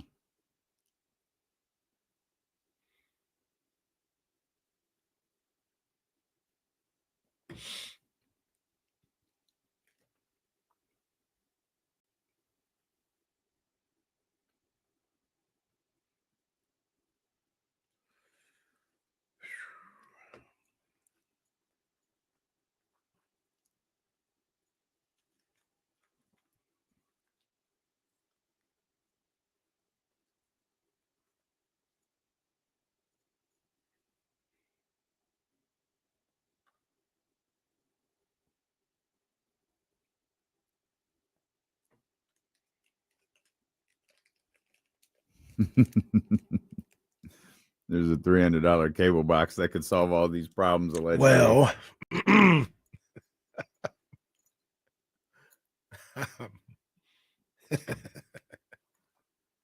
Oh, super boxes got everything, man. Man, they got everything. I was watching Baltimore Nightly News the other night. Wait, is this what is arm? What is that? Armra. What's What the Armra? hell is that? That must be some rich stuff. Probably. Kimberly hella rich. She is. She be harassing that poor little dog. Poor Pretzel. He just wants to go to sleep. That's it. But she's got him in sunglasses. She's got him in a jacket. He just wants to go to sleep. What's up, Matthew? Hang on, Matt. We're coming back. Shut up. Apologies to the Raiders. It's just never happening, man. It's just never happening. Well, we got a Raider insider here. We do, Matt George. Raider fan. That's how he not met his wife, but he knew that was the moment when he was at a Raiders game with his wife. That's true. That's right. That's right. Good, that's good lore from KC. I took her to, it was the season, I can't remember what year it was, but it was the year the Raiders won one game. Or I think it was they only won one game. I know it was they hadn't won a game to the point. It was a Thursday night game in the pouring rain at the Coliseum against Kansas City. Yeah. And Raiders won that game, and she stayed through the whole thing. We got soaking wet. It was great. Was that the same game where late in the game the Raiders were about to win, or they were trying to secure the win, and the Chiefs had one last drive, and they sacked Alex Smith, and then they celebrated dancing Yep. while the Chiefs were doing a no huddle. Yeah. No, but you missed a part. It was 40 yards up the field. Like he ran 40 yards up the field to celebrate, and yeah. That was a fun time. That was so hilarious. Now keep we're in the no huddle offense and they're celebrating the sack. Keep in mind too, my And then wife. you got to do the hey, oh, and then turn around and run like, yeah, this is the most Raider moment imaginable. Keep in mind too, my wife and I both met at a private Christian university. So here we are. Here she is thinking that I'm this goody two shoes kid. I'm like, come to a Raiders game with me. These are my fans. These are my people. And she's like, these aren't your people. And then by the second quarter, she's like, okay, all right, you're one of them. Got it. And today you took the little guy to school. He had his first day of school today. Oh boy. August 7th is insane. School August started 7th, in the first day of school is absolutely insane. There were first days of school in like July 28th, July 29th. It was crazy. That don't make no sense. That's actually criminal. Honestly, I'm glad it happened this early. We were done. It's like I understand parents who like want to get their kid out of the house. My mom used to send me to summer camp. I was like, why, Mom? I just sit in my room and play video games. She's like, no, get out of the house. I understand why. I want you out of here. How old is your son again? He turns 4 in a couple weeks. Yeah, I'll be feeling the same. That's great, man. Ryan got to go to school. That's terrific. Our man Matt George of ABC 10 and Locked On Raiders. It's actually a really good podcast. Locked On Raiders is a good podcast. Q is the best, man. I love Q. Yeah, he's very, very good. Our man Matt George from the Locked On Kings podcast. We will get to a conversation about the Raiders and the rest of the NFL as the day progresses. We do have Raiders football here on ESPN 1320 tonight, but we'll talk Kings basketball in the NBA in general with our man Matt George. Let's start with the NBA for a second before we rehash the 50 things we've already discussed about Jonathan Kuminga. Oh boy. De'Aaron Fox signed his contract extension on, I think, the second day he was eligible for it. Lots of reaction around the league to that particular deal. Where do you land on De'Aaron Fox and his long-term future with San Antonio? Well, I mean, my instant reaction is I'm very happy for the guy. I mean, I was able to cover his entire career here in Sacramento, and I actually have established a relationship with Fox and his family. So to know that there's that element of it I mean, he's now in the top 20 of highest players ever and highest paid players in NBA history, which is crazy to talk about. Yeah. Now that comes with an element of like, now you got to perform, right? If you're being paid like a max player, you can't just be Robin to Wemby every single game. I think especially early on, like maybe 2 years from now or a year from now. And I know Wemby has the chance to being an MVP next season, even. That's just how incredible he is. But by the time we get to the end of that contract, that's where it should be clear that Fox is like the number 2 guy, or maybe it's Harper at that point or Castle or whoever. But right now, like Fox needs to be the steady presence on that team, not just because Wemby is young, but Wemby's also had his issues, his injury issues or health issues, right? So I think De'Aaron, like they say they front load a contract financially, right? I think this contract is front loaded with expectations. Like you have to deliver right away and be a consistent, steady, winning presence for that organization. And when Wemby passes you up, because he will, and that's not a bad thing, you're going to be in a perfect spot to be a phenomenal player in this league without having to be the dude. But like if you're asking me the first month of this season, who has to set the tone for the Spurs, Wemby is always going to have an asterisk next to it because he is, again, a generational talent. But Fox should be, we always call him, what was Luke Walton's thing, the head of the snake. Like in some ways, I expect Fox to take on some of that responsibility with this San Antonio Spurs team right away. I don't blame anybody who goes, wow, that's a lot of money for a guy that has only been an all-star once and won a clutch player of the year and all NBA. I understand that completely. I think Fox is worth it. I think the San Antonio Spurs are going to be an extremely difficult team to beat. And it's a good problem for them to have, to figure out what to do with this logjam of super talented guards. And if they move on from one of them, doesn't seem like it's going to be Fox at this point. They just gave him the bag, and that's not going to be easy to move if it doesn't work out. So I think Fox's roots are pretty firmly planted in San Antonio, and I think that's a good thing for the Spurs. I'll ask the question that we've asked a lot of people that come on this show since the contract was signed. I'll ask you, do you think he finishes that contract in San Antonio? If he doesn't, I feel like it's moved like the last year. Or is there a scenario where, I'll just use Giannis as an example. Is there a scenario where like the Spurs in 2 years or whatever are knocking on the door of a championship and suddenly disgruntled star A becomes available and it's, okay, Fox, we have to use this contract to go out and get that guy?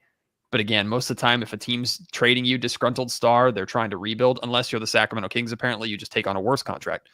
But I don't know. I imagine Fox is going to spend minimum the next 2 years in San Antonio. It's a 4-year deal, so I would put my money on he's there for at least 3 years of that deal. And over that time, you can see what you've got in Castle and Harper and make a decision on them. And even if both of those guys are really, really good, again, it's going to be tough to move De'Aaron in that contract. And I don't necessarily think you need to. I know how things ended in Sacramento soured a lot of people on De'Aaron Fox, the basketball player, but we got to think back to when he was in the postseason, had one of the best scoring debuts in postseason history, and was really incredibly good in that series against the Golden State Warriors until he broke his hand, pinky. I can't remember what he broke. Something. He's had hand issues galore, that guy. So I think he's phenomenal. I think he's a perfect number 2.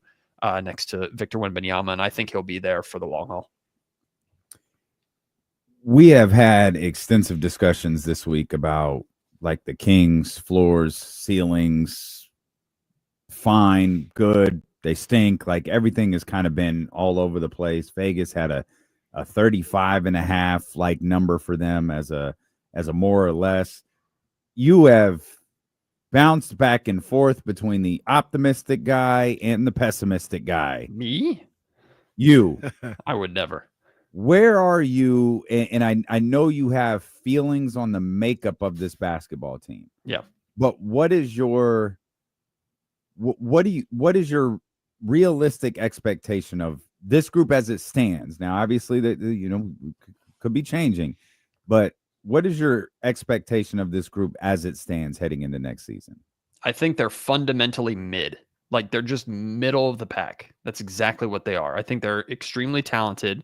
There are elements of this organization right now that I am optimistic about, namely the Perry and Doug Christie partnership. I'm optimistic about that. I'm excited about that to see how that works. I believe them when I hear them talk about how they're going to work together, and all signs point to that's actually happening. And it's a nice difference going from that, or going from the Mike Brown, Monty McNair front office coaching relationship that was always wavery, didn't really make sense.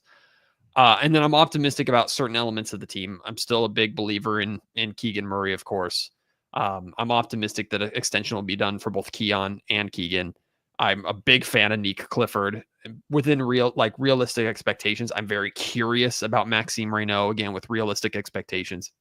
But the core of this roster, it's not that I don't think it's talented. I just don't think it works. I just don't know. I don't think it's coherent.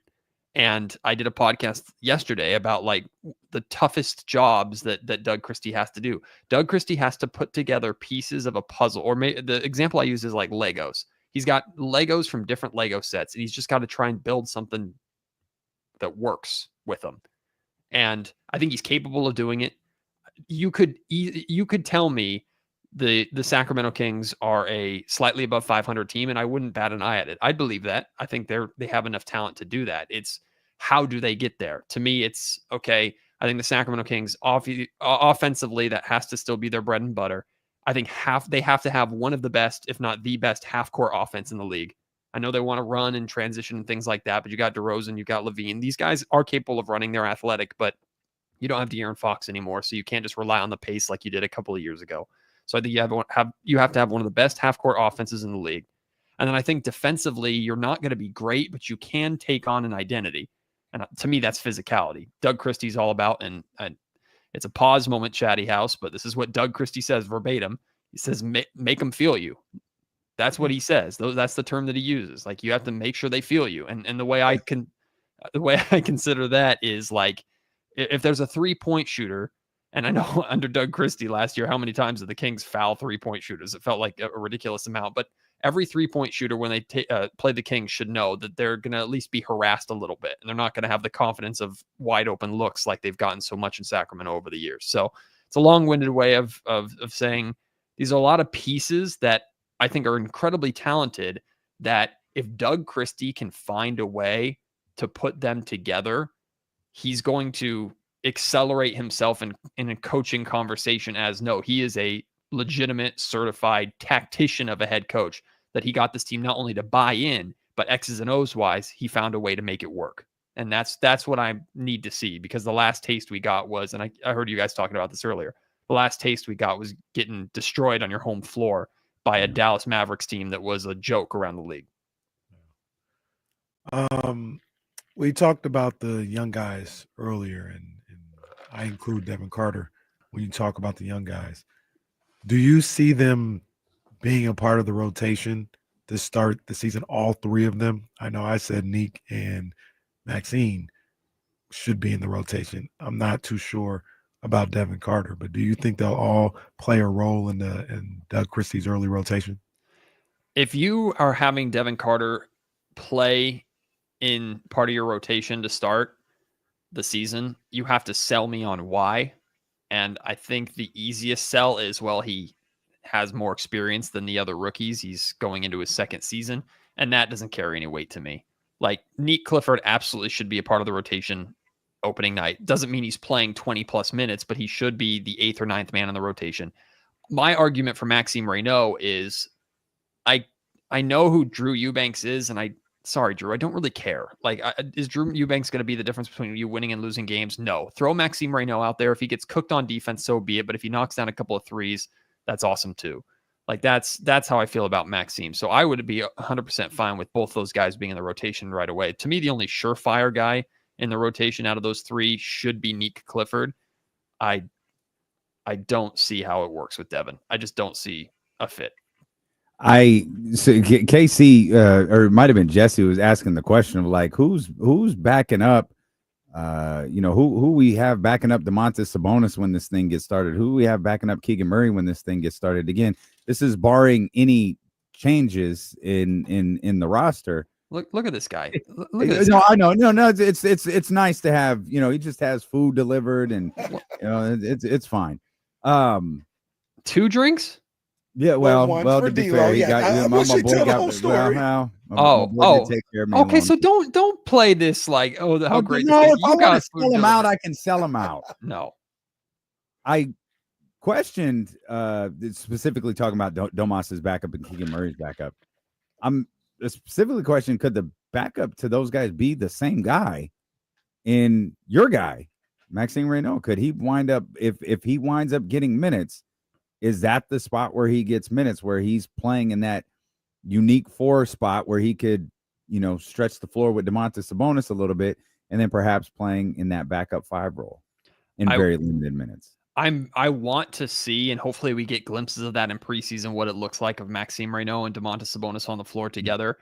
I'm already expecting or preparing myself for Maxime not to look good on the defensive end. I think it's going to be a strong learning curve for him. I think, like I said this, I think he almost needs to get beat up in training camp a little bit. And what I mean by that is when they do their 5-on-5 scrimmages, I want Maxime guarding Domas. I would love to see the two of them together at times too, so they can get comfortable. But I want to see Maxime Reynaud trying to handle Domas and guard him, and Domas playing the physical way that Domas normally plays is going to be a bit of a wake-up call for Maxime. But I think he needs that.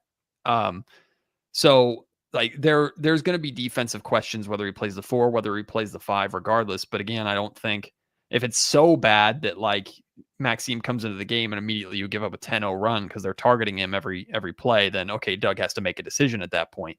But let him make that mistake first. I'm okay seeing him make that mistake first. And I think Maxime is an incredibly smart player, and especially if this team is going to hang their hat on the offensive end of the ball, his floor spacing is natural, and you've been asking for that from a big next to Domas really since Domas has gotten here, it feels like. So here's your potential option. You don't know unless you try. Give it a shot, especially in preseason. Let it ride. See what happens. I agree with you. And I do think that's the extent of how we'll see those rookies unless they're playing like at an extremely high level. We've talked about this a number of different times with Vegas's over under and everything. And I just don't think for a number of different reasons, we're going to get to a point where it's just let the young guys play 28 minutes, 30 minutes a night. Like the contracts don't work that way. I think the talent on the team doesn't work that way. And I think that's what you're going to get outside of injuries from seeing those young guys, is you're going to see them in spot duties. They're going to be in real specific situations where they can be hit a little bit, maybe with that, whatever their weakness is, whether it's offensively or defensively. And I don't have a problem with that. I think that's good. I think that's going to be a good way to ease them into the NBA, especially in the first few months of the season. And Casey, I think you might get to a point in the season if things aren't going well, and maybe Perry will naturally make this transition for Doug easy if he moves on from DeRozan at the trade deadline or somebody at the trade deadline like that. But like there's a scenario where 40, 50 games into this, if you think things aren't going well, where I think you could talk Levine and talk DeRozan and bring him into a room and go, hey, it's not working. The direction we're trying to go in. We're going to take away like 5 to 7 of your minutes and spread it out amongst these young guys. And I think like, especially DeRozan would get that and understand that based off of where he is in his career. But what you can't do is exactly what you said. You can't go, DeRozan, Levine, you're sitting down, we're giving Neek 25 a night, because not only does that potentially negatively impact those two and any trade value that you might have for them, like that, people see that around the league, veterans and players see that around the league. And I don't think that would work out well for Doug or Scott or whoever made that call. So I don't think there's ever a scenario where you're just completely shutting guys down unless, again, you're trading guys away. But I think DeRozan is enough of a veteran specifically to where if you were to tell me in February or January that things aren't going well and you brought DeRozan into a meeting and said, hey, we want to give a little bit of your playing time to Neek Clifford, what do you think about it? I think DeRozan would be the vet and pro that he's always shown to be. But the Kings also might be in that position where it's like, Neek, we're going to have to take some of your minutes away because we're in a run here and DeRozan and Levine are cooking. We got something going here. So it's an interesting test for Doug. And I like that Doug can coach this season without the fear of, am I going to keep the job or not? Am I going to earn the job? The job's his now. So now he can put his stamp on this team how he sees fit. And I'm excited to see what that is. Fundamentally mid is what you called them? Put it on a shirt. You're listening to D-Lo and Casey on KIFM West Sacramento, KRXQ HD2 Sacramento, ESPN 1320, always live on the free Audacy app, live on the iHeart app as well. Does that change for you if they acquire Jonathan Kuminga? Are they still fundamentally like? Let me rephrase that. Judge, strike that from the record. Does it change anything for you if the Sacramento Kings acquire Jonathan Kuminga? Yes, long term, not really short term. I don't think the Kings are a Jonathan Kuminga away from making that much noise, unless Kuminga was truly like held down by the Golden State Warriors organization. Now he can blossom into this star that he always was, and the man in San Francisco was keeping him down. Like I don't believe that.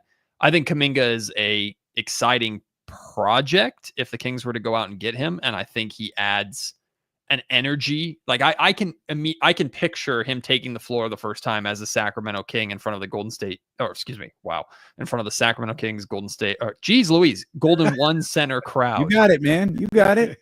It's the off season. It's all right. Just merge the teams together. Just make it the Northern California Warrior Kings. Like I think there would be a reinvigorated energy for the franchise and a positive outlook towards the future. And I would be very curious to just see what a lineup of Kuminga and Keegan together at your 3 and 4 looks like. It would just be exciting to have 2 6'8", 6'9" guys out there. But short term, I don't think the Kings are a Jonathan Kuminga away from making any kind of noise. It improves their playoff odds, I suppose, but I would feel the same way. I feel like winning a series would be a coin flip. It just depends on what version shows up of the team, not just Kuminga. You know, we got to tap in. We got to see what's going on, man. Is there no new news on that front with Kuminga, the Kings? I kind of feel like it's kind of settled into the space where I do think Jonathan Kuminga is going back to the Warriors. And I think any talks of a trade, just my feeling of it, is all but dead at this point. But what have you heard, Matt? Yeah, I think it's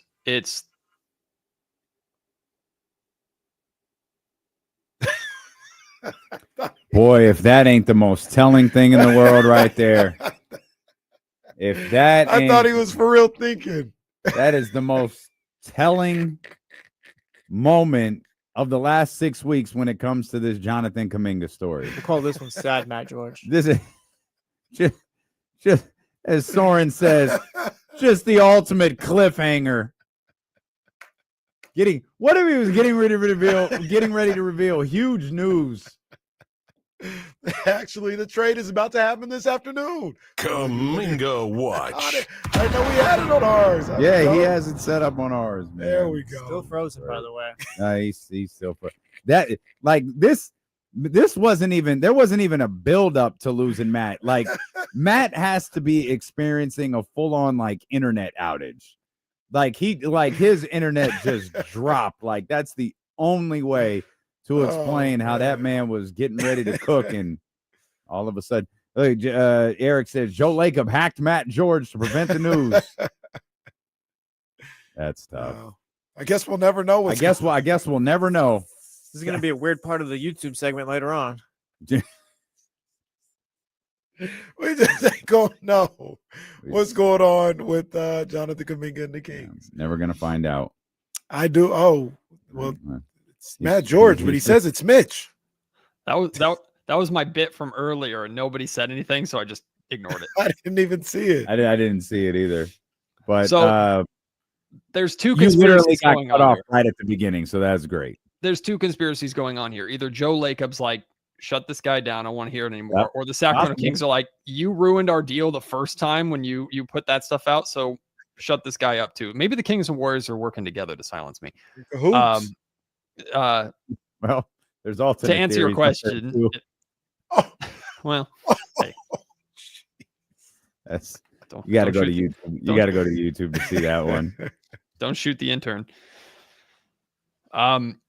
What I was going to say before I got cut off was essentially I look at it as if like we're using the three of our layouts, like D'Lo's the Warrior side, Casey's the King, the Kuminga side, and both of them are just kind of staring at each other and playing this stubborn game with each other, and the Kings are in the middle, just kind of sitting there going, "We put something out there. It's here's an option, and now we're just going to kind of sit back and watch what you two decide to do."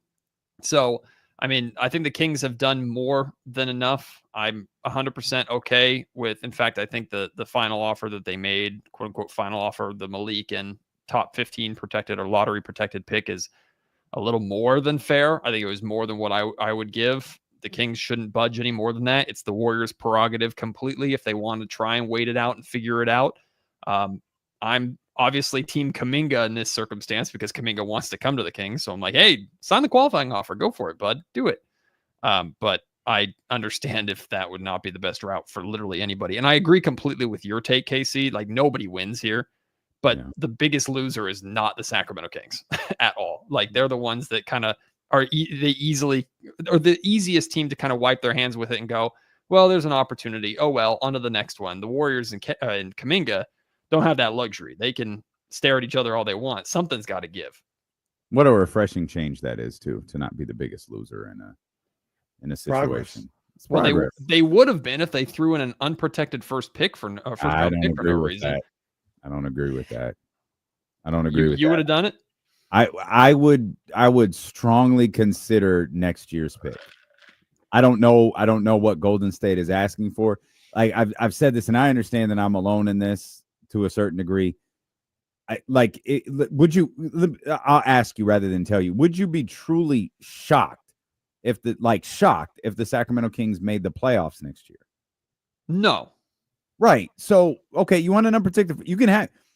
You want 2030? There's provisions all over 2030. If this is just about an unprotected pick, you could have next year's. No, that makes sense because, like I said, I think this team is mid. I think this team is going to finish right in that like very late lottery to just outside the lottery range. So I get that 100%. My whole issue with it is not necessarily the pick; it's more so the circumstance that the Warriors are in and not wanting to give them any sort of out. But what you're saying, I like. The 2030 pick is far more valuable than next year's pick because of the unknown. You're 100% right on that. It's the principality of the situation for Matt. And that's fine too. It's like, I don't have to remove the provisions of this pick because I searched, like I tried to. Phoenix does not seem to give a damn about Jonathan Kuminga nor the story that we're doing. Like I mean, Matt's done podcast on it. Will Z's writing about it. It's all over like The Athletic and ESPN and all this. I'm trying to see how Phoenix is covering this. They don't care. They don't care. They're not talking about this. That doesn't mean the Phoenix Suns basketball team doesn't want them. It's just whatever information they're given that seems to be leading them to believe that it's not that big of a deal. It feels like far bigger of a deal here. As Matt, you laid this out for us last week. It's a far bigger deal here. Sacramento wants Jonathan Kuminga on this team, but they're not going to pay more just because Golden State said so. It's like, you don't have anyone else who's going to buy this. Well, I got to pay more for. We could both just walk away from each other because in the end, I know what you know. And no matter how many radio show hosts or writers or Tim Kawakami's right about it, you do not want that man playing on the qualifying offer. You don't want that man in your locker room. You don't want that man in the building. You certainly don't want that man on the floor. I know this. Everybody else knows this. And it doesn't matter how many people regurgitate otherwise. Right. You don't want that to happen. Him on the qualifying offer would be a disaster. Absolute disaster. It would be a huge disaster for the Golden State Warriors because you literally just out of spite said, okay, we get nothing. This whole saga is equal parts entertaining and exhausting. It's exhausting from the standpoint of like, where I've gotten to the point is like, okay, Kings, just walk away. Like you put your thing out there. You put everything out there. Wait, I know. You can't do that, Matt. You can't do that. You cannot do that, Matt. Hello? Did I freeze? Hello? No. Come on, man. Oh, Madsen's in the back too. Oh, yeah, that's tough. I said that in front of Madsen. No, that was never getting through. You've put your offer out there, Kenny. that was a tough one. And now, God, I hate this show. I hate this. I know. So do I, Matt. It's okay. Anyway. You put it out there, or you're willing to make. Yeah. And now you just wait. I don't want to talk anymore.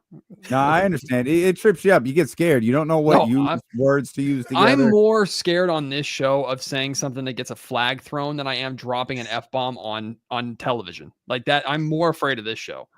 Us being afraid of a flag is crazy. Yeah. No, I'm just afraid of Jesse throwing it. Yeah. Serious game out here. It's tough. Because Jesse has that look on his face like he's disappointed in you. Just like I'm like, sorry, Jesse, I didn't mean to. Oh, that's terrific. But That's terrific. I mean, that's so what Matt talked about, though. That's pretty aggressive. Like the Kings dead in talks. Like, bro, we're not even talking to you no more. Well, they might look at it like, what more? What do you want? Like, I don't. You want this pick to be unprotected in 2030? I can't give that to you. If that's what we're talking about, we don't have nothing to talk about. All right, we don't have anything to talk about. If you're willing to either take this protected pick or have a separate conversation, then fine. But I'm with you and Matt and Wow. everybody else. The Kings have already they've already done enough at this point for what is going on. I feel you on the unprotected pick in the way that you laid it out, but I don't know. I even feel at this point like even that, like I'm not doing that. Like I'm not. Like I've done enough. I've negotiated in good faith this entire time.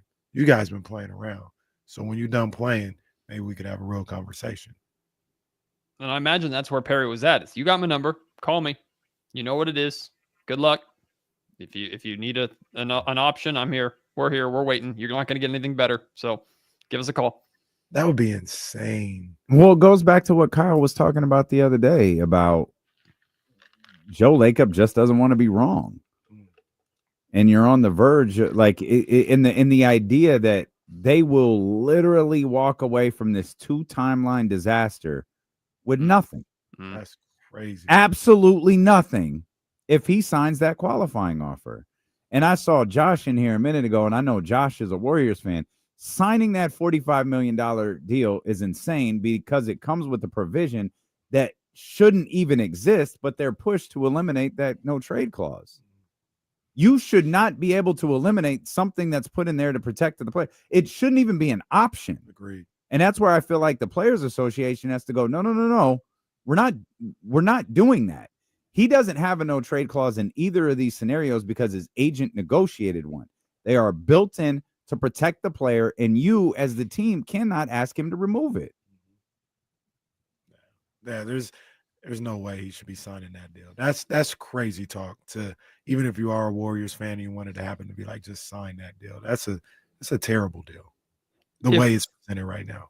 If Kuminga were to sign the qualifying offer, though, and stick to his guns and carry out the only threat that he really can carry out, how much does that diminish the view of him around the league? And then / how much does that diminish the view of him here in Sacramento? Does it at all?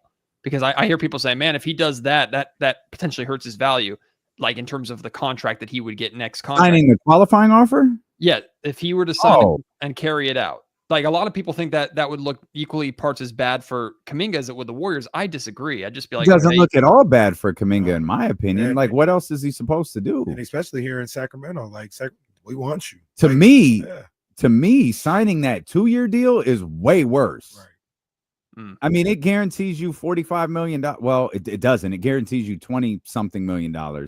But that, to me, is way, way worse than playing on the qualifying offer. And when we should start doing this. It's way worse than playing on the qualifying offer because Steve Kerr ain't gonna play him. Right. And even the Warriors' reasoning for keeping him around is almost insulting too. And I understand it from an asset management point because they talk about we want the salary slot so we can use it at the trade deadline to go and upgrade and get what we need here. And Kuminga's going, why am I going to help you get better by me just being a PC? F you. Like, after all that you've done to me, by the way, after all that you've said, all of these smear campaigns you put out there, you want me to help you? Not interested. Can't do it, man. The only way we're even sorry, Joe. The only way we're even considering that is if the that option, that team option is off. Not if you take the team option, turn it into a player option. Yep. Now maybe we could talk. Completely maybe, different. We'll do that. But if you're still locked in on that team option situation, we don't have nothing to talk about. I'll sign the qualifying offer and I'll be gone. I've already talked to Scott Perry and them. They're gonna give me $20 million next year. And it's not even like the Warriors having control over something. It's any team that he gets dealt to having control over what his immediate future is. And that puts like these guys, and this is, I really do feel bad for this unrestricted free agency, or excuse me, this restricted free agency class. This This is the moment you enter the league for. Casey and I talk about this all of the time. This moment right here. Draft day is cool. Signing your first contract is a lot of fun. It's this one. It's signing that second deal where you're really going to make money that could potentially change your life forever. It's this deal they've waited for, and none of them can get it. And if you're Jonathan Kuminga and you sign that 2-year deal with that team option, you're not only prolonging it 1 year, you're prolonging it potentially 2. People talk about what could go wrong in the next year if he plays on that qualifying offer. What could go wrong if he plays the next 2 years, having no control over where he goes or little control over how much money he makes? Yep. Now you've brought 45 in, but that's at the expense of 100 and some change. Right. It's comparing apples to oranges a little bit, but it makes me think about, now that we have the full context of the market, if we knew what we know now about what the market is and the scared money and everything, and we applied that to the decision not to extend Keon right away, for me, I still would like, just if you believe in him, get it done and figure out the flexibility later. I've always felt that way. But does it look like more of a safer or better, I guess, gamble for Perry to play kind of the long financial game with Keon, with how we've seen the market play out? And unless they change the apron system, I don't think this is all of a sudden going to go away next offseason either, when he's an unrestricted free agent. So I'm not saying Perry predicted this, but I think the market, the Warriors are trying to exploit this too. I think the market is set up best for teams to retain talent because there's no money out there to go and get them. Well, it's not just the market. Sorry, it's not just the market. It was the cap. The cap was 3% less than what they expected. Well, Matt, Perry kind of did predict all that. Like, Perry, this is foreign to us here in Sacramento, but he knows what's going on around the league. Mm-hmm. He's in tune with markets around the league and all this other stuff. So just like we could say he predicted the Kuminga market, he probably predicted like what that Keon market is too, and made a decision off of that. So I think that does play a factor into why he decided to move this particular way with Keon Ellis. I'm convinced too that if Monty McNair and that front office were still here, Jonathan Kuminga would already be a king. But I'm wondering what the overpay would have been. Oh, 4 first-round tricks.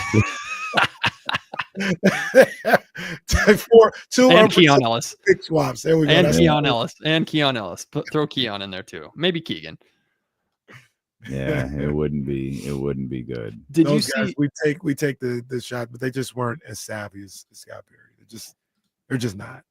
So Alex Rodriguez, of course, owner of the Minnesota Timberwolves, put out a survey, a fan feedback survey for both the Minnesota Timberwolves and Minnesota Lynx, like for fans to go and fill out and share their feedback on the organization. Can you imagine if the Kings did that right now? Oh my God. What would that, can you imagine what that feedback survey would be like if the Kings put something like that? Vivek can't even encourage a tennis player to keep working. Oh my God. He can't even show love to a tennis player right Vivek went to bed like, I'm never posting a motivational quote again. That poor guy. Yeah, it would be bad. It would be very, very bad, Matt.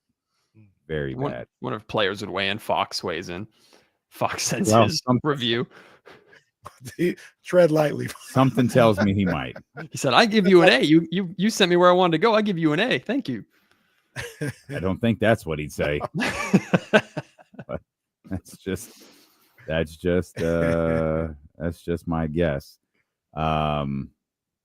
I guess we'll see what happens, man. We're of the belief we're not even close to this story being done. Yeah, I don't think we're going to be in week 4 of the NFL season talking about Jonathan Kuminga. Kuminga Watch. Day 32. Day 32. Kyle Madsen. So, yeah, it's this story's in no danger of going anywhere simply because it doesn't have to. I can't. So James brought up how you can extend the date of the qualifying offer. There's literally no reason for Jonathan Kuminga to work with the Golden State Warriors. That's something that has to be agreed upon together with the idea of, hey, Jonathan, we're working on something. Let's extend this to October 15th. Let's extend this to November 1st. I know Aaron Turner's having a tough time right now But the answer is no. Right. Like, you've had all off season to do this. We're not extending anything. We're either signing the qualifying offer or you're trading us. Like, that's it. And I will send the DocuSign over 1 minute before I have to. Facts. And the other component, we always talk about like how the Warriors have shown so many times that they don't want him there. The other component that I know sometimes I often overlooked is he doesn't want to be there. It'd be one thing if the Warriors are like, we don't want you or whatever, but it's like, man, I really wish we could work this out because I want to stay here. He don't want to be there. Like, he doesn't want to be in Golden State. Yeah. So he's not gonna. The Golden State comes to him last minute. It's like, all right, fine. We've got a 3-year, X million amount of dollars here. This deal for you. Like, just sign it. I know this is what you've been wanting. No, I don't want this. I don't want to be here. Like, your new offer doesn't move me in any way because I don't want to be here. Let me just sign this qualifying offer and move on. Meanwhile, while this saga plays out over the next month or two, poor Russell Westbrook is sitting in the waiting room of the Kings front office, just like, all right, what about me? I'm here. Can we get this done? Well, yeah, Russ and the Kings. There's a lot of guys out there. There's the Al Horfords, the Malcolm Brogdons. Like, I think there's a lot of guys that are just kind of stuck in this weird purgatory while some of these other things get worked out. Matt, thanks for making time for us a little earlier than usual, but we always love talking to you, man. We appreciate you jumping on. Sorry to interrupt your Raiders talk. I know everybody was looking forward to it. Don't worry. Geno Smith's not going anywhere. Brock Bowers, draft him in fantasy. That's all I got. Oh, there you go. Okay. No, Raiders Brock Bowers is a cheat code in fantasy. Nah, man, he's legit. We'll actually, I don't know that we're going to talk. It's happening at some point. We got Raiders tonight on ESPN 1320. So hang tight. Big thanks to Matt George, ABC 10, Locked On Kings, here on Sacramento Sports Leader, ESPN 1320. And big thanks to Casey and Cheryl in Elk Grove. Shout out Cheryl in Elk Grove. Shout out Lil Reese. DoorDash. Yeah. Reluctant Raiders talk should be a segment for you guys. Yeah. Yeah. I can't hear you. Okay. No, yeah. I actually didn't even notice you were sitting there. I just assumed it was Jesse. Sorry. I saw you standing there, but didn't notice you sitting there. Sorry.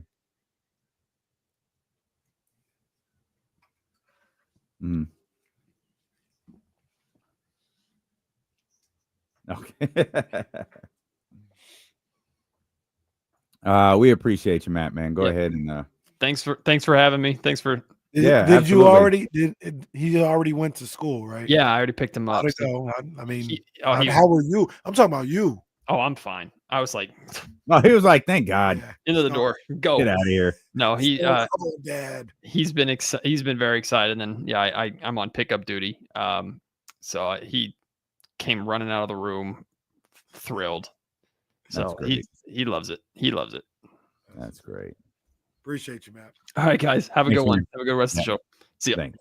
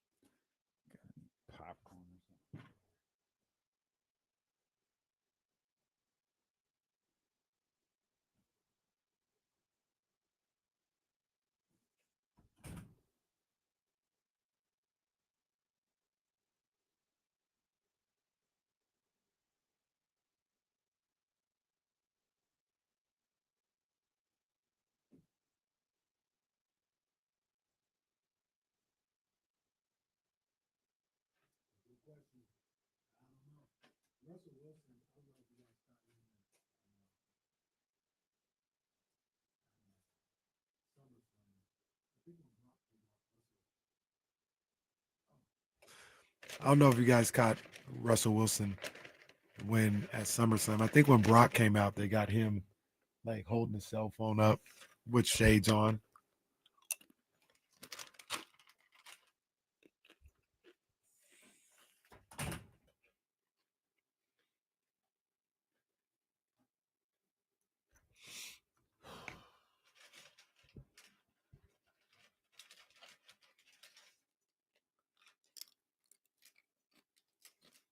Yeah, we'll go short. We'll go short and catch up. Mitch gets really flustered when you don't answer the phone exactly when he calls.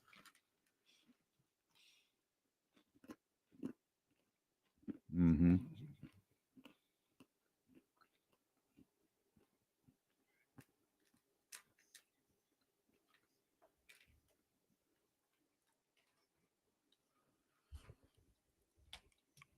The WNBA had to implement a no back policy last night. Gosh, bro. That's getting ridiculous. The mugshot of the most recent perpetrator who threw a sex toy onto the floor was unfortunately hilarious. That was tough. Yeah, it was That was tough. tough. That was tough. I waffle back and forth between what the letter of the law should say you should be able to do and making an example out of this young man. Yeah, I do not find this stuff funny at all. Like, I don't know what it's supposed to be, but triple it. When I talk about the punishment, triple it. Is Whether there it's a money, way? whether it's jail time, whether it's probation, whatever, triple it. There has to be a way that we can manipulate this into a sex crime and send them to jail for you. To me, you have to do something that makes it clear you don't want to get caught doing this. Make an example. And too many people thought this was funny. And I'll be honest with you, sports media didn't help. I think the first one was Golden State because Morgan was on the clip. Yeah. And, oh, this is crazy. Oh, look at what it was. Oh, they didn't want it. Oh, it's funny. It's like, oh, it happened again. Oh, man. Oh, it happens a third time. Okay, wait a minute. This isn't funny anymore. Well, it wasn't funny the first time. Right. Like, one, it's dangerous. Two, it's gross and offensive. Again, there has to be the way to manipulate this and turn it into a sex crime. Let's do it. Make them register as sex offenders. Yeah, let's do it. Like, whatever it is. Because that turn the heat mugshot, up even more. that guy looked like a sex offender. That was, like you said, the first time I saw it, I was like, that ain't cool. Like, that's not cool at all. See, I like the way Troy's thinking. Troy says, is it not assault? You're targeting 10 people. Let's do that. Doesn't even count the refs. There it is. Let's do it. Let's do it. Let's make an example. First degree assault, sexual assault, indecent exposure, 5 years in jail. Good behavior, you can get out a little earlier. But something that makes it clear, yep, not doing that. Nah, man, he's making an example. That's what I just keep saying, man. Make an example out of this cat. This is like you said, offensive, disrespectful, and disgusting on so many levels. That is not cool. It's really taken away from the league in the last few days too, which is unfortunate. It has. That is not cool at all, man. So, like I said, I'm not exactly sure what the precedent is for this type of. Yeah, I have no idea. But triple it, quadruple it. I don't care. Wait it. Jesse finally answered Mitch's call. Mitch does not like it when you don't answer his call. 916-909-1320 Elk Grove Kia Talk Line. Mitch, what's happening, man? How you doing, Damon, Casey, Jesse? Thank you. I don't get mad. It's okay. I can't be on every day and twice on Sunday. That's all right. Okay. All right. Is your name Wayne? So, that's my middle name. I posted on the chat room. I know it was not really nice, but my father gave me two brother names. You know, Mitchell, Wayne. Come on, my father was in Melvin, Mel Hall, but we won't talk about him. Mel Gibson. Well, he's another one. I don't want to talk about him either. But there's a few Mels out there. I'm not really making my point here, but these are great names. Okay. My uncle's name And I was was about Melvin. to say Mel too, but Melvin Gordon, running back. I think he retired, and he's not in the Hall of Fame. So don't look for him there. He's not in the Hall of Fame. Okay. And I don't know. I made up this name because I had that fascination with LA, which I don't want to ever live there again. But I don't even want to get on an airplane. That's another story for another day. But that's how I picked that name, because I wanted to stay neutral. Because the guy 4 hours south of here is really dividing this country. But I don't want to talk about him either. What would you like to talk about, Mitch? Okay, yeah, right, sure. And I don't know how to block anybody. I tried Googling. Someone told me how to block somebody. I forgot why I blocked Johnny G. I don't know what he did. I don't remember. Forgive and forget, especially forget. Westbrook, I wish the Kings would make this trade. Just bring in Westbrook. He's a free agent. And it's baseball season, right? KC, even football's warm. Can we talk about those sports? One thing with the Raiders, I want to see the running game, and I want to see Tonka Hemingway. He's got a great name. He's got to get that defensive tackle position that was vacated by some guy that didn't want to do any recuperation. No, I hear it. It's happening. Thank you. Thank you, Jesse. Well, he had his football takes. That was a tough one. He was ready. He's been doing his Wait, research what was on his the Raiders. football take? He was talking about baseball. Well, no, he said there's baseball and football going on. Can we talk about those sports? And then he talked about the Raiders running game. He talked about a new defensive lineman. He was tapped in. Well, he told us Melvin Gordon was retired. That was a roller coaster. Go ahead and talk about that bottle in your hand. Thank you. Mitch will drive you to drink. And if you're going to drink Baker Family Wines. Yeah. I'm holding a 2021 Zinfandel right here. BakerFamilyWines.com. I heard a rumor. Okay. I hope I don't get in trouble for this. I might step out on Sunday. Oh. Afternoon. Okay. 1, 2 o'clock. All right. I got some things jumping off next week. Yeah. Made a little inquiry about, hey, get some extra bottles. They're like, yeah. By the way, I think Dusty's going to be in the tasting room on Sunday.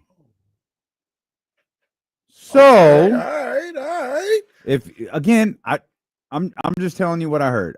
Sources close to D'Lo and KC, have said Dusty Baker may be at the tasting room on Sunday. Hey, now. And I think D'Lo might be in the tasting room on Sunday.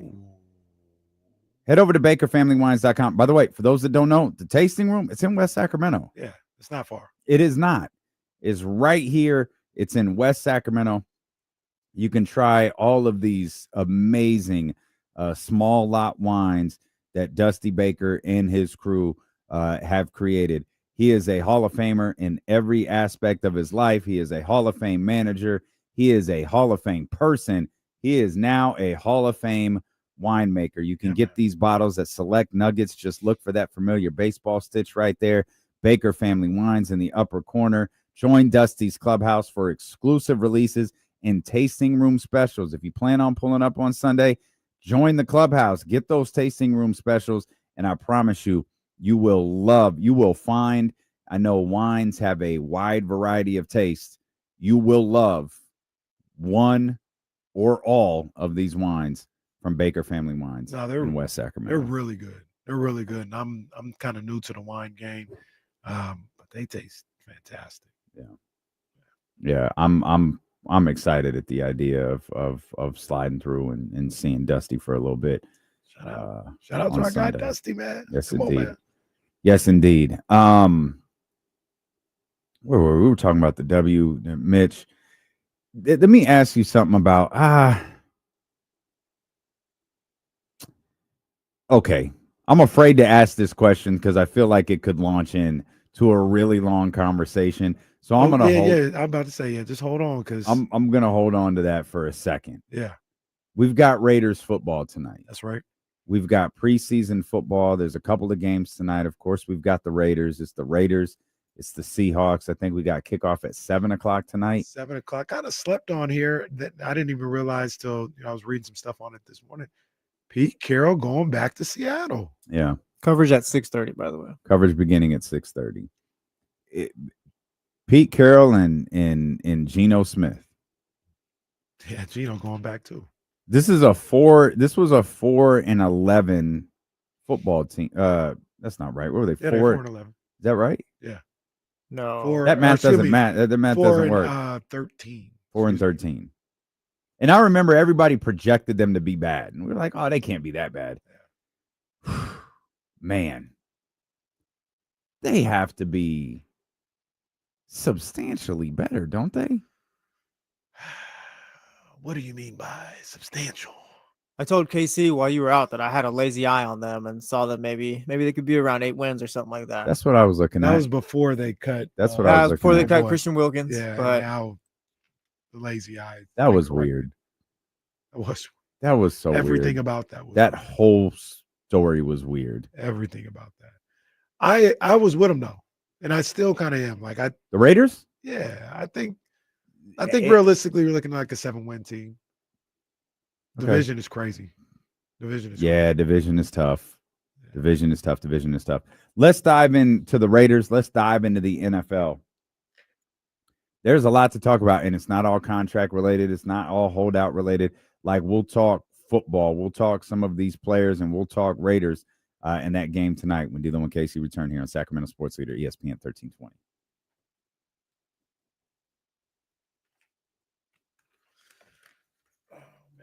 When I leave here, I gotta go get my good sinus meds.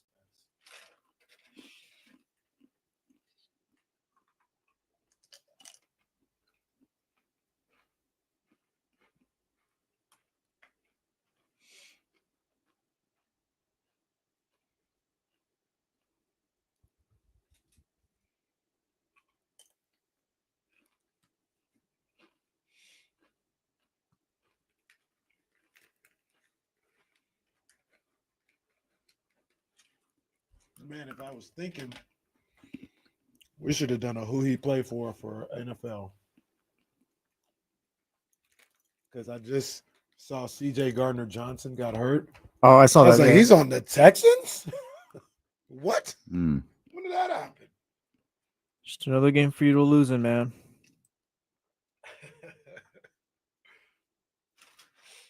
Bad take, Brandon S. If anything's overrated, it's definitely college football. Nah, college football. Both of you guys can go to hell. College football. If one is overrated, it's college football. One is professional and played the right way. The other is awesome because you guys love tradition. If one is overrated, it's the NFL. I don't think either of them are. But yeah, I'd love watching football games where about 50%, maybe at best, is going to be NFL players. The rest will be doing my taxes one day. You know where my argument's going to lie. There are games that have no implications on national championships, on titles, anything like that I will watch ahead of Colts Jags. Yeah, I'll take Colts Jags over college. Damn. That is regular season boring. college football, fine, but yeah. Boring. Yawn.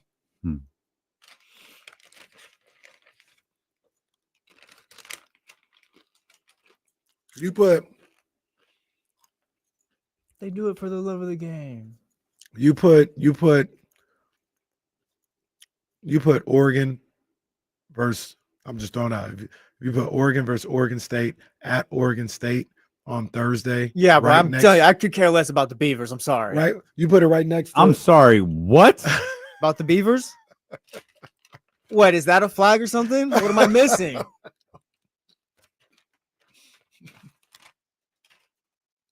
Nah, Jesse catching a flag for that one. For what? Ah, Jesse's catching a flag for that one.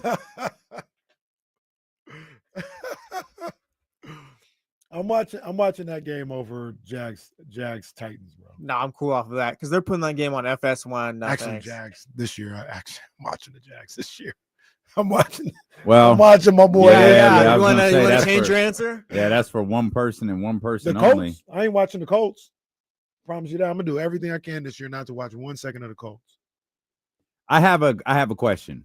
This is a serious question. Okay. Can anyone name a Raiders wide receiver? Jacoby Myers. That was the one I was gonna go. Now I don't know. That's the I don't know one. who's wide receiver too. That's the one. Don't ask me to name wide receiver 2. Jacoby's been there for a few seasons too. Jacoby Is he Myers. still there? Yeah, he's the number 1 receiver. Can't name another one. Let me I'm think. choosing not to. Yeah, I can't. Dang. Darius That was Hayward Bay. Tim Brown. Rocket Ishmael. Didn't he Rocket, play well. Raiders? Well, Jerry Porter. Michael Crabtree. Hunter Renfro, Carolina Panther. that's a rough room. I think they have a million wide receivers. I just don't know who any of them are besides the frequently It's mentioned. not a strong group at all. It Kobe might Myers. be the worst group in the league. Mm. I mean, probably some young talent there that we're not too aware about yet. But if Jacoby Myers is your number 1, that's not great. The You got Brock answer is Bowers probably. around I was there. going to say the answer is probably Brock. Yeah, you got Bowers. Brock Bowers. He's the tight end. That's He's the one probably you're your gonna answer. go to, but wide receivers itself, yeah, it's not great. You know, because I remember I was hearing like James and Kyle talk about the 49ers and what they weren't able to do in the draft as far as offensive line. Mhm. And I'm talking about this when I talk about the Raiders. I am a believer that if you have, multiple weak spots in your roster, you're not going to fix them all in one offseason. So the Raiders, they needed a quarterback. Mhm. They needed to improve the run game. They needed to work on the secondary. They had a lot of holes in their personnel. Some of them just weren't going to get fixed this offseason. Yeah. And I think offensive line, hopefully that's a little better. You could try to patch them. Right. You can cover them up with a Band-Aid, but you're probably not going to fix them. But wide receiver, that's one group that, we'll get to later. We'll see if we can find some of these young guys and find something there. But as far as like making that one of the strong points of the roster, maybe they look at that a little bit more in this upcoming draft, this upcoming offseason. I don't even know what the Raiders' strongest position group is. Defensive line is pretty strong. I like their front seven. I do like their front seven.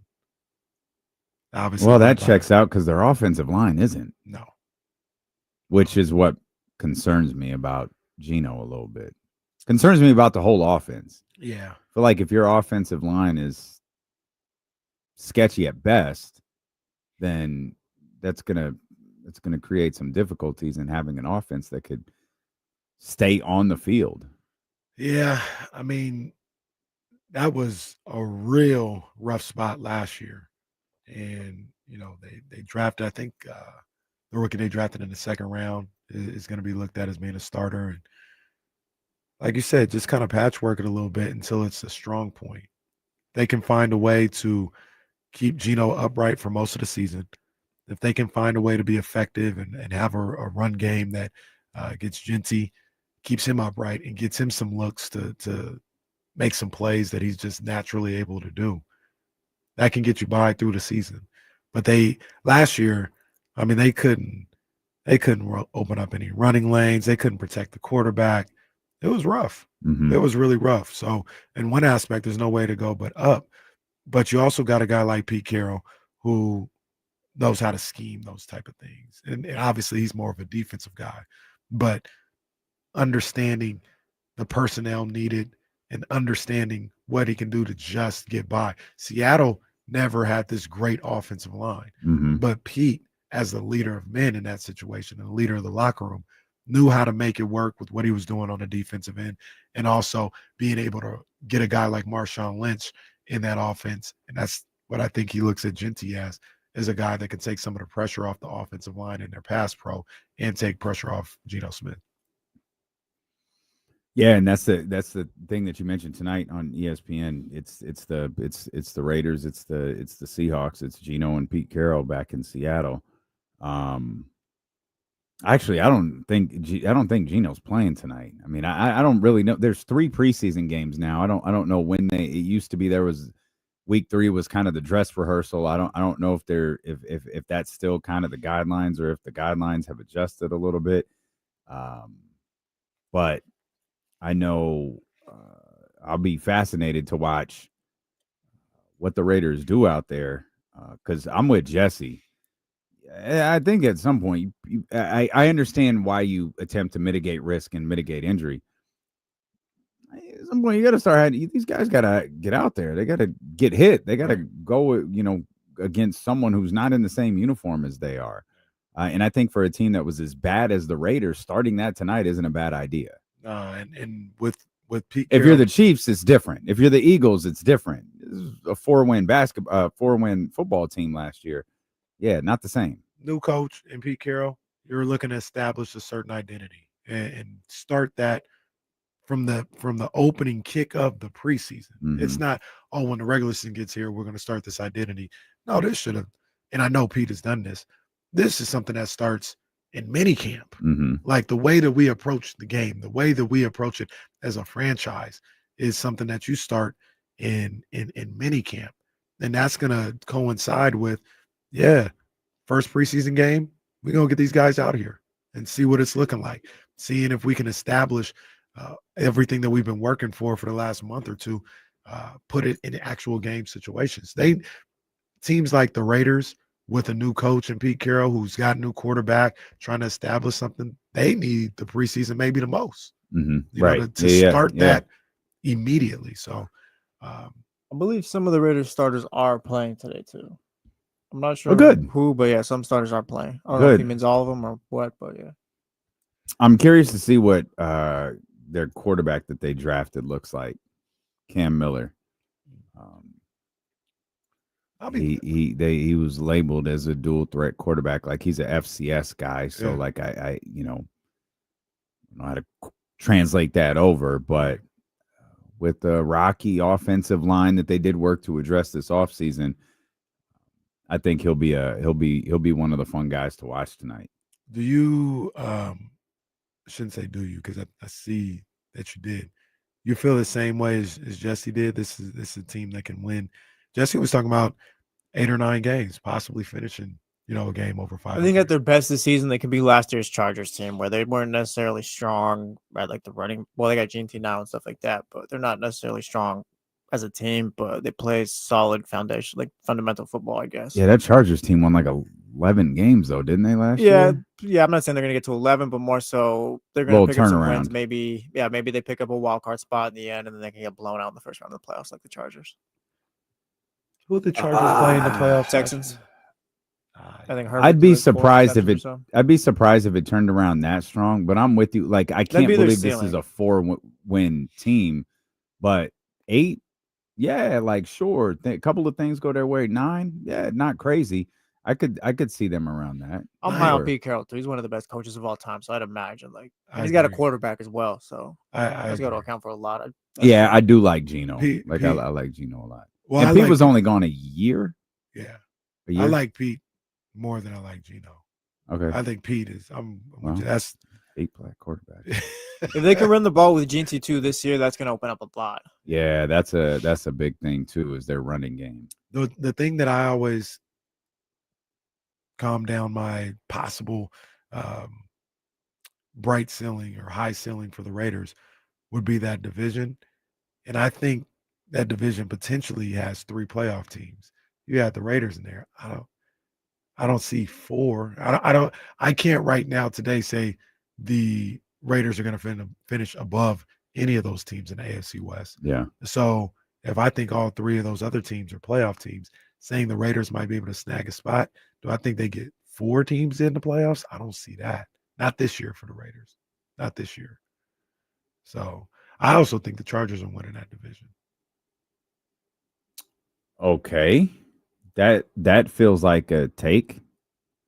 Think Jim Harbaugh go have them boys ready. Herbert, he's got some weapons now too. What about your boy Chip Kelly? He's with the Raiders now. You don't want to rep your boy Chip Kelly? Well, that's your boy. He's trying to stay positive on the Raiders. If anyone besides the Chiefs is winning that division, I think I'd go Denver. Denver's defense.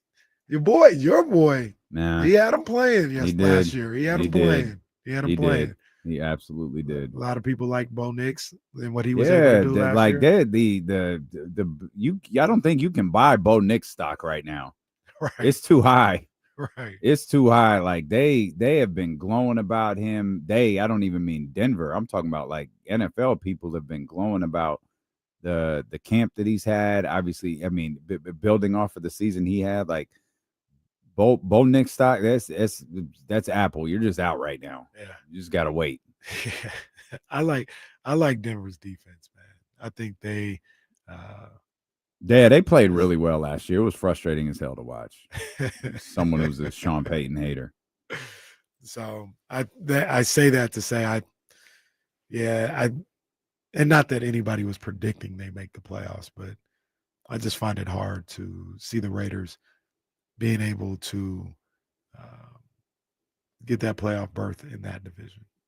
Yeah, I understand. I mean, maybe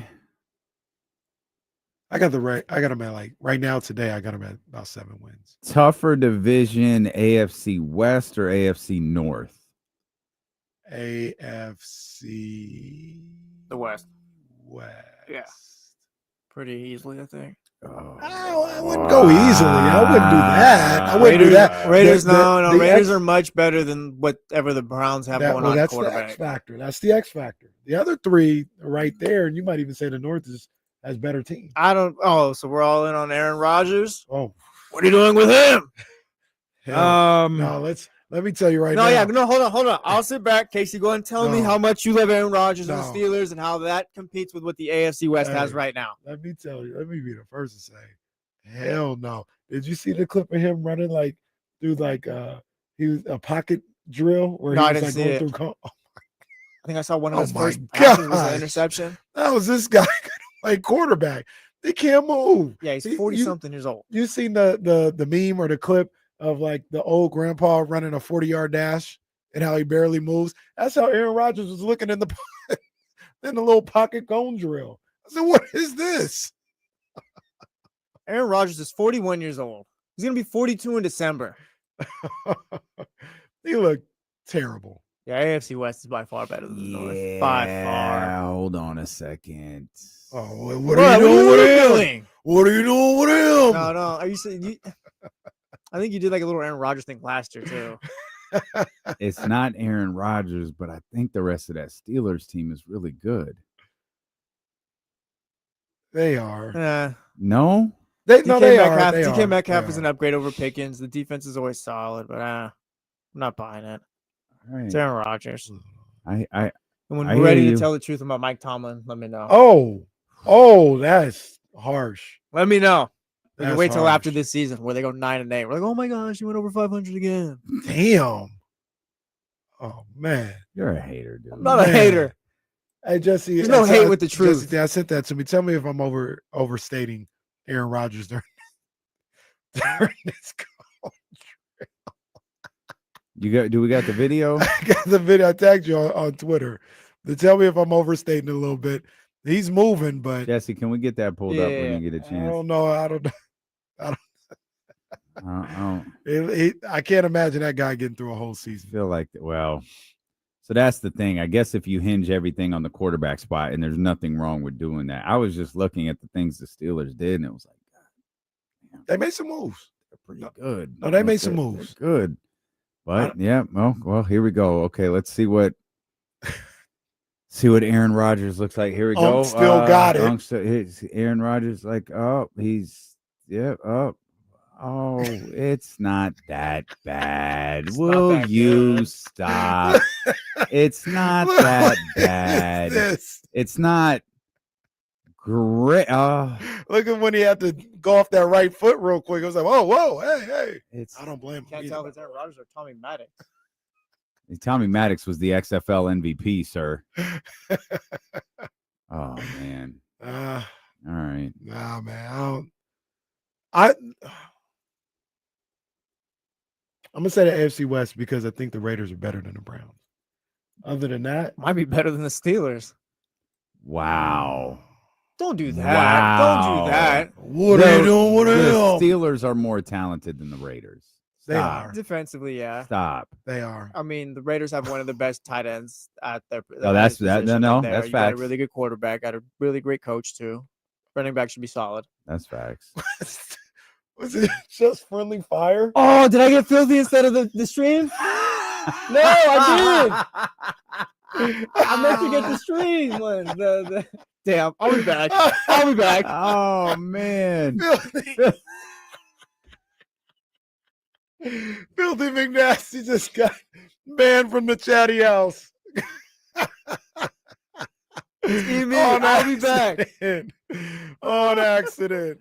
Oh man. Filthy, no. No, that wasn't me, Jumbo. My hands are clean on this one. That wasn't me. Oh man. Don't you have to subscribe to this channel to comment? Shout out to all these NFL streams that have been spamming us lately. Yeah. They've Like been and subscribing subscribe. to the channel. Goodness gracious. Poor Filthy McNasty. What would you say? Would you say the AFC West or the North? Did you say you I didn't give an answer.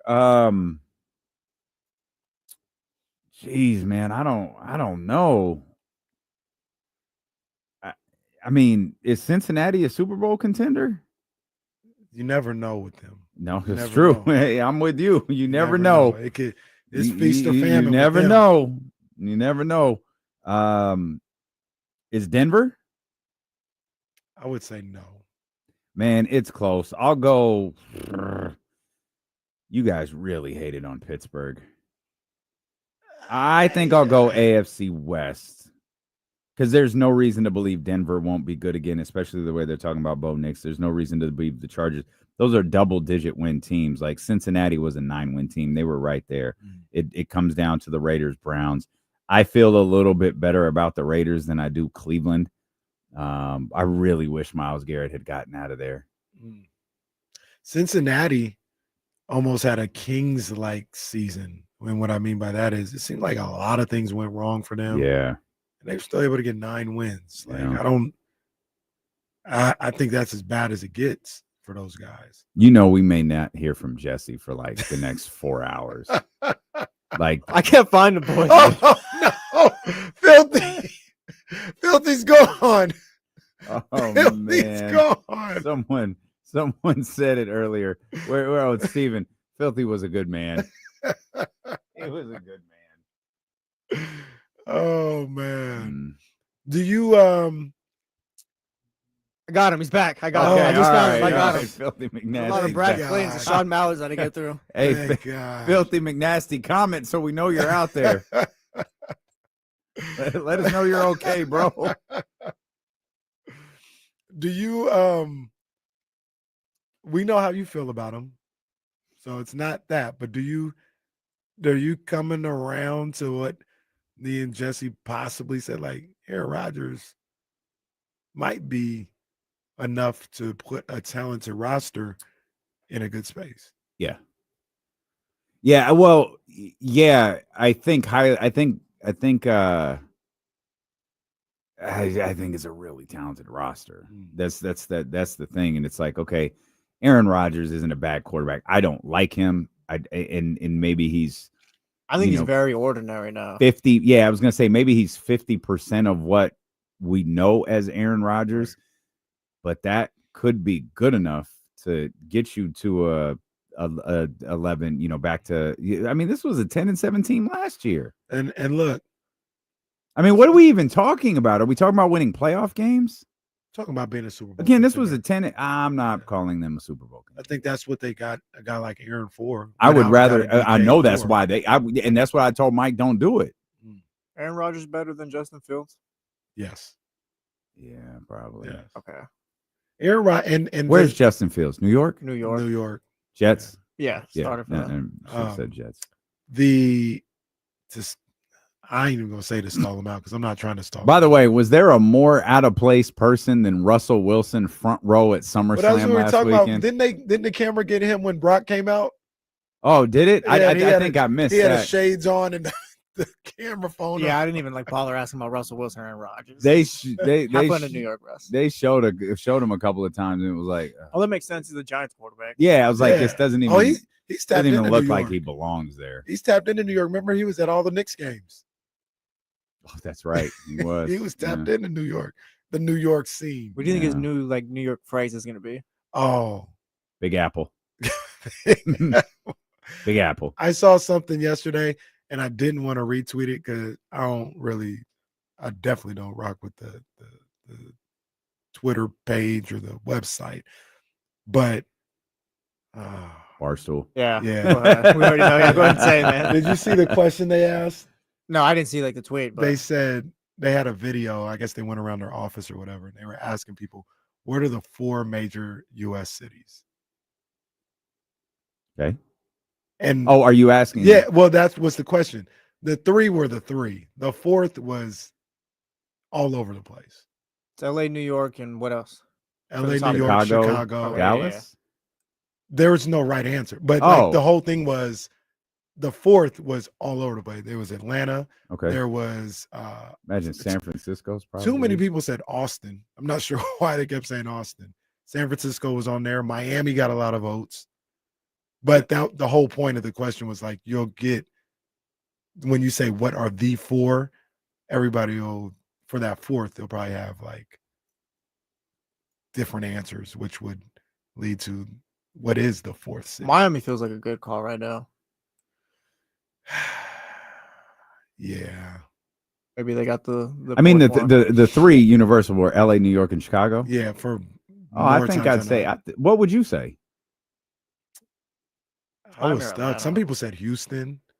I would say Dallas over Houston. I'd say Houston over Dallas. Houston a bigger city than Dallas. Is it? Yeah. Houston a big city. I'm not saying it's small. I just didn't think it was bigger than Dallas. I might say. What would you say? It's between Miami and Atlanta. Yeah, as far as I like I'm not talking populations or anything like that, but I feel like I always see stuff about Miami and Atlanta now as far as like just things happening. Those are just the 2 cities I feel like I see the most now. San Francisco's up there too. Yeah, San Francisco was the other one I immediately. San Francisco might be running into Father Time. What? San Francisco might have ran into Father Time. What is old? Yeah, it used to be. Aaron Rodgers in the Bay Area over there. Like, all right, fine. Oh yeah, a lot of people were saying DC as well. Okay. I don't know if I put DC. You know, Is who got DC considered a city? Yeah, well, it's not a state. Yeah, but it's a district. Yeah. It's really. It's my spot. It's one of my favorite places. I love DC. You know who got no votes that I was actually surprised about? Is Philly. No, what's surprising about that? Yeah, I thought people look at Philly I feel as like that type Philly's of city. kind of lumped into New York. Like New That's York, probably why New they're so Jersey, angry. Philadelphia. I feel like it's kind of lumped in there. I thought people would give them more credit as being the 4th city, so to speak. Philly seems like a cool place, but I don't know if I'd put it up there. Like with those cities, I guess. They'd be pissed at Jesse. Yeah, Just said it was a cool city. I'd love to visit sometime. They didn't hear that. I'm not gonna lie, like, yeah, you're not New York or LA, Chicago, that either. Oh, Iggy's right. Seattle should get some love. The Mariners just blew the lead. It's tied at 2 now on the top of the 7th. Oh, I saw Cal Raleigh selling T-Mobile yesterday. He did. Got to go switch my He phone stopped. plan. He was looking like Morgan when Rhea Ripley was on. My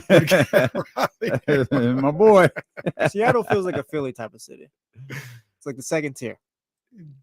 Seattle might be 3rd tier, bro.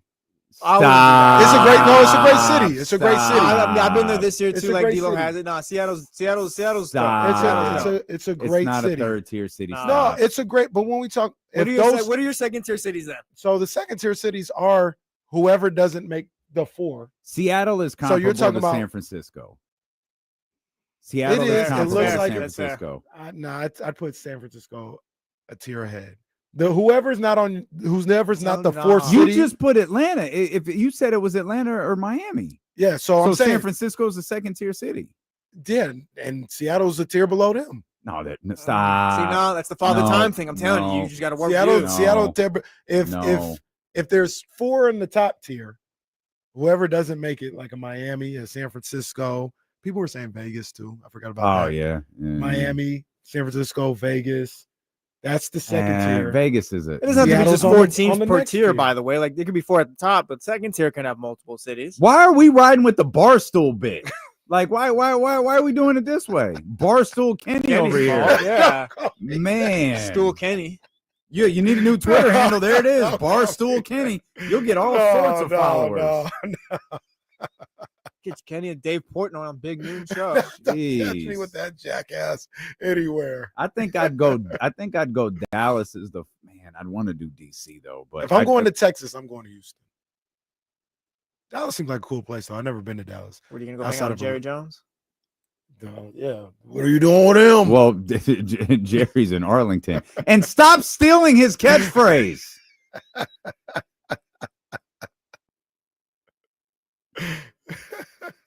Vegas might be third tier at this I was point. good. I was just about to say the From same how thing. from how people talk on Vegas social media is now, my yeah. spot, but I don't know that I'd put it like in terms of like cities, and I don't know that I'd put them second tier. Vegas is like what the Lakers were with like Robert Sacre and those guys for those few years. This is a little unfair, and it might even be generational. It might be an age situation. But you take somebody from Baltimore, Maryland, and be like, I'm giving you a trip. You can go to Seattle or Vegas. Where are they going? Vegas. Well, Vegas. I feel like a lot of That's people. happening. That's happening. Vegas. That's happening all over the country. But yeah, but also like we got like I feel like I'd even pick Vegas. Like, So how is it going to be a tier below? If everybody would say, I'd rather go to Vegas. Still Vegas, but also like Vegas. I feel like everything that you guys talk about is like, oh yeah, like the prize, like it's all expensive now. It's not It what ain't it the used to be. same. Yeah, it's not the No, it same. ain't So the that's why I'd knock it down a tier. It ain't the same. Seattle looks. What would you fire, think those people in Baltimore would say if you can go to San Francisco or Seattle? And I'm not going to Seattle to party San Francisco. It might be true. It might be true. They'd be wrong. Seattle look and dope, though. they'd be Seattle look missing. dope. I ain't trying to diss Seattle except for their sorry. You've dissed Seattle a lot Except for in their the sorry last ass 5 football years. teams. Now, I'll Now definitely be diss careful. The stream. Yeah, I was gonna say, hold on, everyone, hold on. Hey, they said football's Johnny back. Johnny G's right there. They said football. They said we got to go to work. All right, Man, we're good. I guess so. Just subscribe, I guess. Yeah, I don't know. San Maybe Francisco that might be box the- isn't checked anymore. San Francisco might be the fourth city. Oh, I ain't doing it. Seattle looks is- exactly like San Francisco. They're the exact same city. except But Seattle's a better. little bit bigger. Yeah. No, Seattle don't have. When was the last time you went to Seattle? I've never been. It Never looks been great, there. but it don't have the Golden Gate Bridge. See, someone who's been to both, I gotta say, Seattle's up there. It don't have the Golden Gate Bridge. Golden Gate Bridge is beautiful. Bay Bridge is beautiful. The Bay is beautiful. Like I they've think got that's- they've got the water there. They I got think the Seattle space looks needle. beautiful too, but if we had, they don't have that. Seattle just looks. I think the nice. food in Seattle is better. Mm. You want to go? I legit got fat in Seattle. Like I've been working for a month to lose the weight that I gained in those 4 days in Seattle, and that's a shoot. Do we want to go to 28 here? Or how do we Yeah, go? we'll go All to right. 28. We're arguing about Seattle for the 10th time. Yeah, Kenny was just scrolling through Barstool yesterday. Man, Barstool Kenny over here. Poor Tristan. Oh, Man, found out Grant Napier was back. He Yeah. had to change his whole persona. Barstool Kenny. What are you gonna go take a picture with Dave next? Well, ain't a picture of me and Dave on the internet. And we worked together for 4 years. You think you know a guy? Hey man, okay. You see, I didn't retweet I'm gonna it. take Morgan over to Dave. Hey, Dave, hold her. Let me get this picture real quick. I didn't retweet it, man. I couldn't retweet from that group, Well, man. but- I'm glad you didn't. Hey, did you Be like, what the hell is this? Did you give him a like? No, I didn't give him nothing. I just saw it and committed it to memory. All you did, yeah, was take that and turn it into 20 minutes of content here. And all of this because we were talking about Russell Wilson. I know. We Yeah, were talking because he was in football. New York. And that's what reminded me of it. And we were talking about the Raiders. Well, we were talking about the AFC West and or North. the AFC West versus the North, and I think I'm with the West in this, but it's I think awfully close. It is close. It's You, awfully and Jesse, close. you think those, or both of you guys, I don't know who brought it up, but you think those are the two best divisions in football? The North, NFC North go crazy. Quick look. Yeah, the North is crazy. NFC North go crazy. North is crazy. I'll put the North. The West should be, well, what is Seattle? Not NFC good. West is not. No. Man, NFC Ask me when I find out how Matthew Stafford's back is doing. not good. Yeah, so the other one is the other one is absolutely the NFC North. NFC North might be the best this year. Okay. I want to see how the Bears look. I got a question. Caleb hadn't been looking that great. This is I Can't got even hit the bags. I got a question, Gerald in Dallas. Well, I'm glad to be on the show. Thanks for having me. You misunderstood. What Do the Cowboys win double-digit games? They were Better chance 7 and double- 10 last year. Do the Cowboys win double-digit games? Better chance of double-digit losses. Yeah, I'm gonna say no. No. Okay. I'm gonna say no. Then I heard because old boy, I look at them and you look at Washington. they say You look at Philly. They say Pickens has been balling out in training camp. Okay. So I don't know. Maybe that adds a new dynamic. Still no to that running back team. in Dallas. Yeah, no running back. I don't know what that secondary is looking like. Yeah. No Micah Parsons in No Dallas. Micah Parsons as of now. I think he will be there for week 1 though, but as of now, no Micah Parsons. Yeah, I think you're looking at an 8-9 win team. You kind of mentioned. Well, what do we think about the Eagles this year? Do the Should win Eagles that division? Should, but are they going to have the same fire that they had last year? Because remember, they have been there and they had lost. Are they going to have that same? I think it's. Let's not I don't forget, think we they had a lot will. of questions about them at the beginning of last year, like when the season started, when Right. games were being played. I don't think they will, but I think it'll balance out that they have the championship confidence. You know what I mean? It'll balance out a little. They got an aerial view of Seattle on this broadcast. It looks beautiful. It looks absolutely beautiful. But I think it'll balance out that they have the confidence that they won a championship. Here's the deal, and here's what I don't know everybody is wondering. Can Saquon stay healthy for another 17-game season and Yeah, playoffs? that's the one. That's the one to me. He did it last year. Is he going Yeah. to do it? It's almost like what people talk about with McCaffrey. McCaffrey did it the 1 year because he was also a guy that had a lot of injuries. Then they kept him upright for 1 year, got to the Super Bowl and lost, and then the injuries came after that. I think we assume he'll be healthy just given he's coming off of the season that he had and all that. If he was coming off of games that he missed and all that, then yeah, it's different. But yeah, I'd say he still stays healthy, I guess. I wouldn't be shocked if we're at the last week of the season and it's Sunday Night Football between the Commanders and Eagles with like 12 wins each, going for the division at the end of the year. Like I think the Eagles are still going to be strong. I do too. And I think the Commanders will catch up a little bit. I do too. I mean, the Eagles were able to not lose a whole lot this offseason after winning the Super Bowl. I mean, a sneak preview real quick. They've got to be number 1 in everybody's power rankings. They didn't lose a lot last year. Yeah. Or in this offseason. Yeah. So they're going to go into the season. Probably easily. Yeah. Being looked at as the best team in the league. The question would be, where are you going to put a 15-2 Kansas City team that I feel like everyone is expecting to not be nearly as good this year? I can't remember. Like, is 15-2? Is that what they were last year? Is that right? 15-2? Jesse, I think me and Jesse were talking about this throughout the season. And it wasn't the Steelers of a few years ago, but it was like you kept saying it wasn't real. They were 15-2. It was like 15-2, and they went to the Super Bowl. Yeah. And everyone is like, I thought they were going to win the Super Bowl. I don't know how good they're going to be this year. They're just a good football team. That's all it is. Like they're going to win 10 games at least this year. Their defense is one of the best in the game. So I think that's going to continue because everybody was young on that defense. They didn't lose much. Obviously, you got who you got on the offensive end with Pat and Kelsey, and I think Xavier Worthy's going to have a bigger role this year. I don't know what was it? He's bleeding. He's a man just like you. I think we saw that in the Super Bowl. But how can you see he's bleeding if they're in the Super Bowl? Like they got waxed, like no doubt. They got destroyed, but it's like they just ran into the best team in the league that day. Yeah. Like the Chiefs, for as bad as they were last season. Like I think that Super Bowl was an I told you moment for everyone who thought the Chiefs weren't very good all year. How can you like they got to the Super I can't. Yeah, that's what I mean. Like, how can you be like I told you so when they're in the Super Bowl? I wouldn't say I told you so in that situation, but I would also say my argument throughout the season was they get credit for it, but we can still talk about it.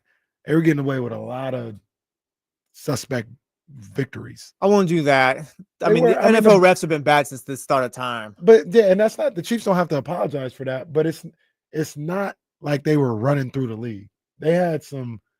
They just kept getting good breaks. Yeah, I see that, but I'm gonna chalk that up to them knowing how to win. Because I'll just turn it around, and what I watch in Miami come December, a team just doesn't know how to win. I think there's an aspect to that where the Chiefs win. I mean, sure, some things like luck hits their way and all that, but I think it's just a matter of they know how to win. They know what it takes, and just the little things at the end. I think that some other teams struggle with that. I don't think that's gonna. And not saying that you're saying it will be this. I don't think that's gonna equate to 15-2 again. No, they don't have to be 15-2, but I said they'll win at least 10 this year. Oh yeah, I gotta be at least. Yeah, like they're still gonna make the playoffs. They'll still be good and all that. But I don't think they're gonna win the division. I'm staying with that one so far. I think the Chargers are gonna win that division. And I think Jim Harbaugh is going to. He's starting to mold that team into how he likes to mold his team. Really physical, being able to run the football, and I think he's going to give problems in that AFC West. So I think the Chiefs will make. That's why I say earlier with the Raiders. Like I think 3 teams are making the playoffs out of that division. I think all. Yeah, that's fair. If I had to make a prediction about the Raiders, it'd probably be 8 wins this year. That's a good season too, and like you said a couple weeks ago. Week 15. Hey, in the hunt. Look Yeah, at the Raiders, the couple like games that. go their way. Like that's just how the league goes. So the only thing that gives me like pause on that is Kansas City's 15 wins, Chargers 11 wins, Denver's 10 wins. We all think that they're good again, right? All three of those teams. Yeah. Let's go to the other division we were talking about. 12 wins for the Ravens, 10 wins for the Steelers, 9 wins for the Bengals. We all believe those 3 teams are at least in that vicinity again, right? Bengals will be more of the same. We'll do one more. It's perfect. It's fine. Bengals will be It's more, perfectly yeah. fine. We'll do one more, and it's the North. Detroit, 15. Minnesota, 14. Green Bay, 11. I bring all that up to say last year, Vegas won 4. Last year, Chicago won 5. Last year, Cleveland won 3. Like the bottom team in that conference was the bottom. Those wins are going to have to come from somewhere. The win, I don't think anybody in the AFC, spoiler alert, I don't think they're winning 15 games again. I think the winner of the division wins like 13. So that's a couple wins. Buffalo won 13 last year. Yeah, I think that's where that's going to be at. You talk about the NFC North. Once again, that's another 15-win team that I don't think is going to happen. I actually think Detroit is it might say it. Might not make it. They Oh might not wow, make it. that far out. Okay, Yeah. I By virtue definitely of that thought they were going to division take a too, though. huge step back, but I didn't. Yeah, by virtue of that division too. Well, but Minnesota's going to look different. What did they win? 14 games last Yeah, year? Yeah. So with the quarterback who's not there anymore. Right. So you're a Jordan Love guy? You ready? Oh, Yeah, you ready? No, come on, Ooh. let's talk Come about on, it. Let's talk Barstool about it. Kenny. Let's talk about it. Yeah. No. What do you think? You're the JJ McCarthy guy. You're a Jordan Love guy, or we're still with Detroit. No, or I'm Caleb Minnesota. Williams. I'm Minnesota. Really? Yeah, I'm Minnesota. Okay. I don't know. I don't. Jordan Love and them gonna be good though. I think that's a playoff team, and they could win a division. I don't think it's inconceivable by any means. They're well coached. But to Jordan be Love clear, is a you good just picked quarterback. Minnesota to win the division. Yeah, I'm picking right now today. Boy, you have love the Twin Cities, boy. You love these Minnesota sports teams. Kind of weird. Yeah, it's kind of weird. It was sad to see my boy Carlos Correa. I mean, leave at the least Twins. you support the Knicks and the Yankees, but not the Giants and the Jets. But boy, you get in here and Say a few words on Minnesota. Prince. Yeah, That's my dog. Legend. really beloved. Legend. Darling Nikki. One of my favorite songs. Oh, it all makes sense. Hold on, John Bull just put it all together right now. Where are the Lakers originally from? Okay. Oh, Yeah, there it is. There it is. What's this Easy. guy- It's just like click like a light bulb. Yeah. What's this guy talking about? Wow. That ain't got nothing to do with nothing. That's The Lakers outside. have nothing to do with anything. I don't even like the Lakers. Twin City Kenny. That is a great Yeah, point, that's John insane. Bull. Also, show some respect to George Mikan. George Mike and the NBA's first star. That's what they said. They said a lot of things. Yeah. That so home of the Lakers tie-in was flawless. John Bull should get an award for that. But where the wins come from is at least in the AFC West and the NFC North.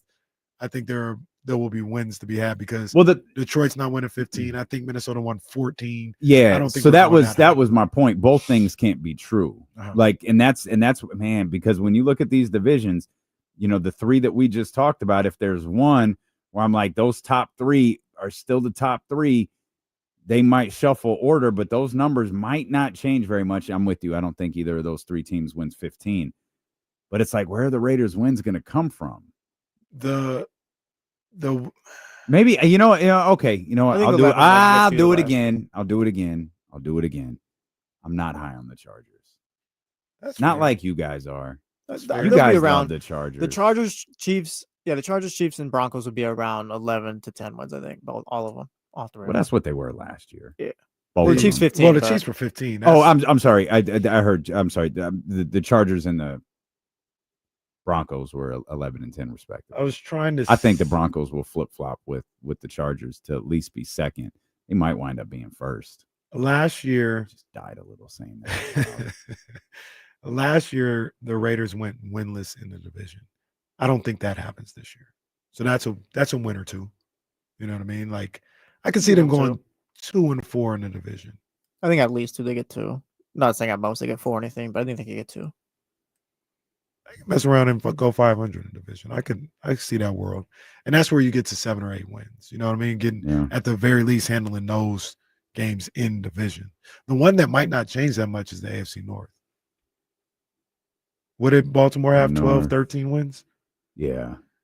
I think that's going to be about the same. Yeah. The Browns had 10. Oh no, the Browns had 3. 3. Yeah, maybe one more win. The Bengals had 9. Had 9. And Pittsburgh the Pittsburgh had 10. Thank you. Ravens got to be thinking about things past the division at this point. Oh, they have to. Come on now. Them and the Bills. What are we doing now? Yeah. There is one thing on those franchises' mind, and that's we've got to get to the Super Bowl. We've got to get to the Super Bowl. I was watching the rest of Hard Knocks last night. Thurman Thomas was there, and he was talking about it like when he huddled up, everybody's like, we got to get that 1 seed. We got to have everything come through Buffalo. I'm looking at this Raiders schedule. I'm feeling better for a couple of reasons. You also mentioned someone kind of in a roundabout way that I have a question about in terms of doesn't pertain to the Raiders tonight. It doesn't pertain to the San Francisco 49ers. But I do believe it's low-key, maybe not even low-key. It's a big NFL story. We haven't seen anything like this before. There's a lot of talk about it headed into the regular season. Even his teammates are talking about it. Interesting. Steeler and KC brought to you by Sky River Casino here on Sacramento Sports Leader, ESPN 1320.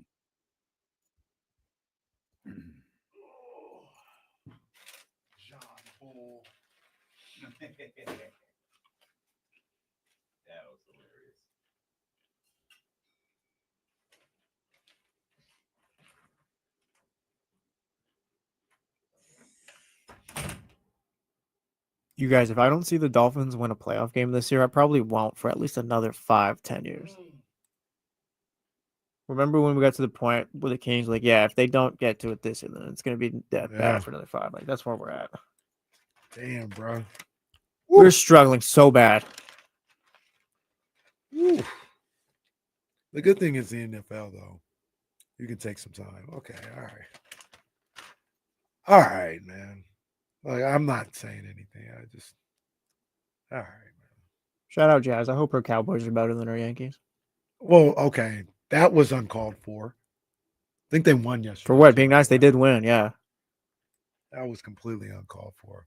I hope she didn't listen to it when I said they're not going to win double-digit games. I hope she wasn't listening at that time.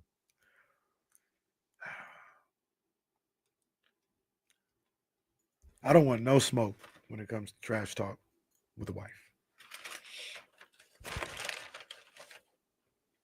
I was talking to some Yankee fans over the weekend, and I was like, what you guys experienced with Jeter and them was like, it's a lot different since I've been around. Like that whole, oh yeah, the Yankees own the Red Sox. I've never lived that. That was a time. I wasn't even like, I was just an outside observer. Yeah. That early 2000 Yankee Red Sox evil empire. Like my memory started from 2003. Like Aaron Boone scarred me for life. But since then, it's been pretty damn good. Like I got to watch Brock Holt hit for the cycle against the Yankees in the playoffs. Brock Holt. Chris, are you coming to Oxnard for camp? Oh, settle down. Actually, if I saw this correctly, Was Jimmy G carving him up yesterday? Did you see that clip? I didn't. They said Jimmy G was carving him up. I saw All the right, clip. well, I'm even more out on the Cowboys. Well, no Micah. No Micah. Mike, we're gonna play DB.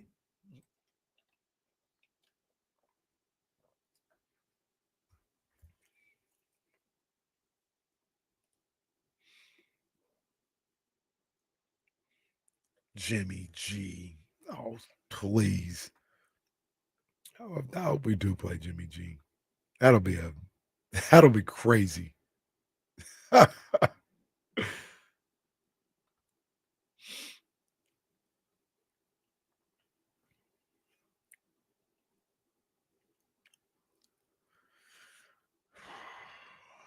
Donnie. Donnie's a big Cowboy fan too. He said the DBs are injured right now.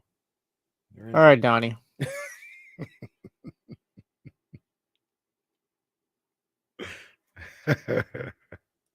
So the Dolphins lose to the Colts week 1. I'm calling the season already. Oh, yeah, that'd be it. Where's it at? Indianapolis. But like, what? You're gonna lose to Anthony Richardson or Daniel Jones? Like, come on now. Like, sorry to Johnny G in Michigan, but if you lose that one, I'm out. Colts might be fighting for that number 1 pick. They might be fighting for that number 1 pick. You know who they said has been tearing it up is Jimmy Horn Jr. They said he's been looking special at Panthers camp.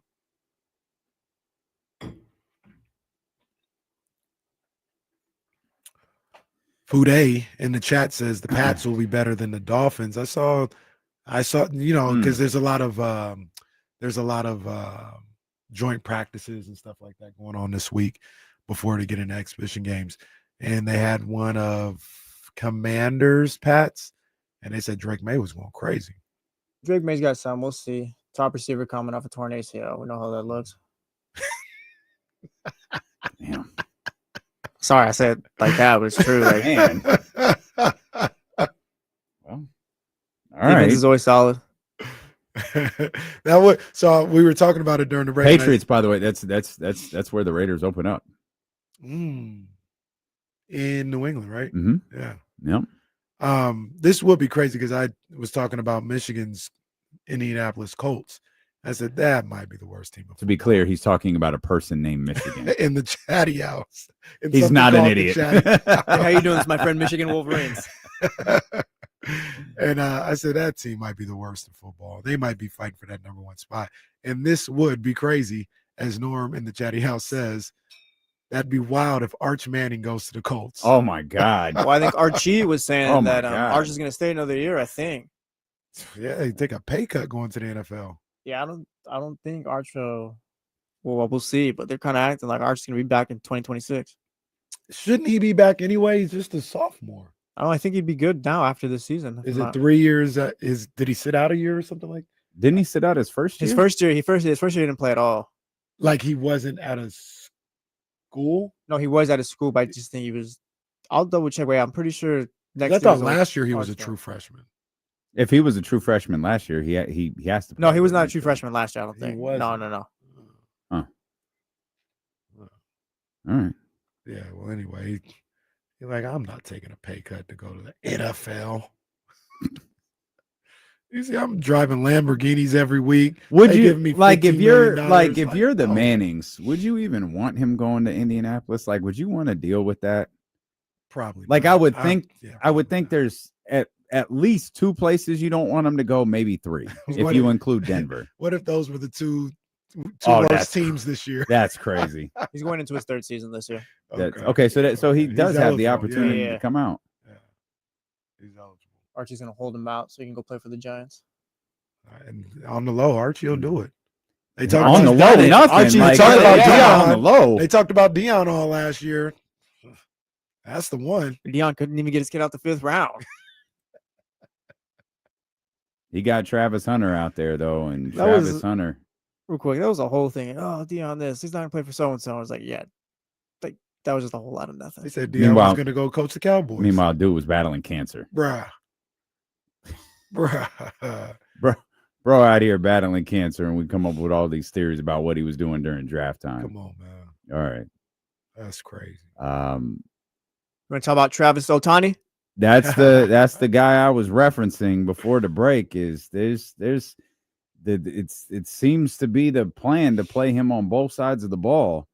I don't know if this is an appease the young man type of situation and just like, all right, man, if this is what he wants to do, we're going to let him do it. But at some point he's going to learn, like, this is the NFL. You probably can't. Right. Like, the players around the league are being asked about it.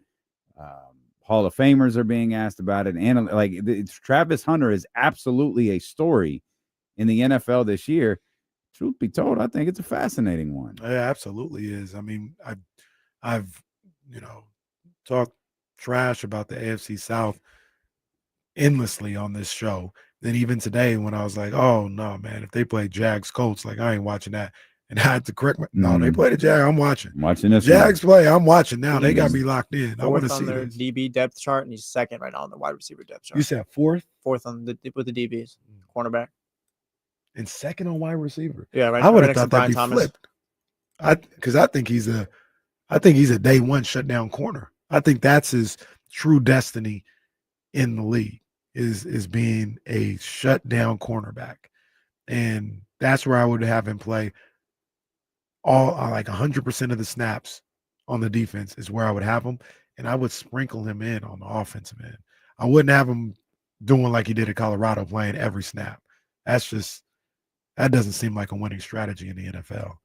But I'd have him be mainly a DB and,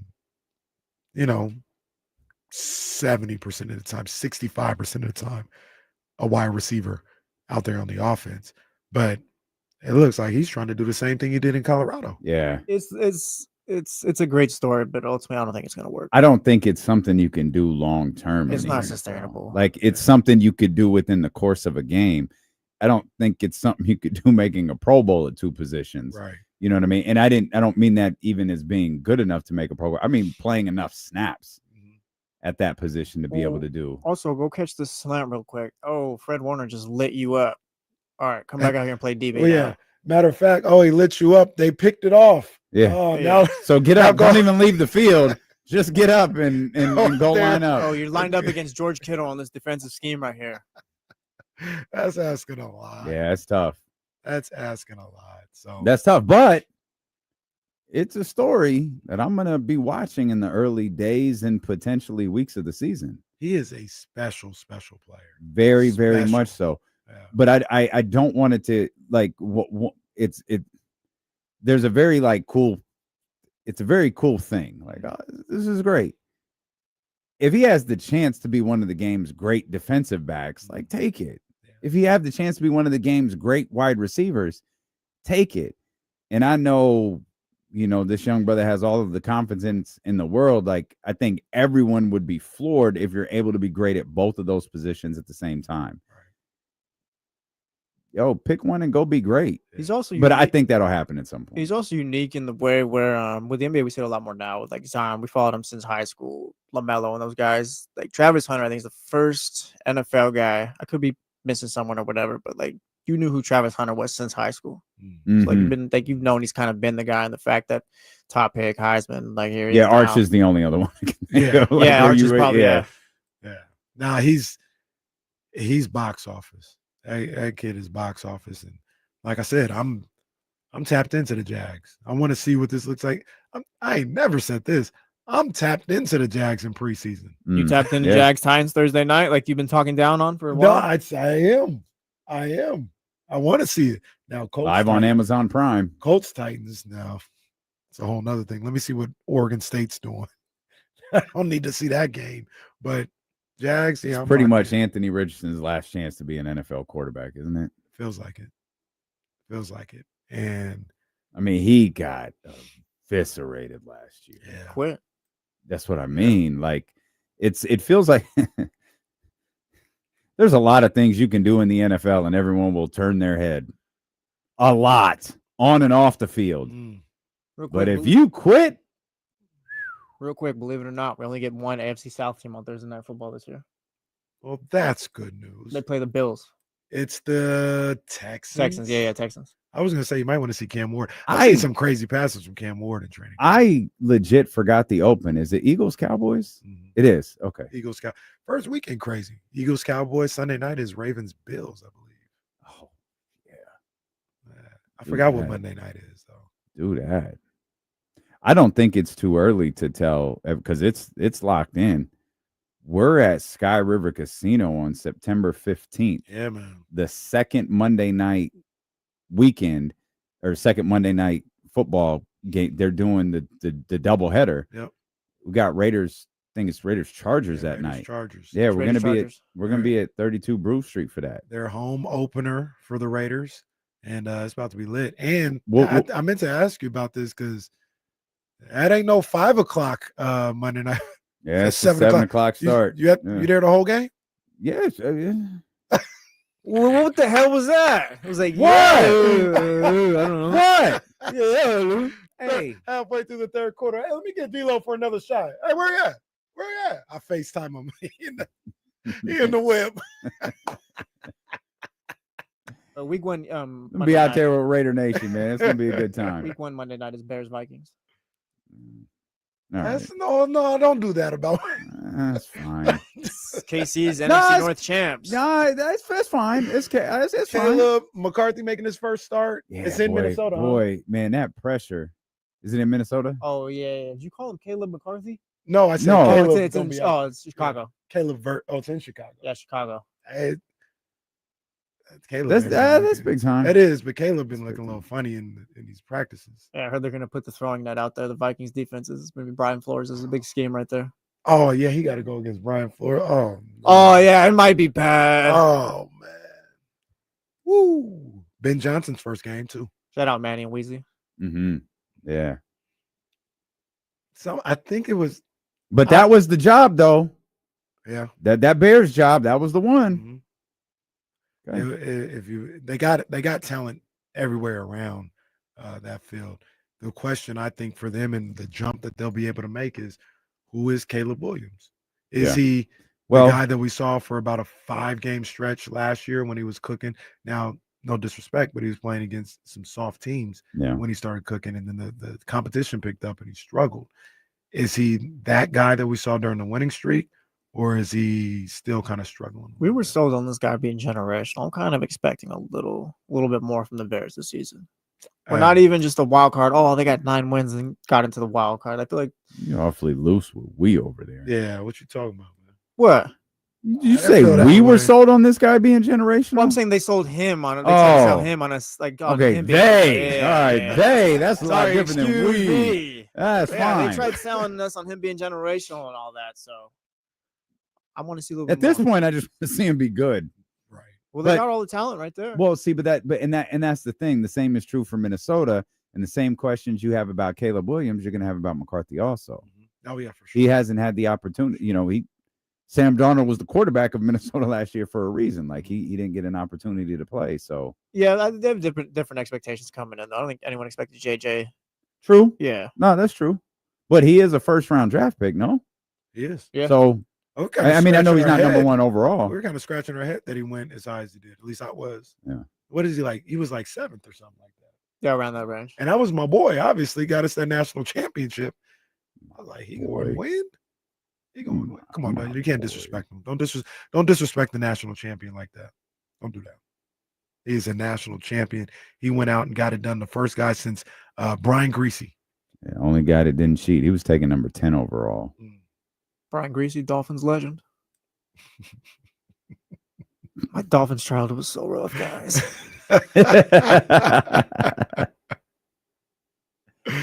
Oh man, but yeah, football. It's a football tough cooking. spot for him. I kind of feel bad for JJ. That's a really tough spot for him. What do you like think they is- let Sam Darnold walk. What do you think a successful season is for him? I mean, they 10 have to. 7 and a yeah, playoff berth? yeah. Like you have to. Mm. And it's. I mean, that's tough. Hey, welcome to the league, kid.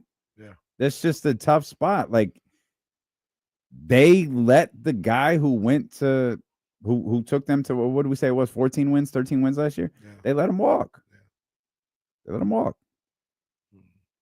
They It just dawned on me. He's in Seattle. yeah. And was that Mm. that was the game in the playoffs that was played in Arizona, wasn't it? With the Rams, I think it was because of the fires. What was the game? Vikings Rams was the game, I think, in that wild card round. Oh, I believe it okay. was. Okay. And going into that game, Yeah, I remember. Yeah. unfortunately, everybody was like, "Yeah, it's Sam Darnold. They about to." They didn't believe in Sam Darnold, basically. Right. They went 14-3 or whatever. Right. And they didn't believe in him. He even struggled in They that were the game Cleveland before. Cavaliers. Right.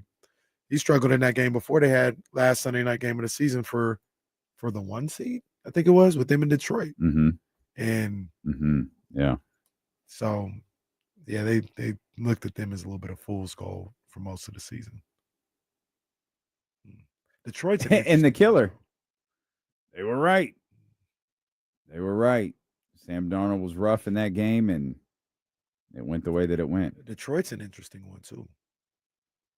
I think they're talented still, but I don't know. Well, they were destroyed with that injury list last year. They were playing like a second string defense the final 5 weeks of the season. Yeah, and it just kept getting worse and worse. Right. But they lost both of their coordinators. Ben Johnson goes to Chicago. Aaron Glenn to New York, I believe. Yeah. Who he coached for. Yeah. I think he's with the Jets. So I'd put Minnesota as one of those teams. Like there's a handful of teams, and you brought this up earlier with the Raiders. The Raiders tonight, coverage beginning at 6:30 here on ESPN 1320. There's a handful of teams that need preseason football. The Raiders are absolutely one of them. I think there's a fair argument Seattle's one of them. Anytime you bring in a new coach and a new quarterback, like I think that amplifies that. We're talking about Minnesota. JJ needs these reps. There's who were we just talking about? Anthony Richardson in Indianapolis. They're the first game today. Yeah, there's teams that like, yeah, it's preseason, but get out there and play. We talked a lot yesterday about Cleveland and Shador. Yeah, they need preseason. I think we're in agreement. Everybody needs the preseason, but do you think the 49ers need that type of Nah, they're a little older. They're a little different because of injuries. Brock and those wide receivers, those are new guys. Marcus Robinson's a new guy. Ricky Pearsall, hopefully, is going to be ready to go. Juwan Jennings, who a lot of people are starting to think the calf is a work. I didn't get. You didn't send me that fax over yet. Oh, calf kind of strained a little bit, big dog. Kind of, because it's funny. Kyle did a press conference, and Shanahan, not Matt. Kyle Shanahan, right? And he said he had an answer where they asked him. He's like, "Yeah, it's the same calf that he injured in OTAs," and they asked him some question, and Kyle was like, "Yeah, what he told us is he's not able to go." And it was just the way he said it, where it was like his tone, the way he answered it real quick. It was like he might be thinking it's a little bit more related to the contract. He did. Oh man, I'm almost positive he I don't know if it's the same press conference, different press conference, like whatever. He did say this is 100% injury related or something like that. He might not have said 100%. He was like, this is not business. This is health related. Like he can't practice. Yeah. But I didn't, but full disclosure, I read that. I didn't hear it. I don't know if he was rolling his eyes when he said it or what. There was certainly no write-up that, he sarcastically said it's his health, and we all know it's something else. Brock Purdy was on one of these shows, and he was talking about going through the process of signing that contract. And he said that Kyle called him before everything started. And he said, Brock, going to negotiations, it could get a little testy. I'm going to tell you right now. Like you might hear some things. But he said, I want you to hear this from me. I believe in you as a quarterback, as our quarterback. I want you here. Like, I think you're great for what we do. I want you here. Like I'm telling you, Kyle Shanahan, I want you here. I believe in you. And before we go through this whole process, just remember that we had this conversation. And Brock said that he said it was good to hear. He said it kind of helped him. He said it never really got contentious like that. Let anyway. Complex call me and go, hey, you're going to hear some things over the course of the next couple weeks. What the hell am I going to hear? That's funny. These athletes have to go through far more than we give them credit Well, for. in that respect, they may be doing a talk show on Complex as a program director, but in that respect, maybe Kyle was alluding to the first takes and Yeah, for the sure. Good Morning Football For who are going to tell you like, Sure. well, if they haven't gotten it done, Kyle don't believe in them. He said, no, look, I want you. This process can get a little muddy sometimes, but I want you here. Seemed to help Brock out, but they never really gotten to know. I don't feel like they got to one of those situations. I was actually looking because this, I don't know, this seems like a big deal. Maybe it wasn't. Did JJ get hurt in a preseason game? Training camp, I thought. McCarthy. Oh, was it? Yeah. Yeah. I thought it was a training camp. For some reason, okay. All right, good. Because I was thinking, man, if he got hurt during a game, he probably I don't want to do this again. He'd be tripping off getting out there. Yeah. Okay. Guy hadn't even taken an NFL snap yet. Okay. All right. That makes me feel a little better. For some reason, I was thinking he got hurt in the game, but good. That's also crazy to think about, too. He hadn't taken an NFL snap yet, and his expectations are to get to the playoffs. Yep. Sounds like someone we used to know. Who's that?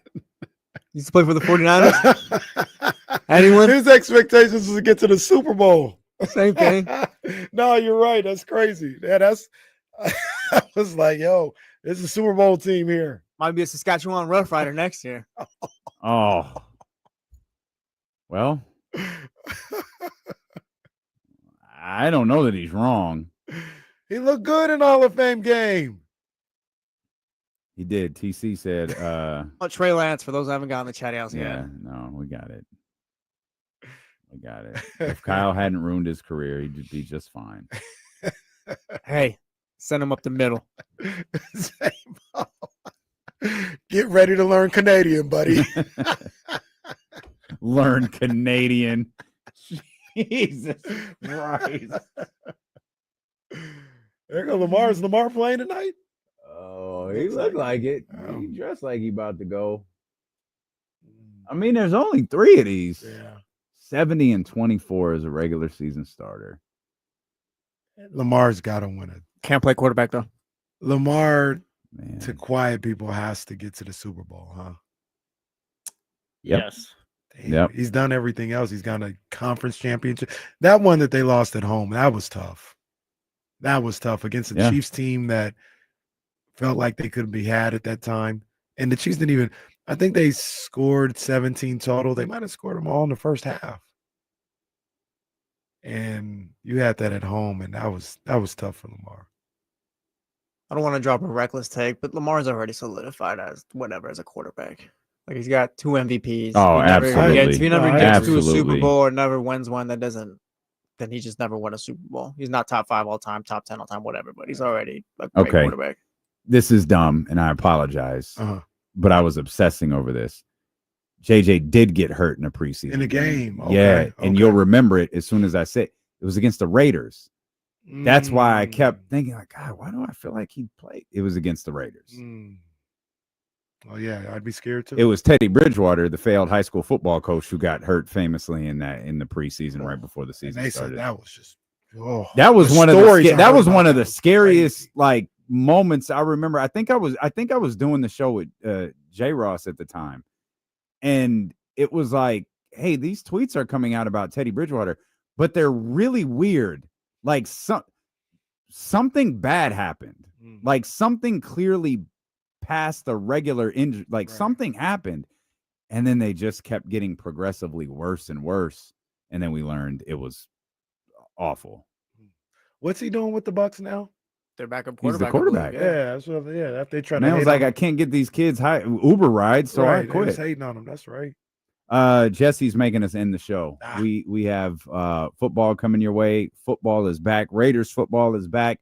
6:30 right here on ESPN 1320. We're going to head over to 102.5 for a little bit. Make sure that you are locked in tomorrow morning, beginning at 10 a.m. with the Insiders here on Sacramento Sports Leader, ESPN 1320. Vamos, Gino.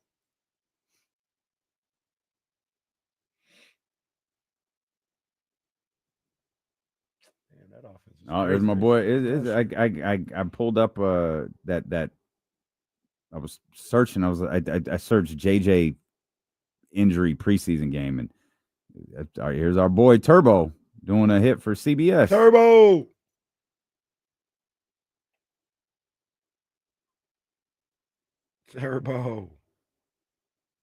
Turbo had one hit for CBS when somebody was walking in the room in his back. That was with us. He had one with us too. Oh, you remember that? Yeah, one with us. Oh man. Can I tell y'all something? We wrote a make your case segment at the beginning of the week. I think it was last week. You're right. It was last week, and I'm very proud. It has been cut and paste all the way till Friday. Tomorrow. Before we go, has anyone seen Filthy McNasty? Has anybody been able to find him? Oh no! I know Jesse found him, but has anyone seen Filthy McNasty? Oh no! Filthy, if you're still out there, if Brad Clayton can create 477 different accounts, oh man. Oh, send the search party out. Man. Well, he inadvertent whistle. Damn, Filthy still got broken hearts. Maybe tomorrow, Filthy. Maybe all right, y'all. We'll see y'all tomorrow.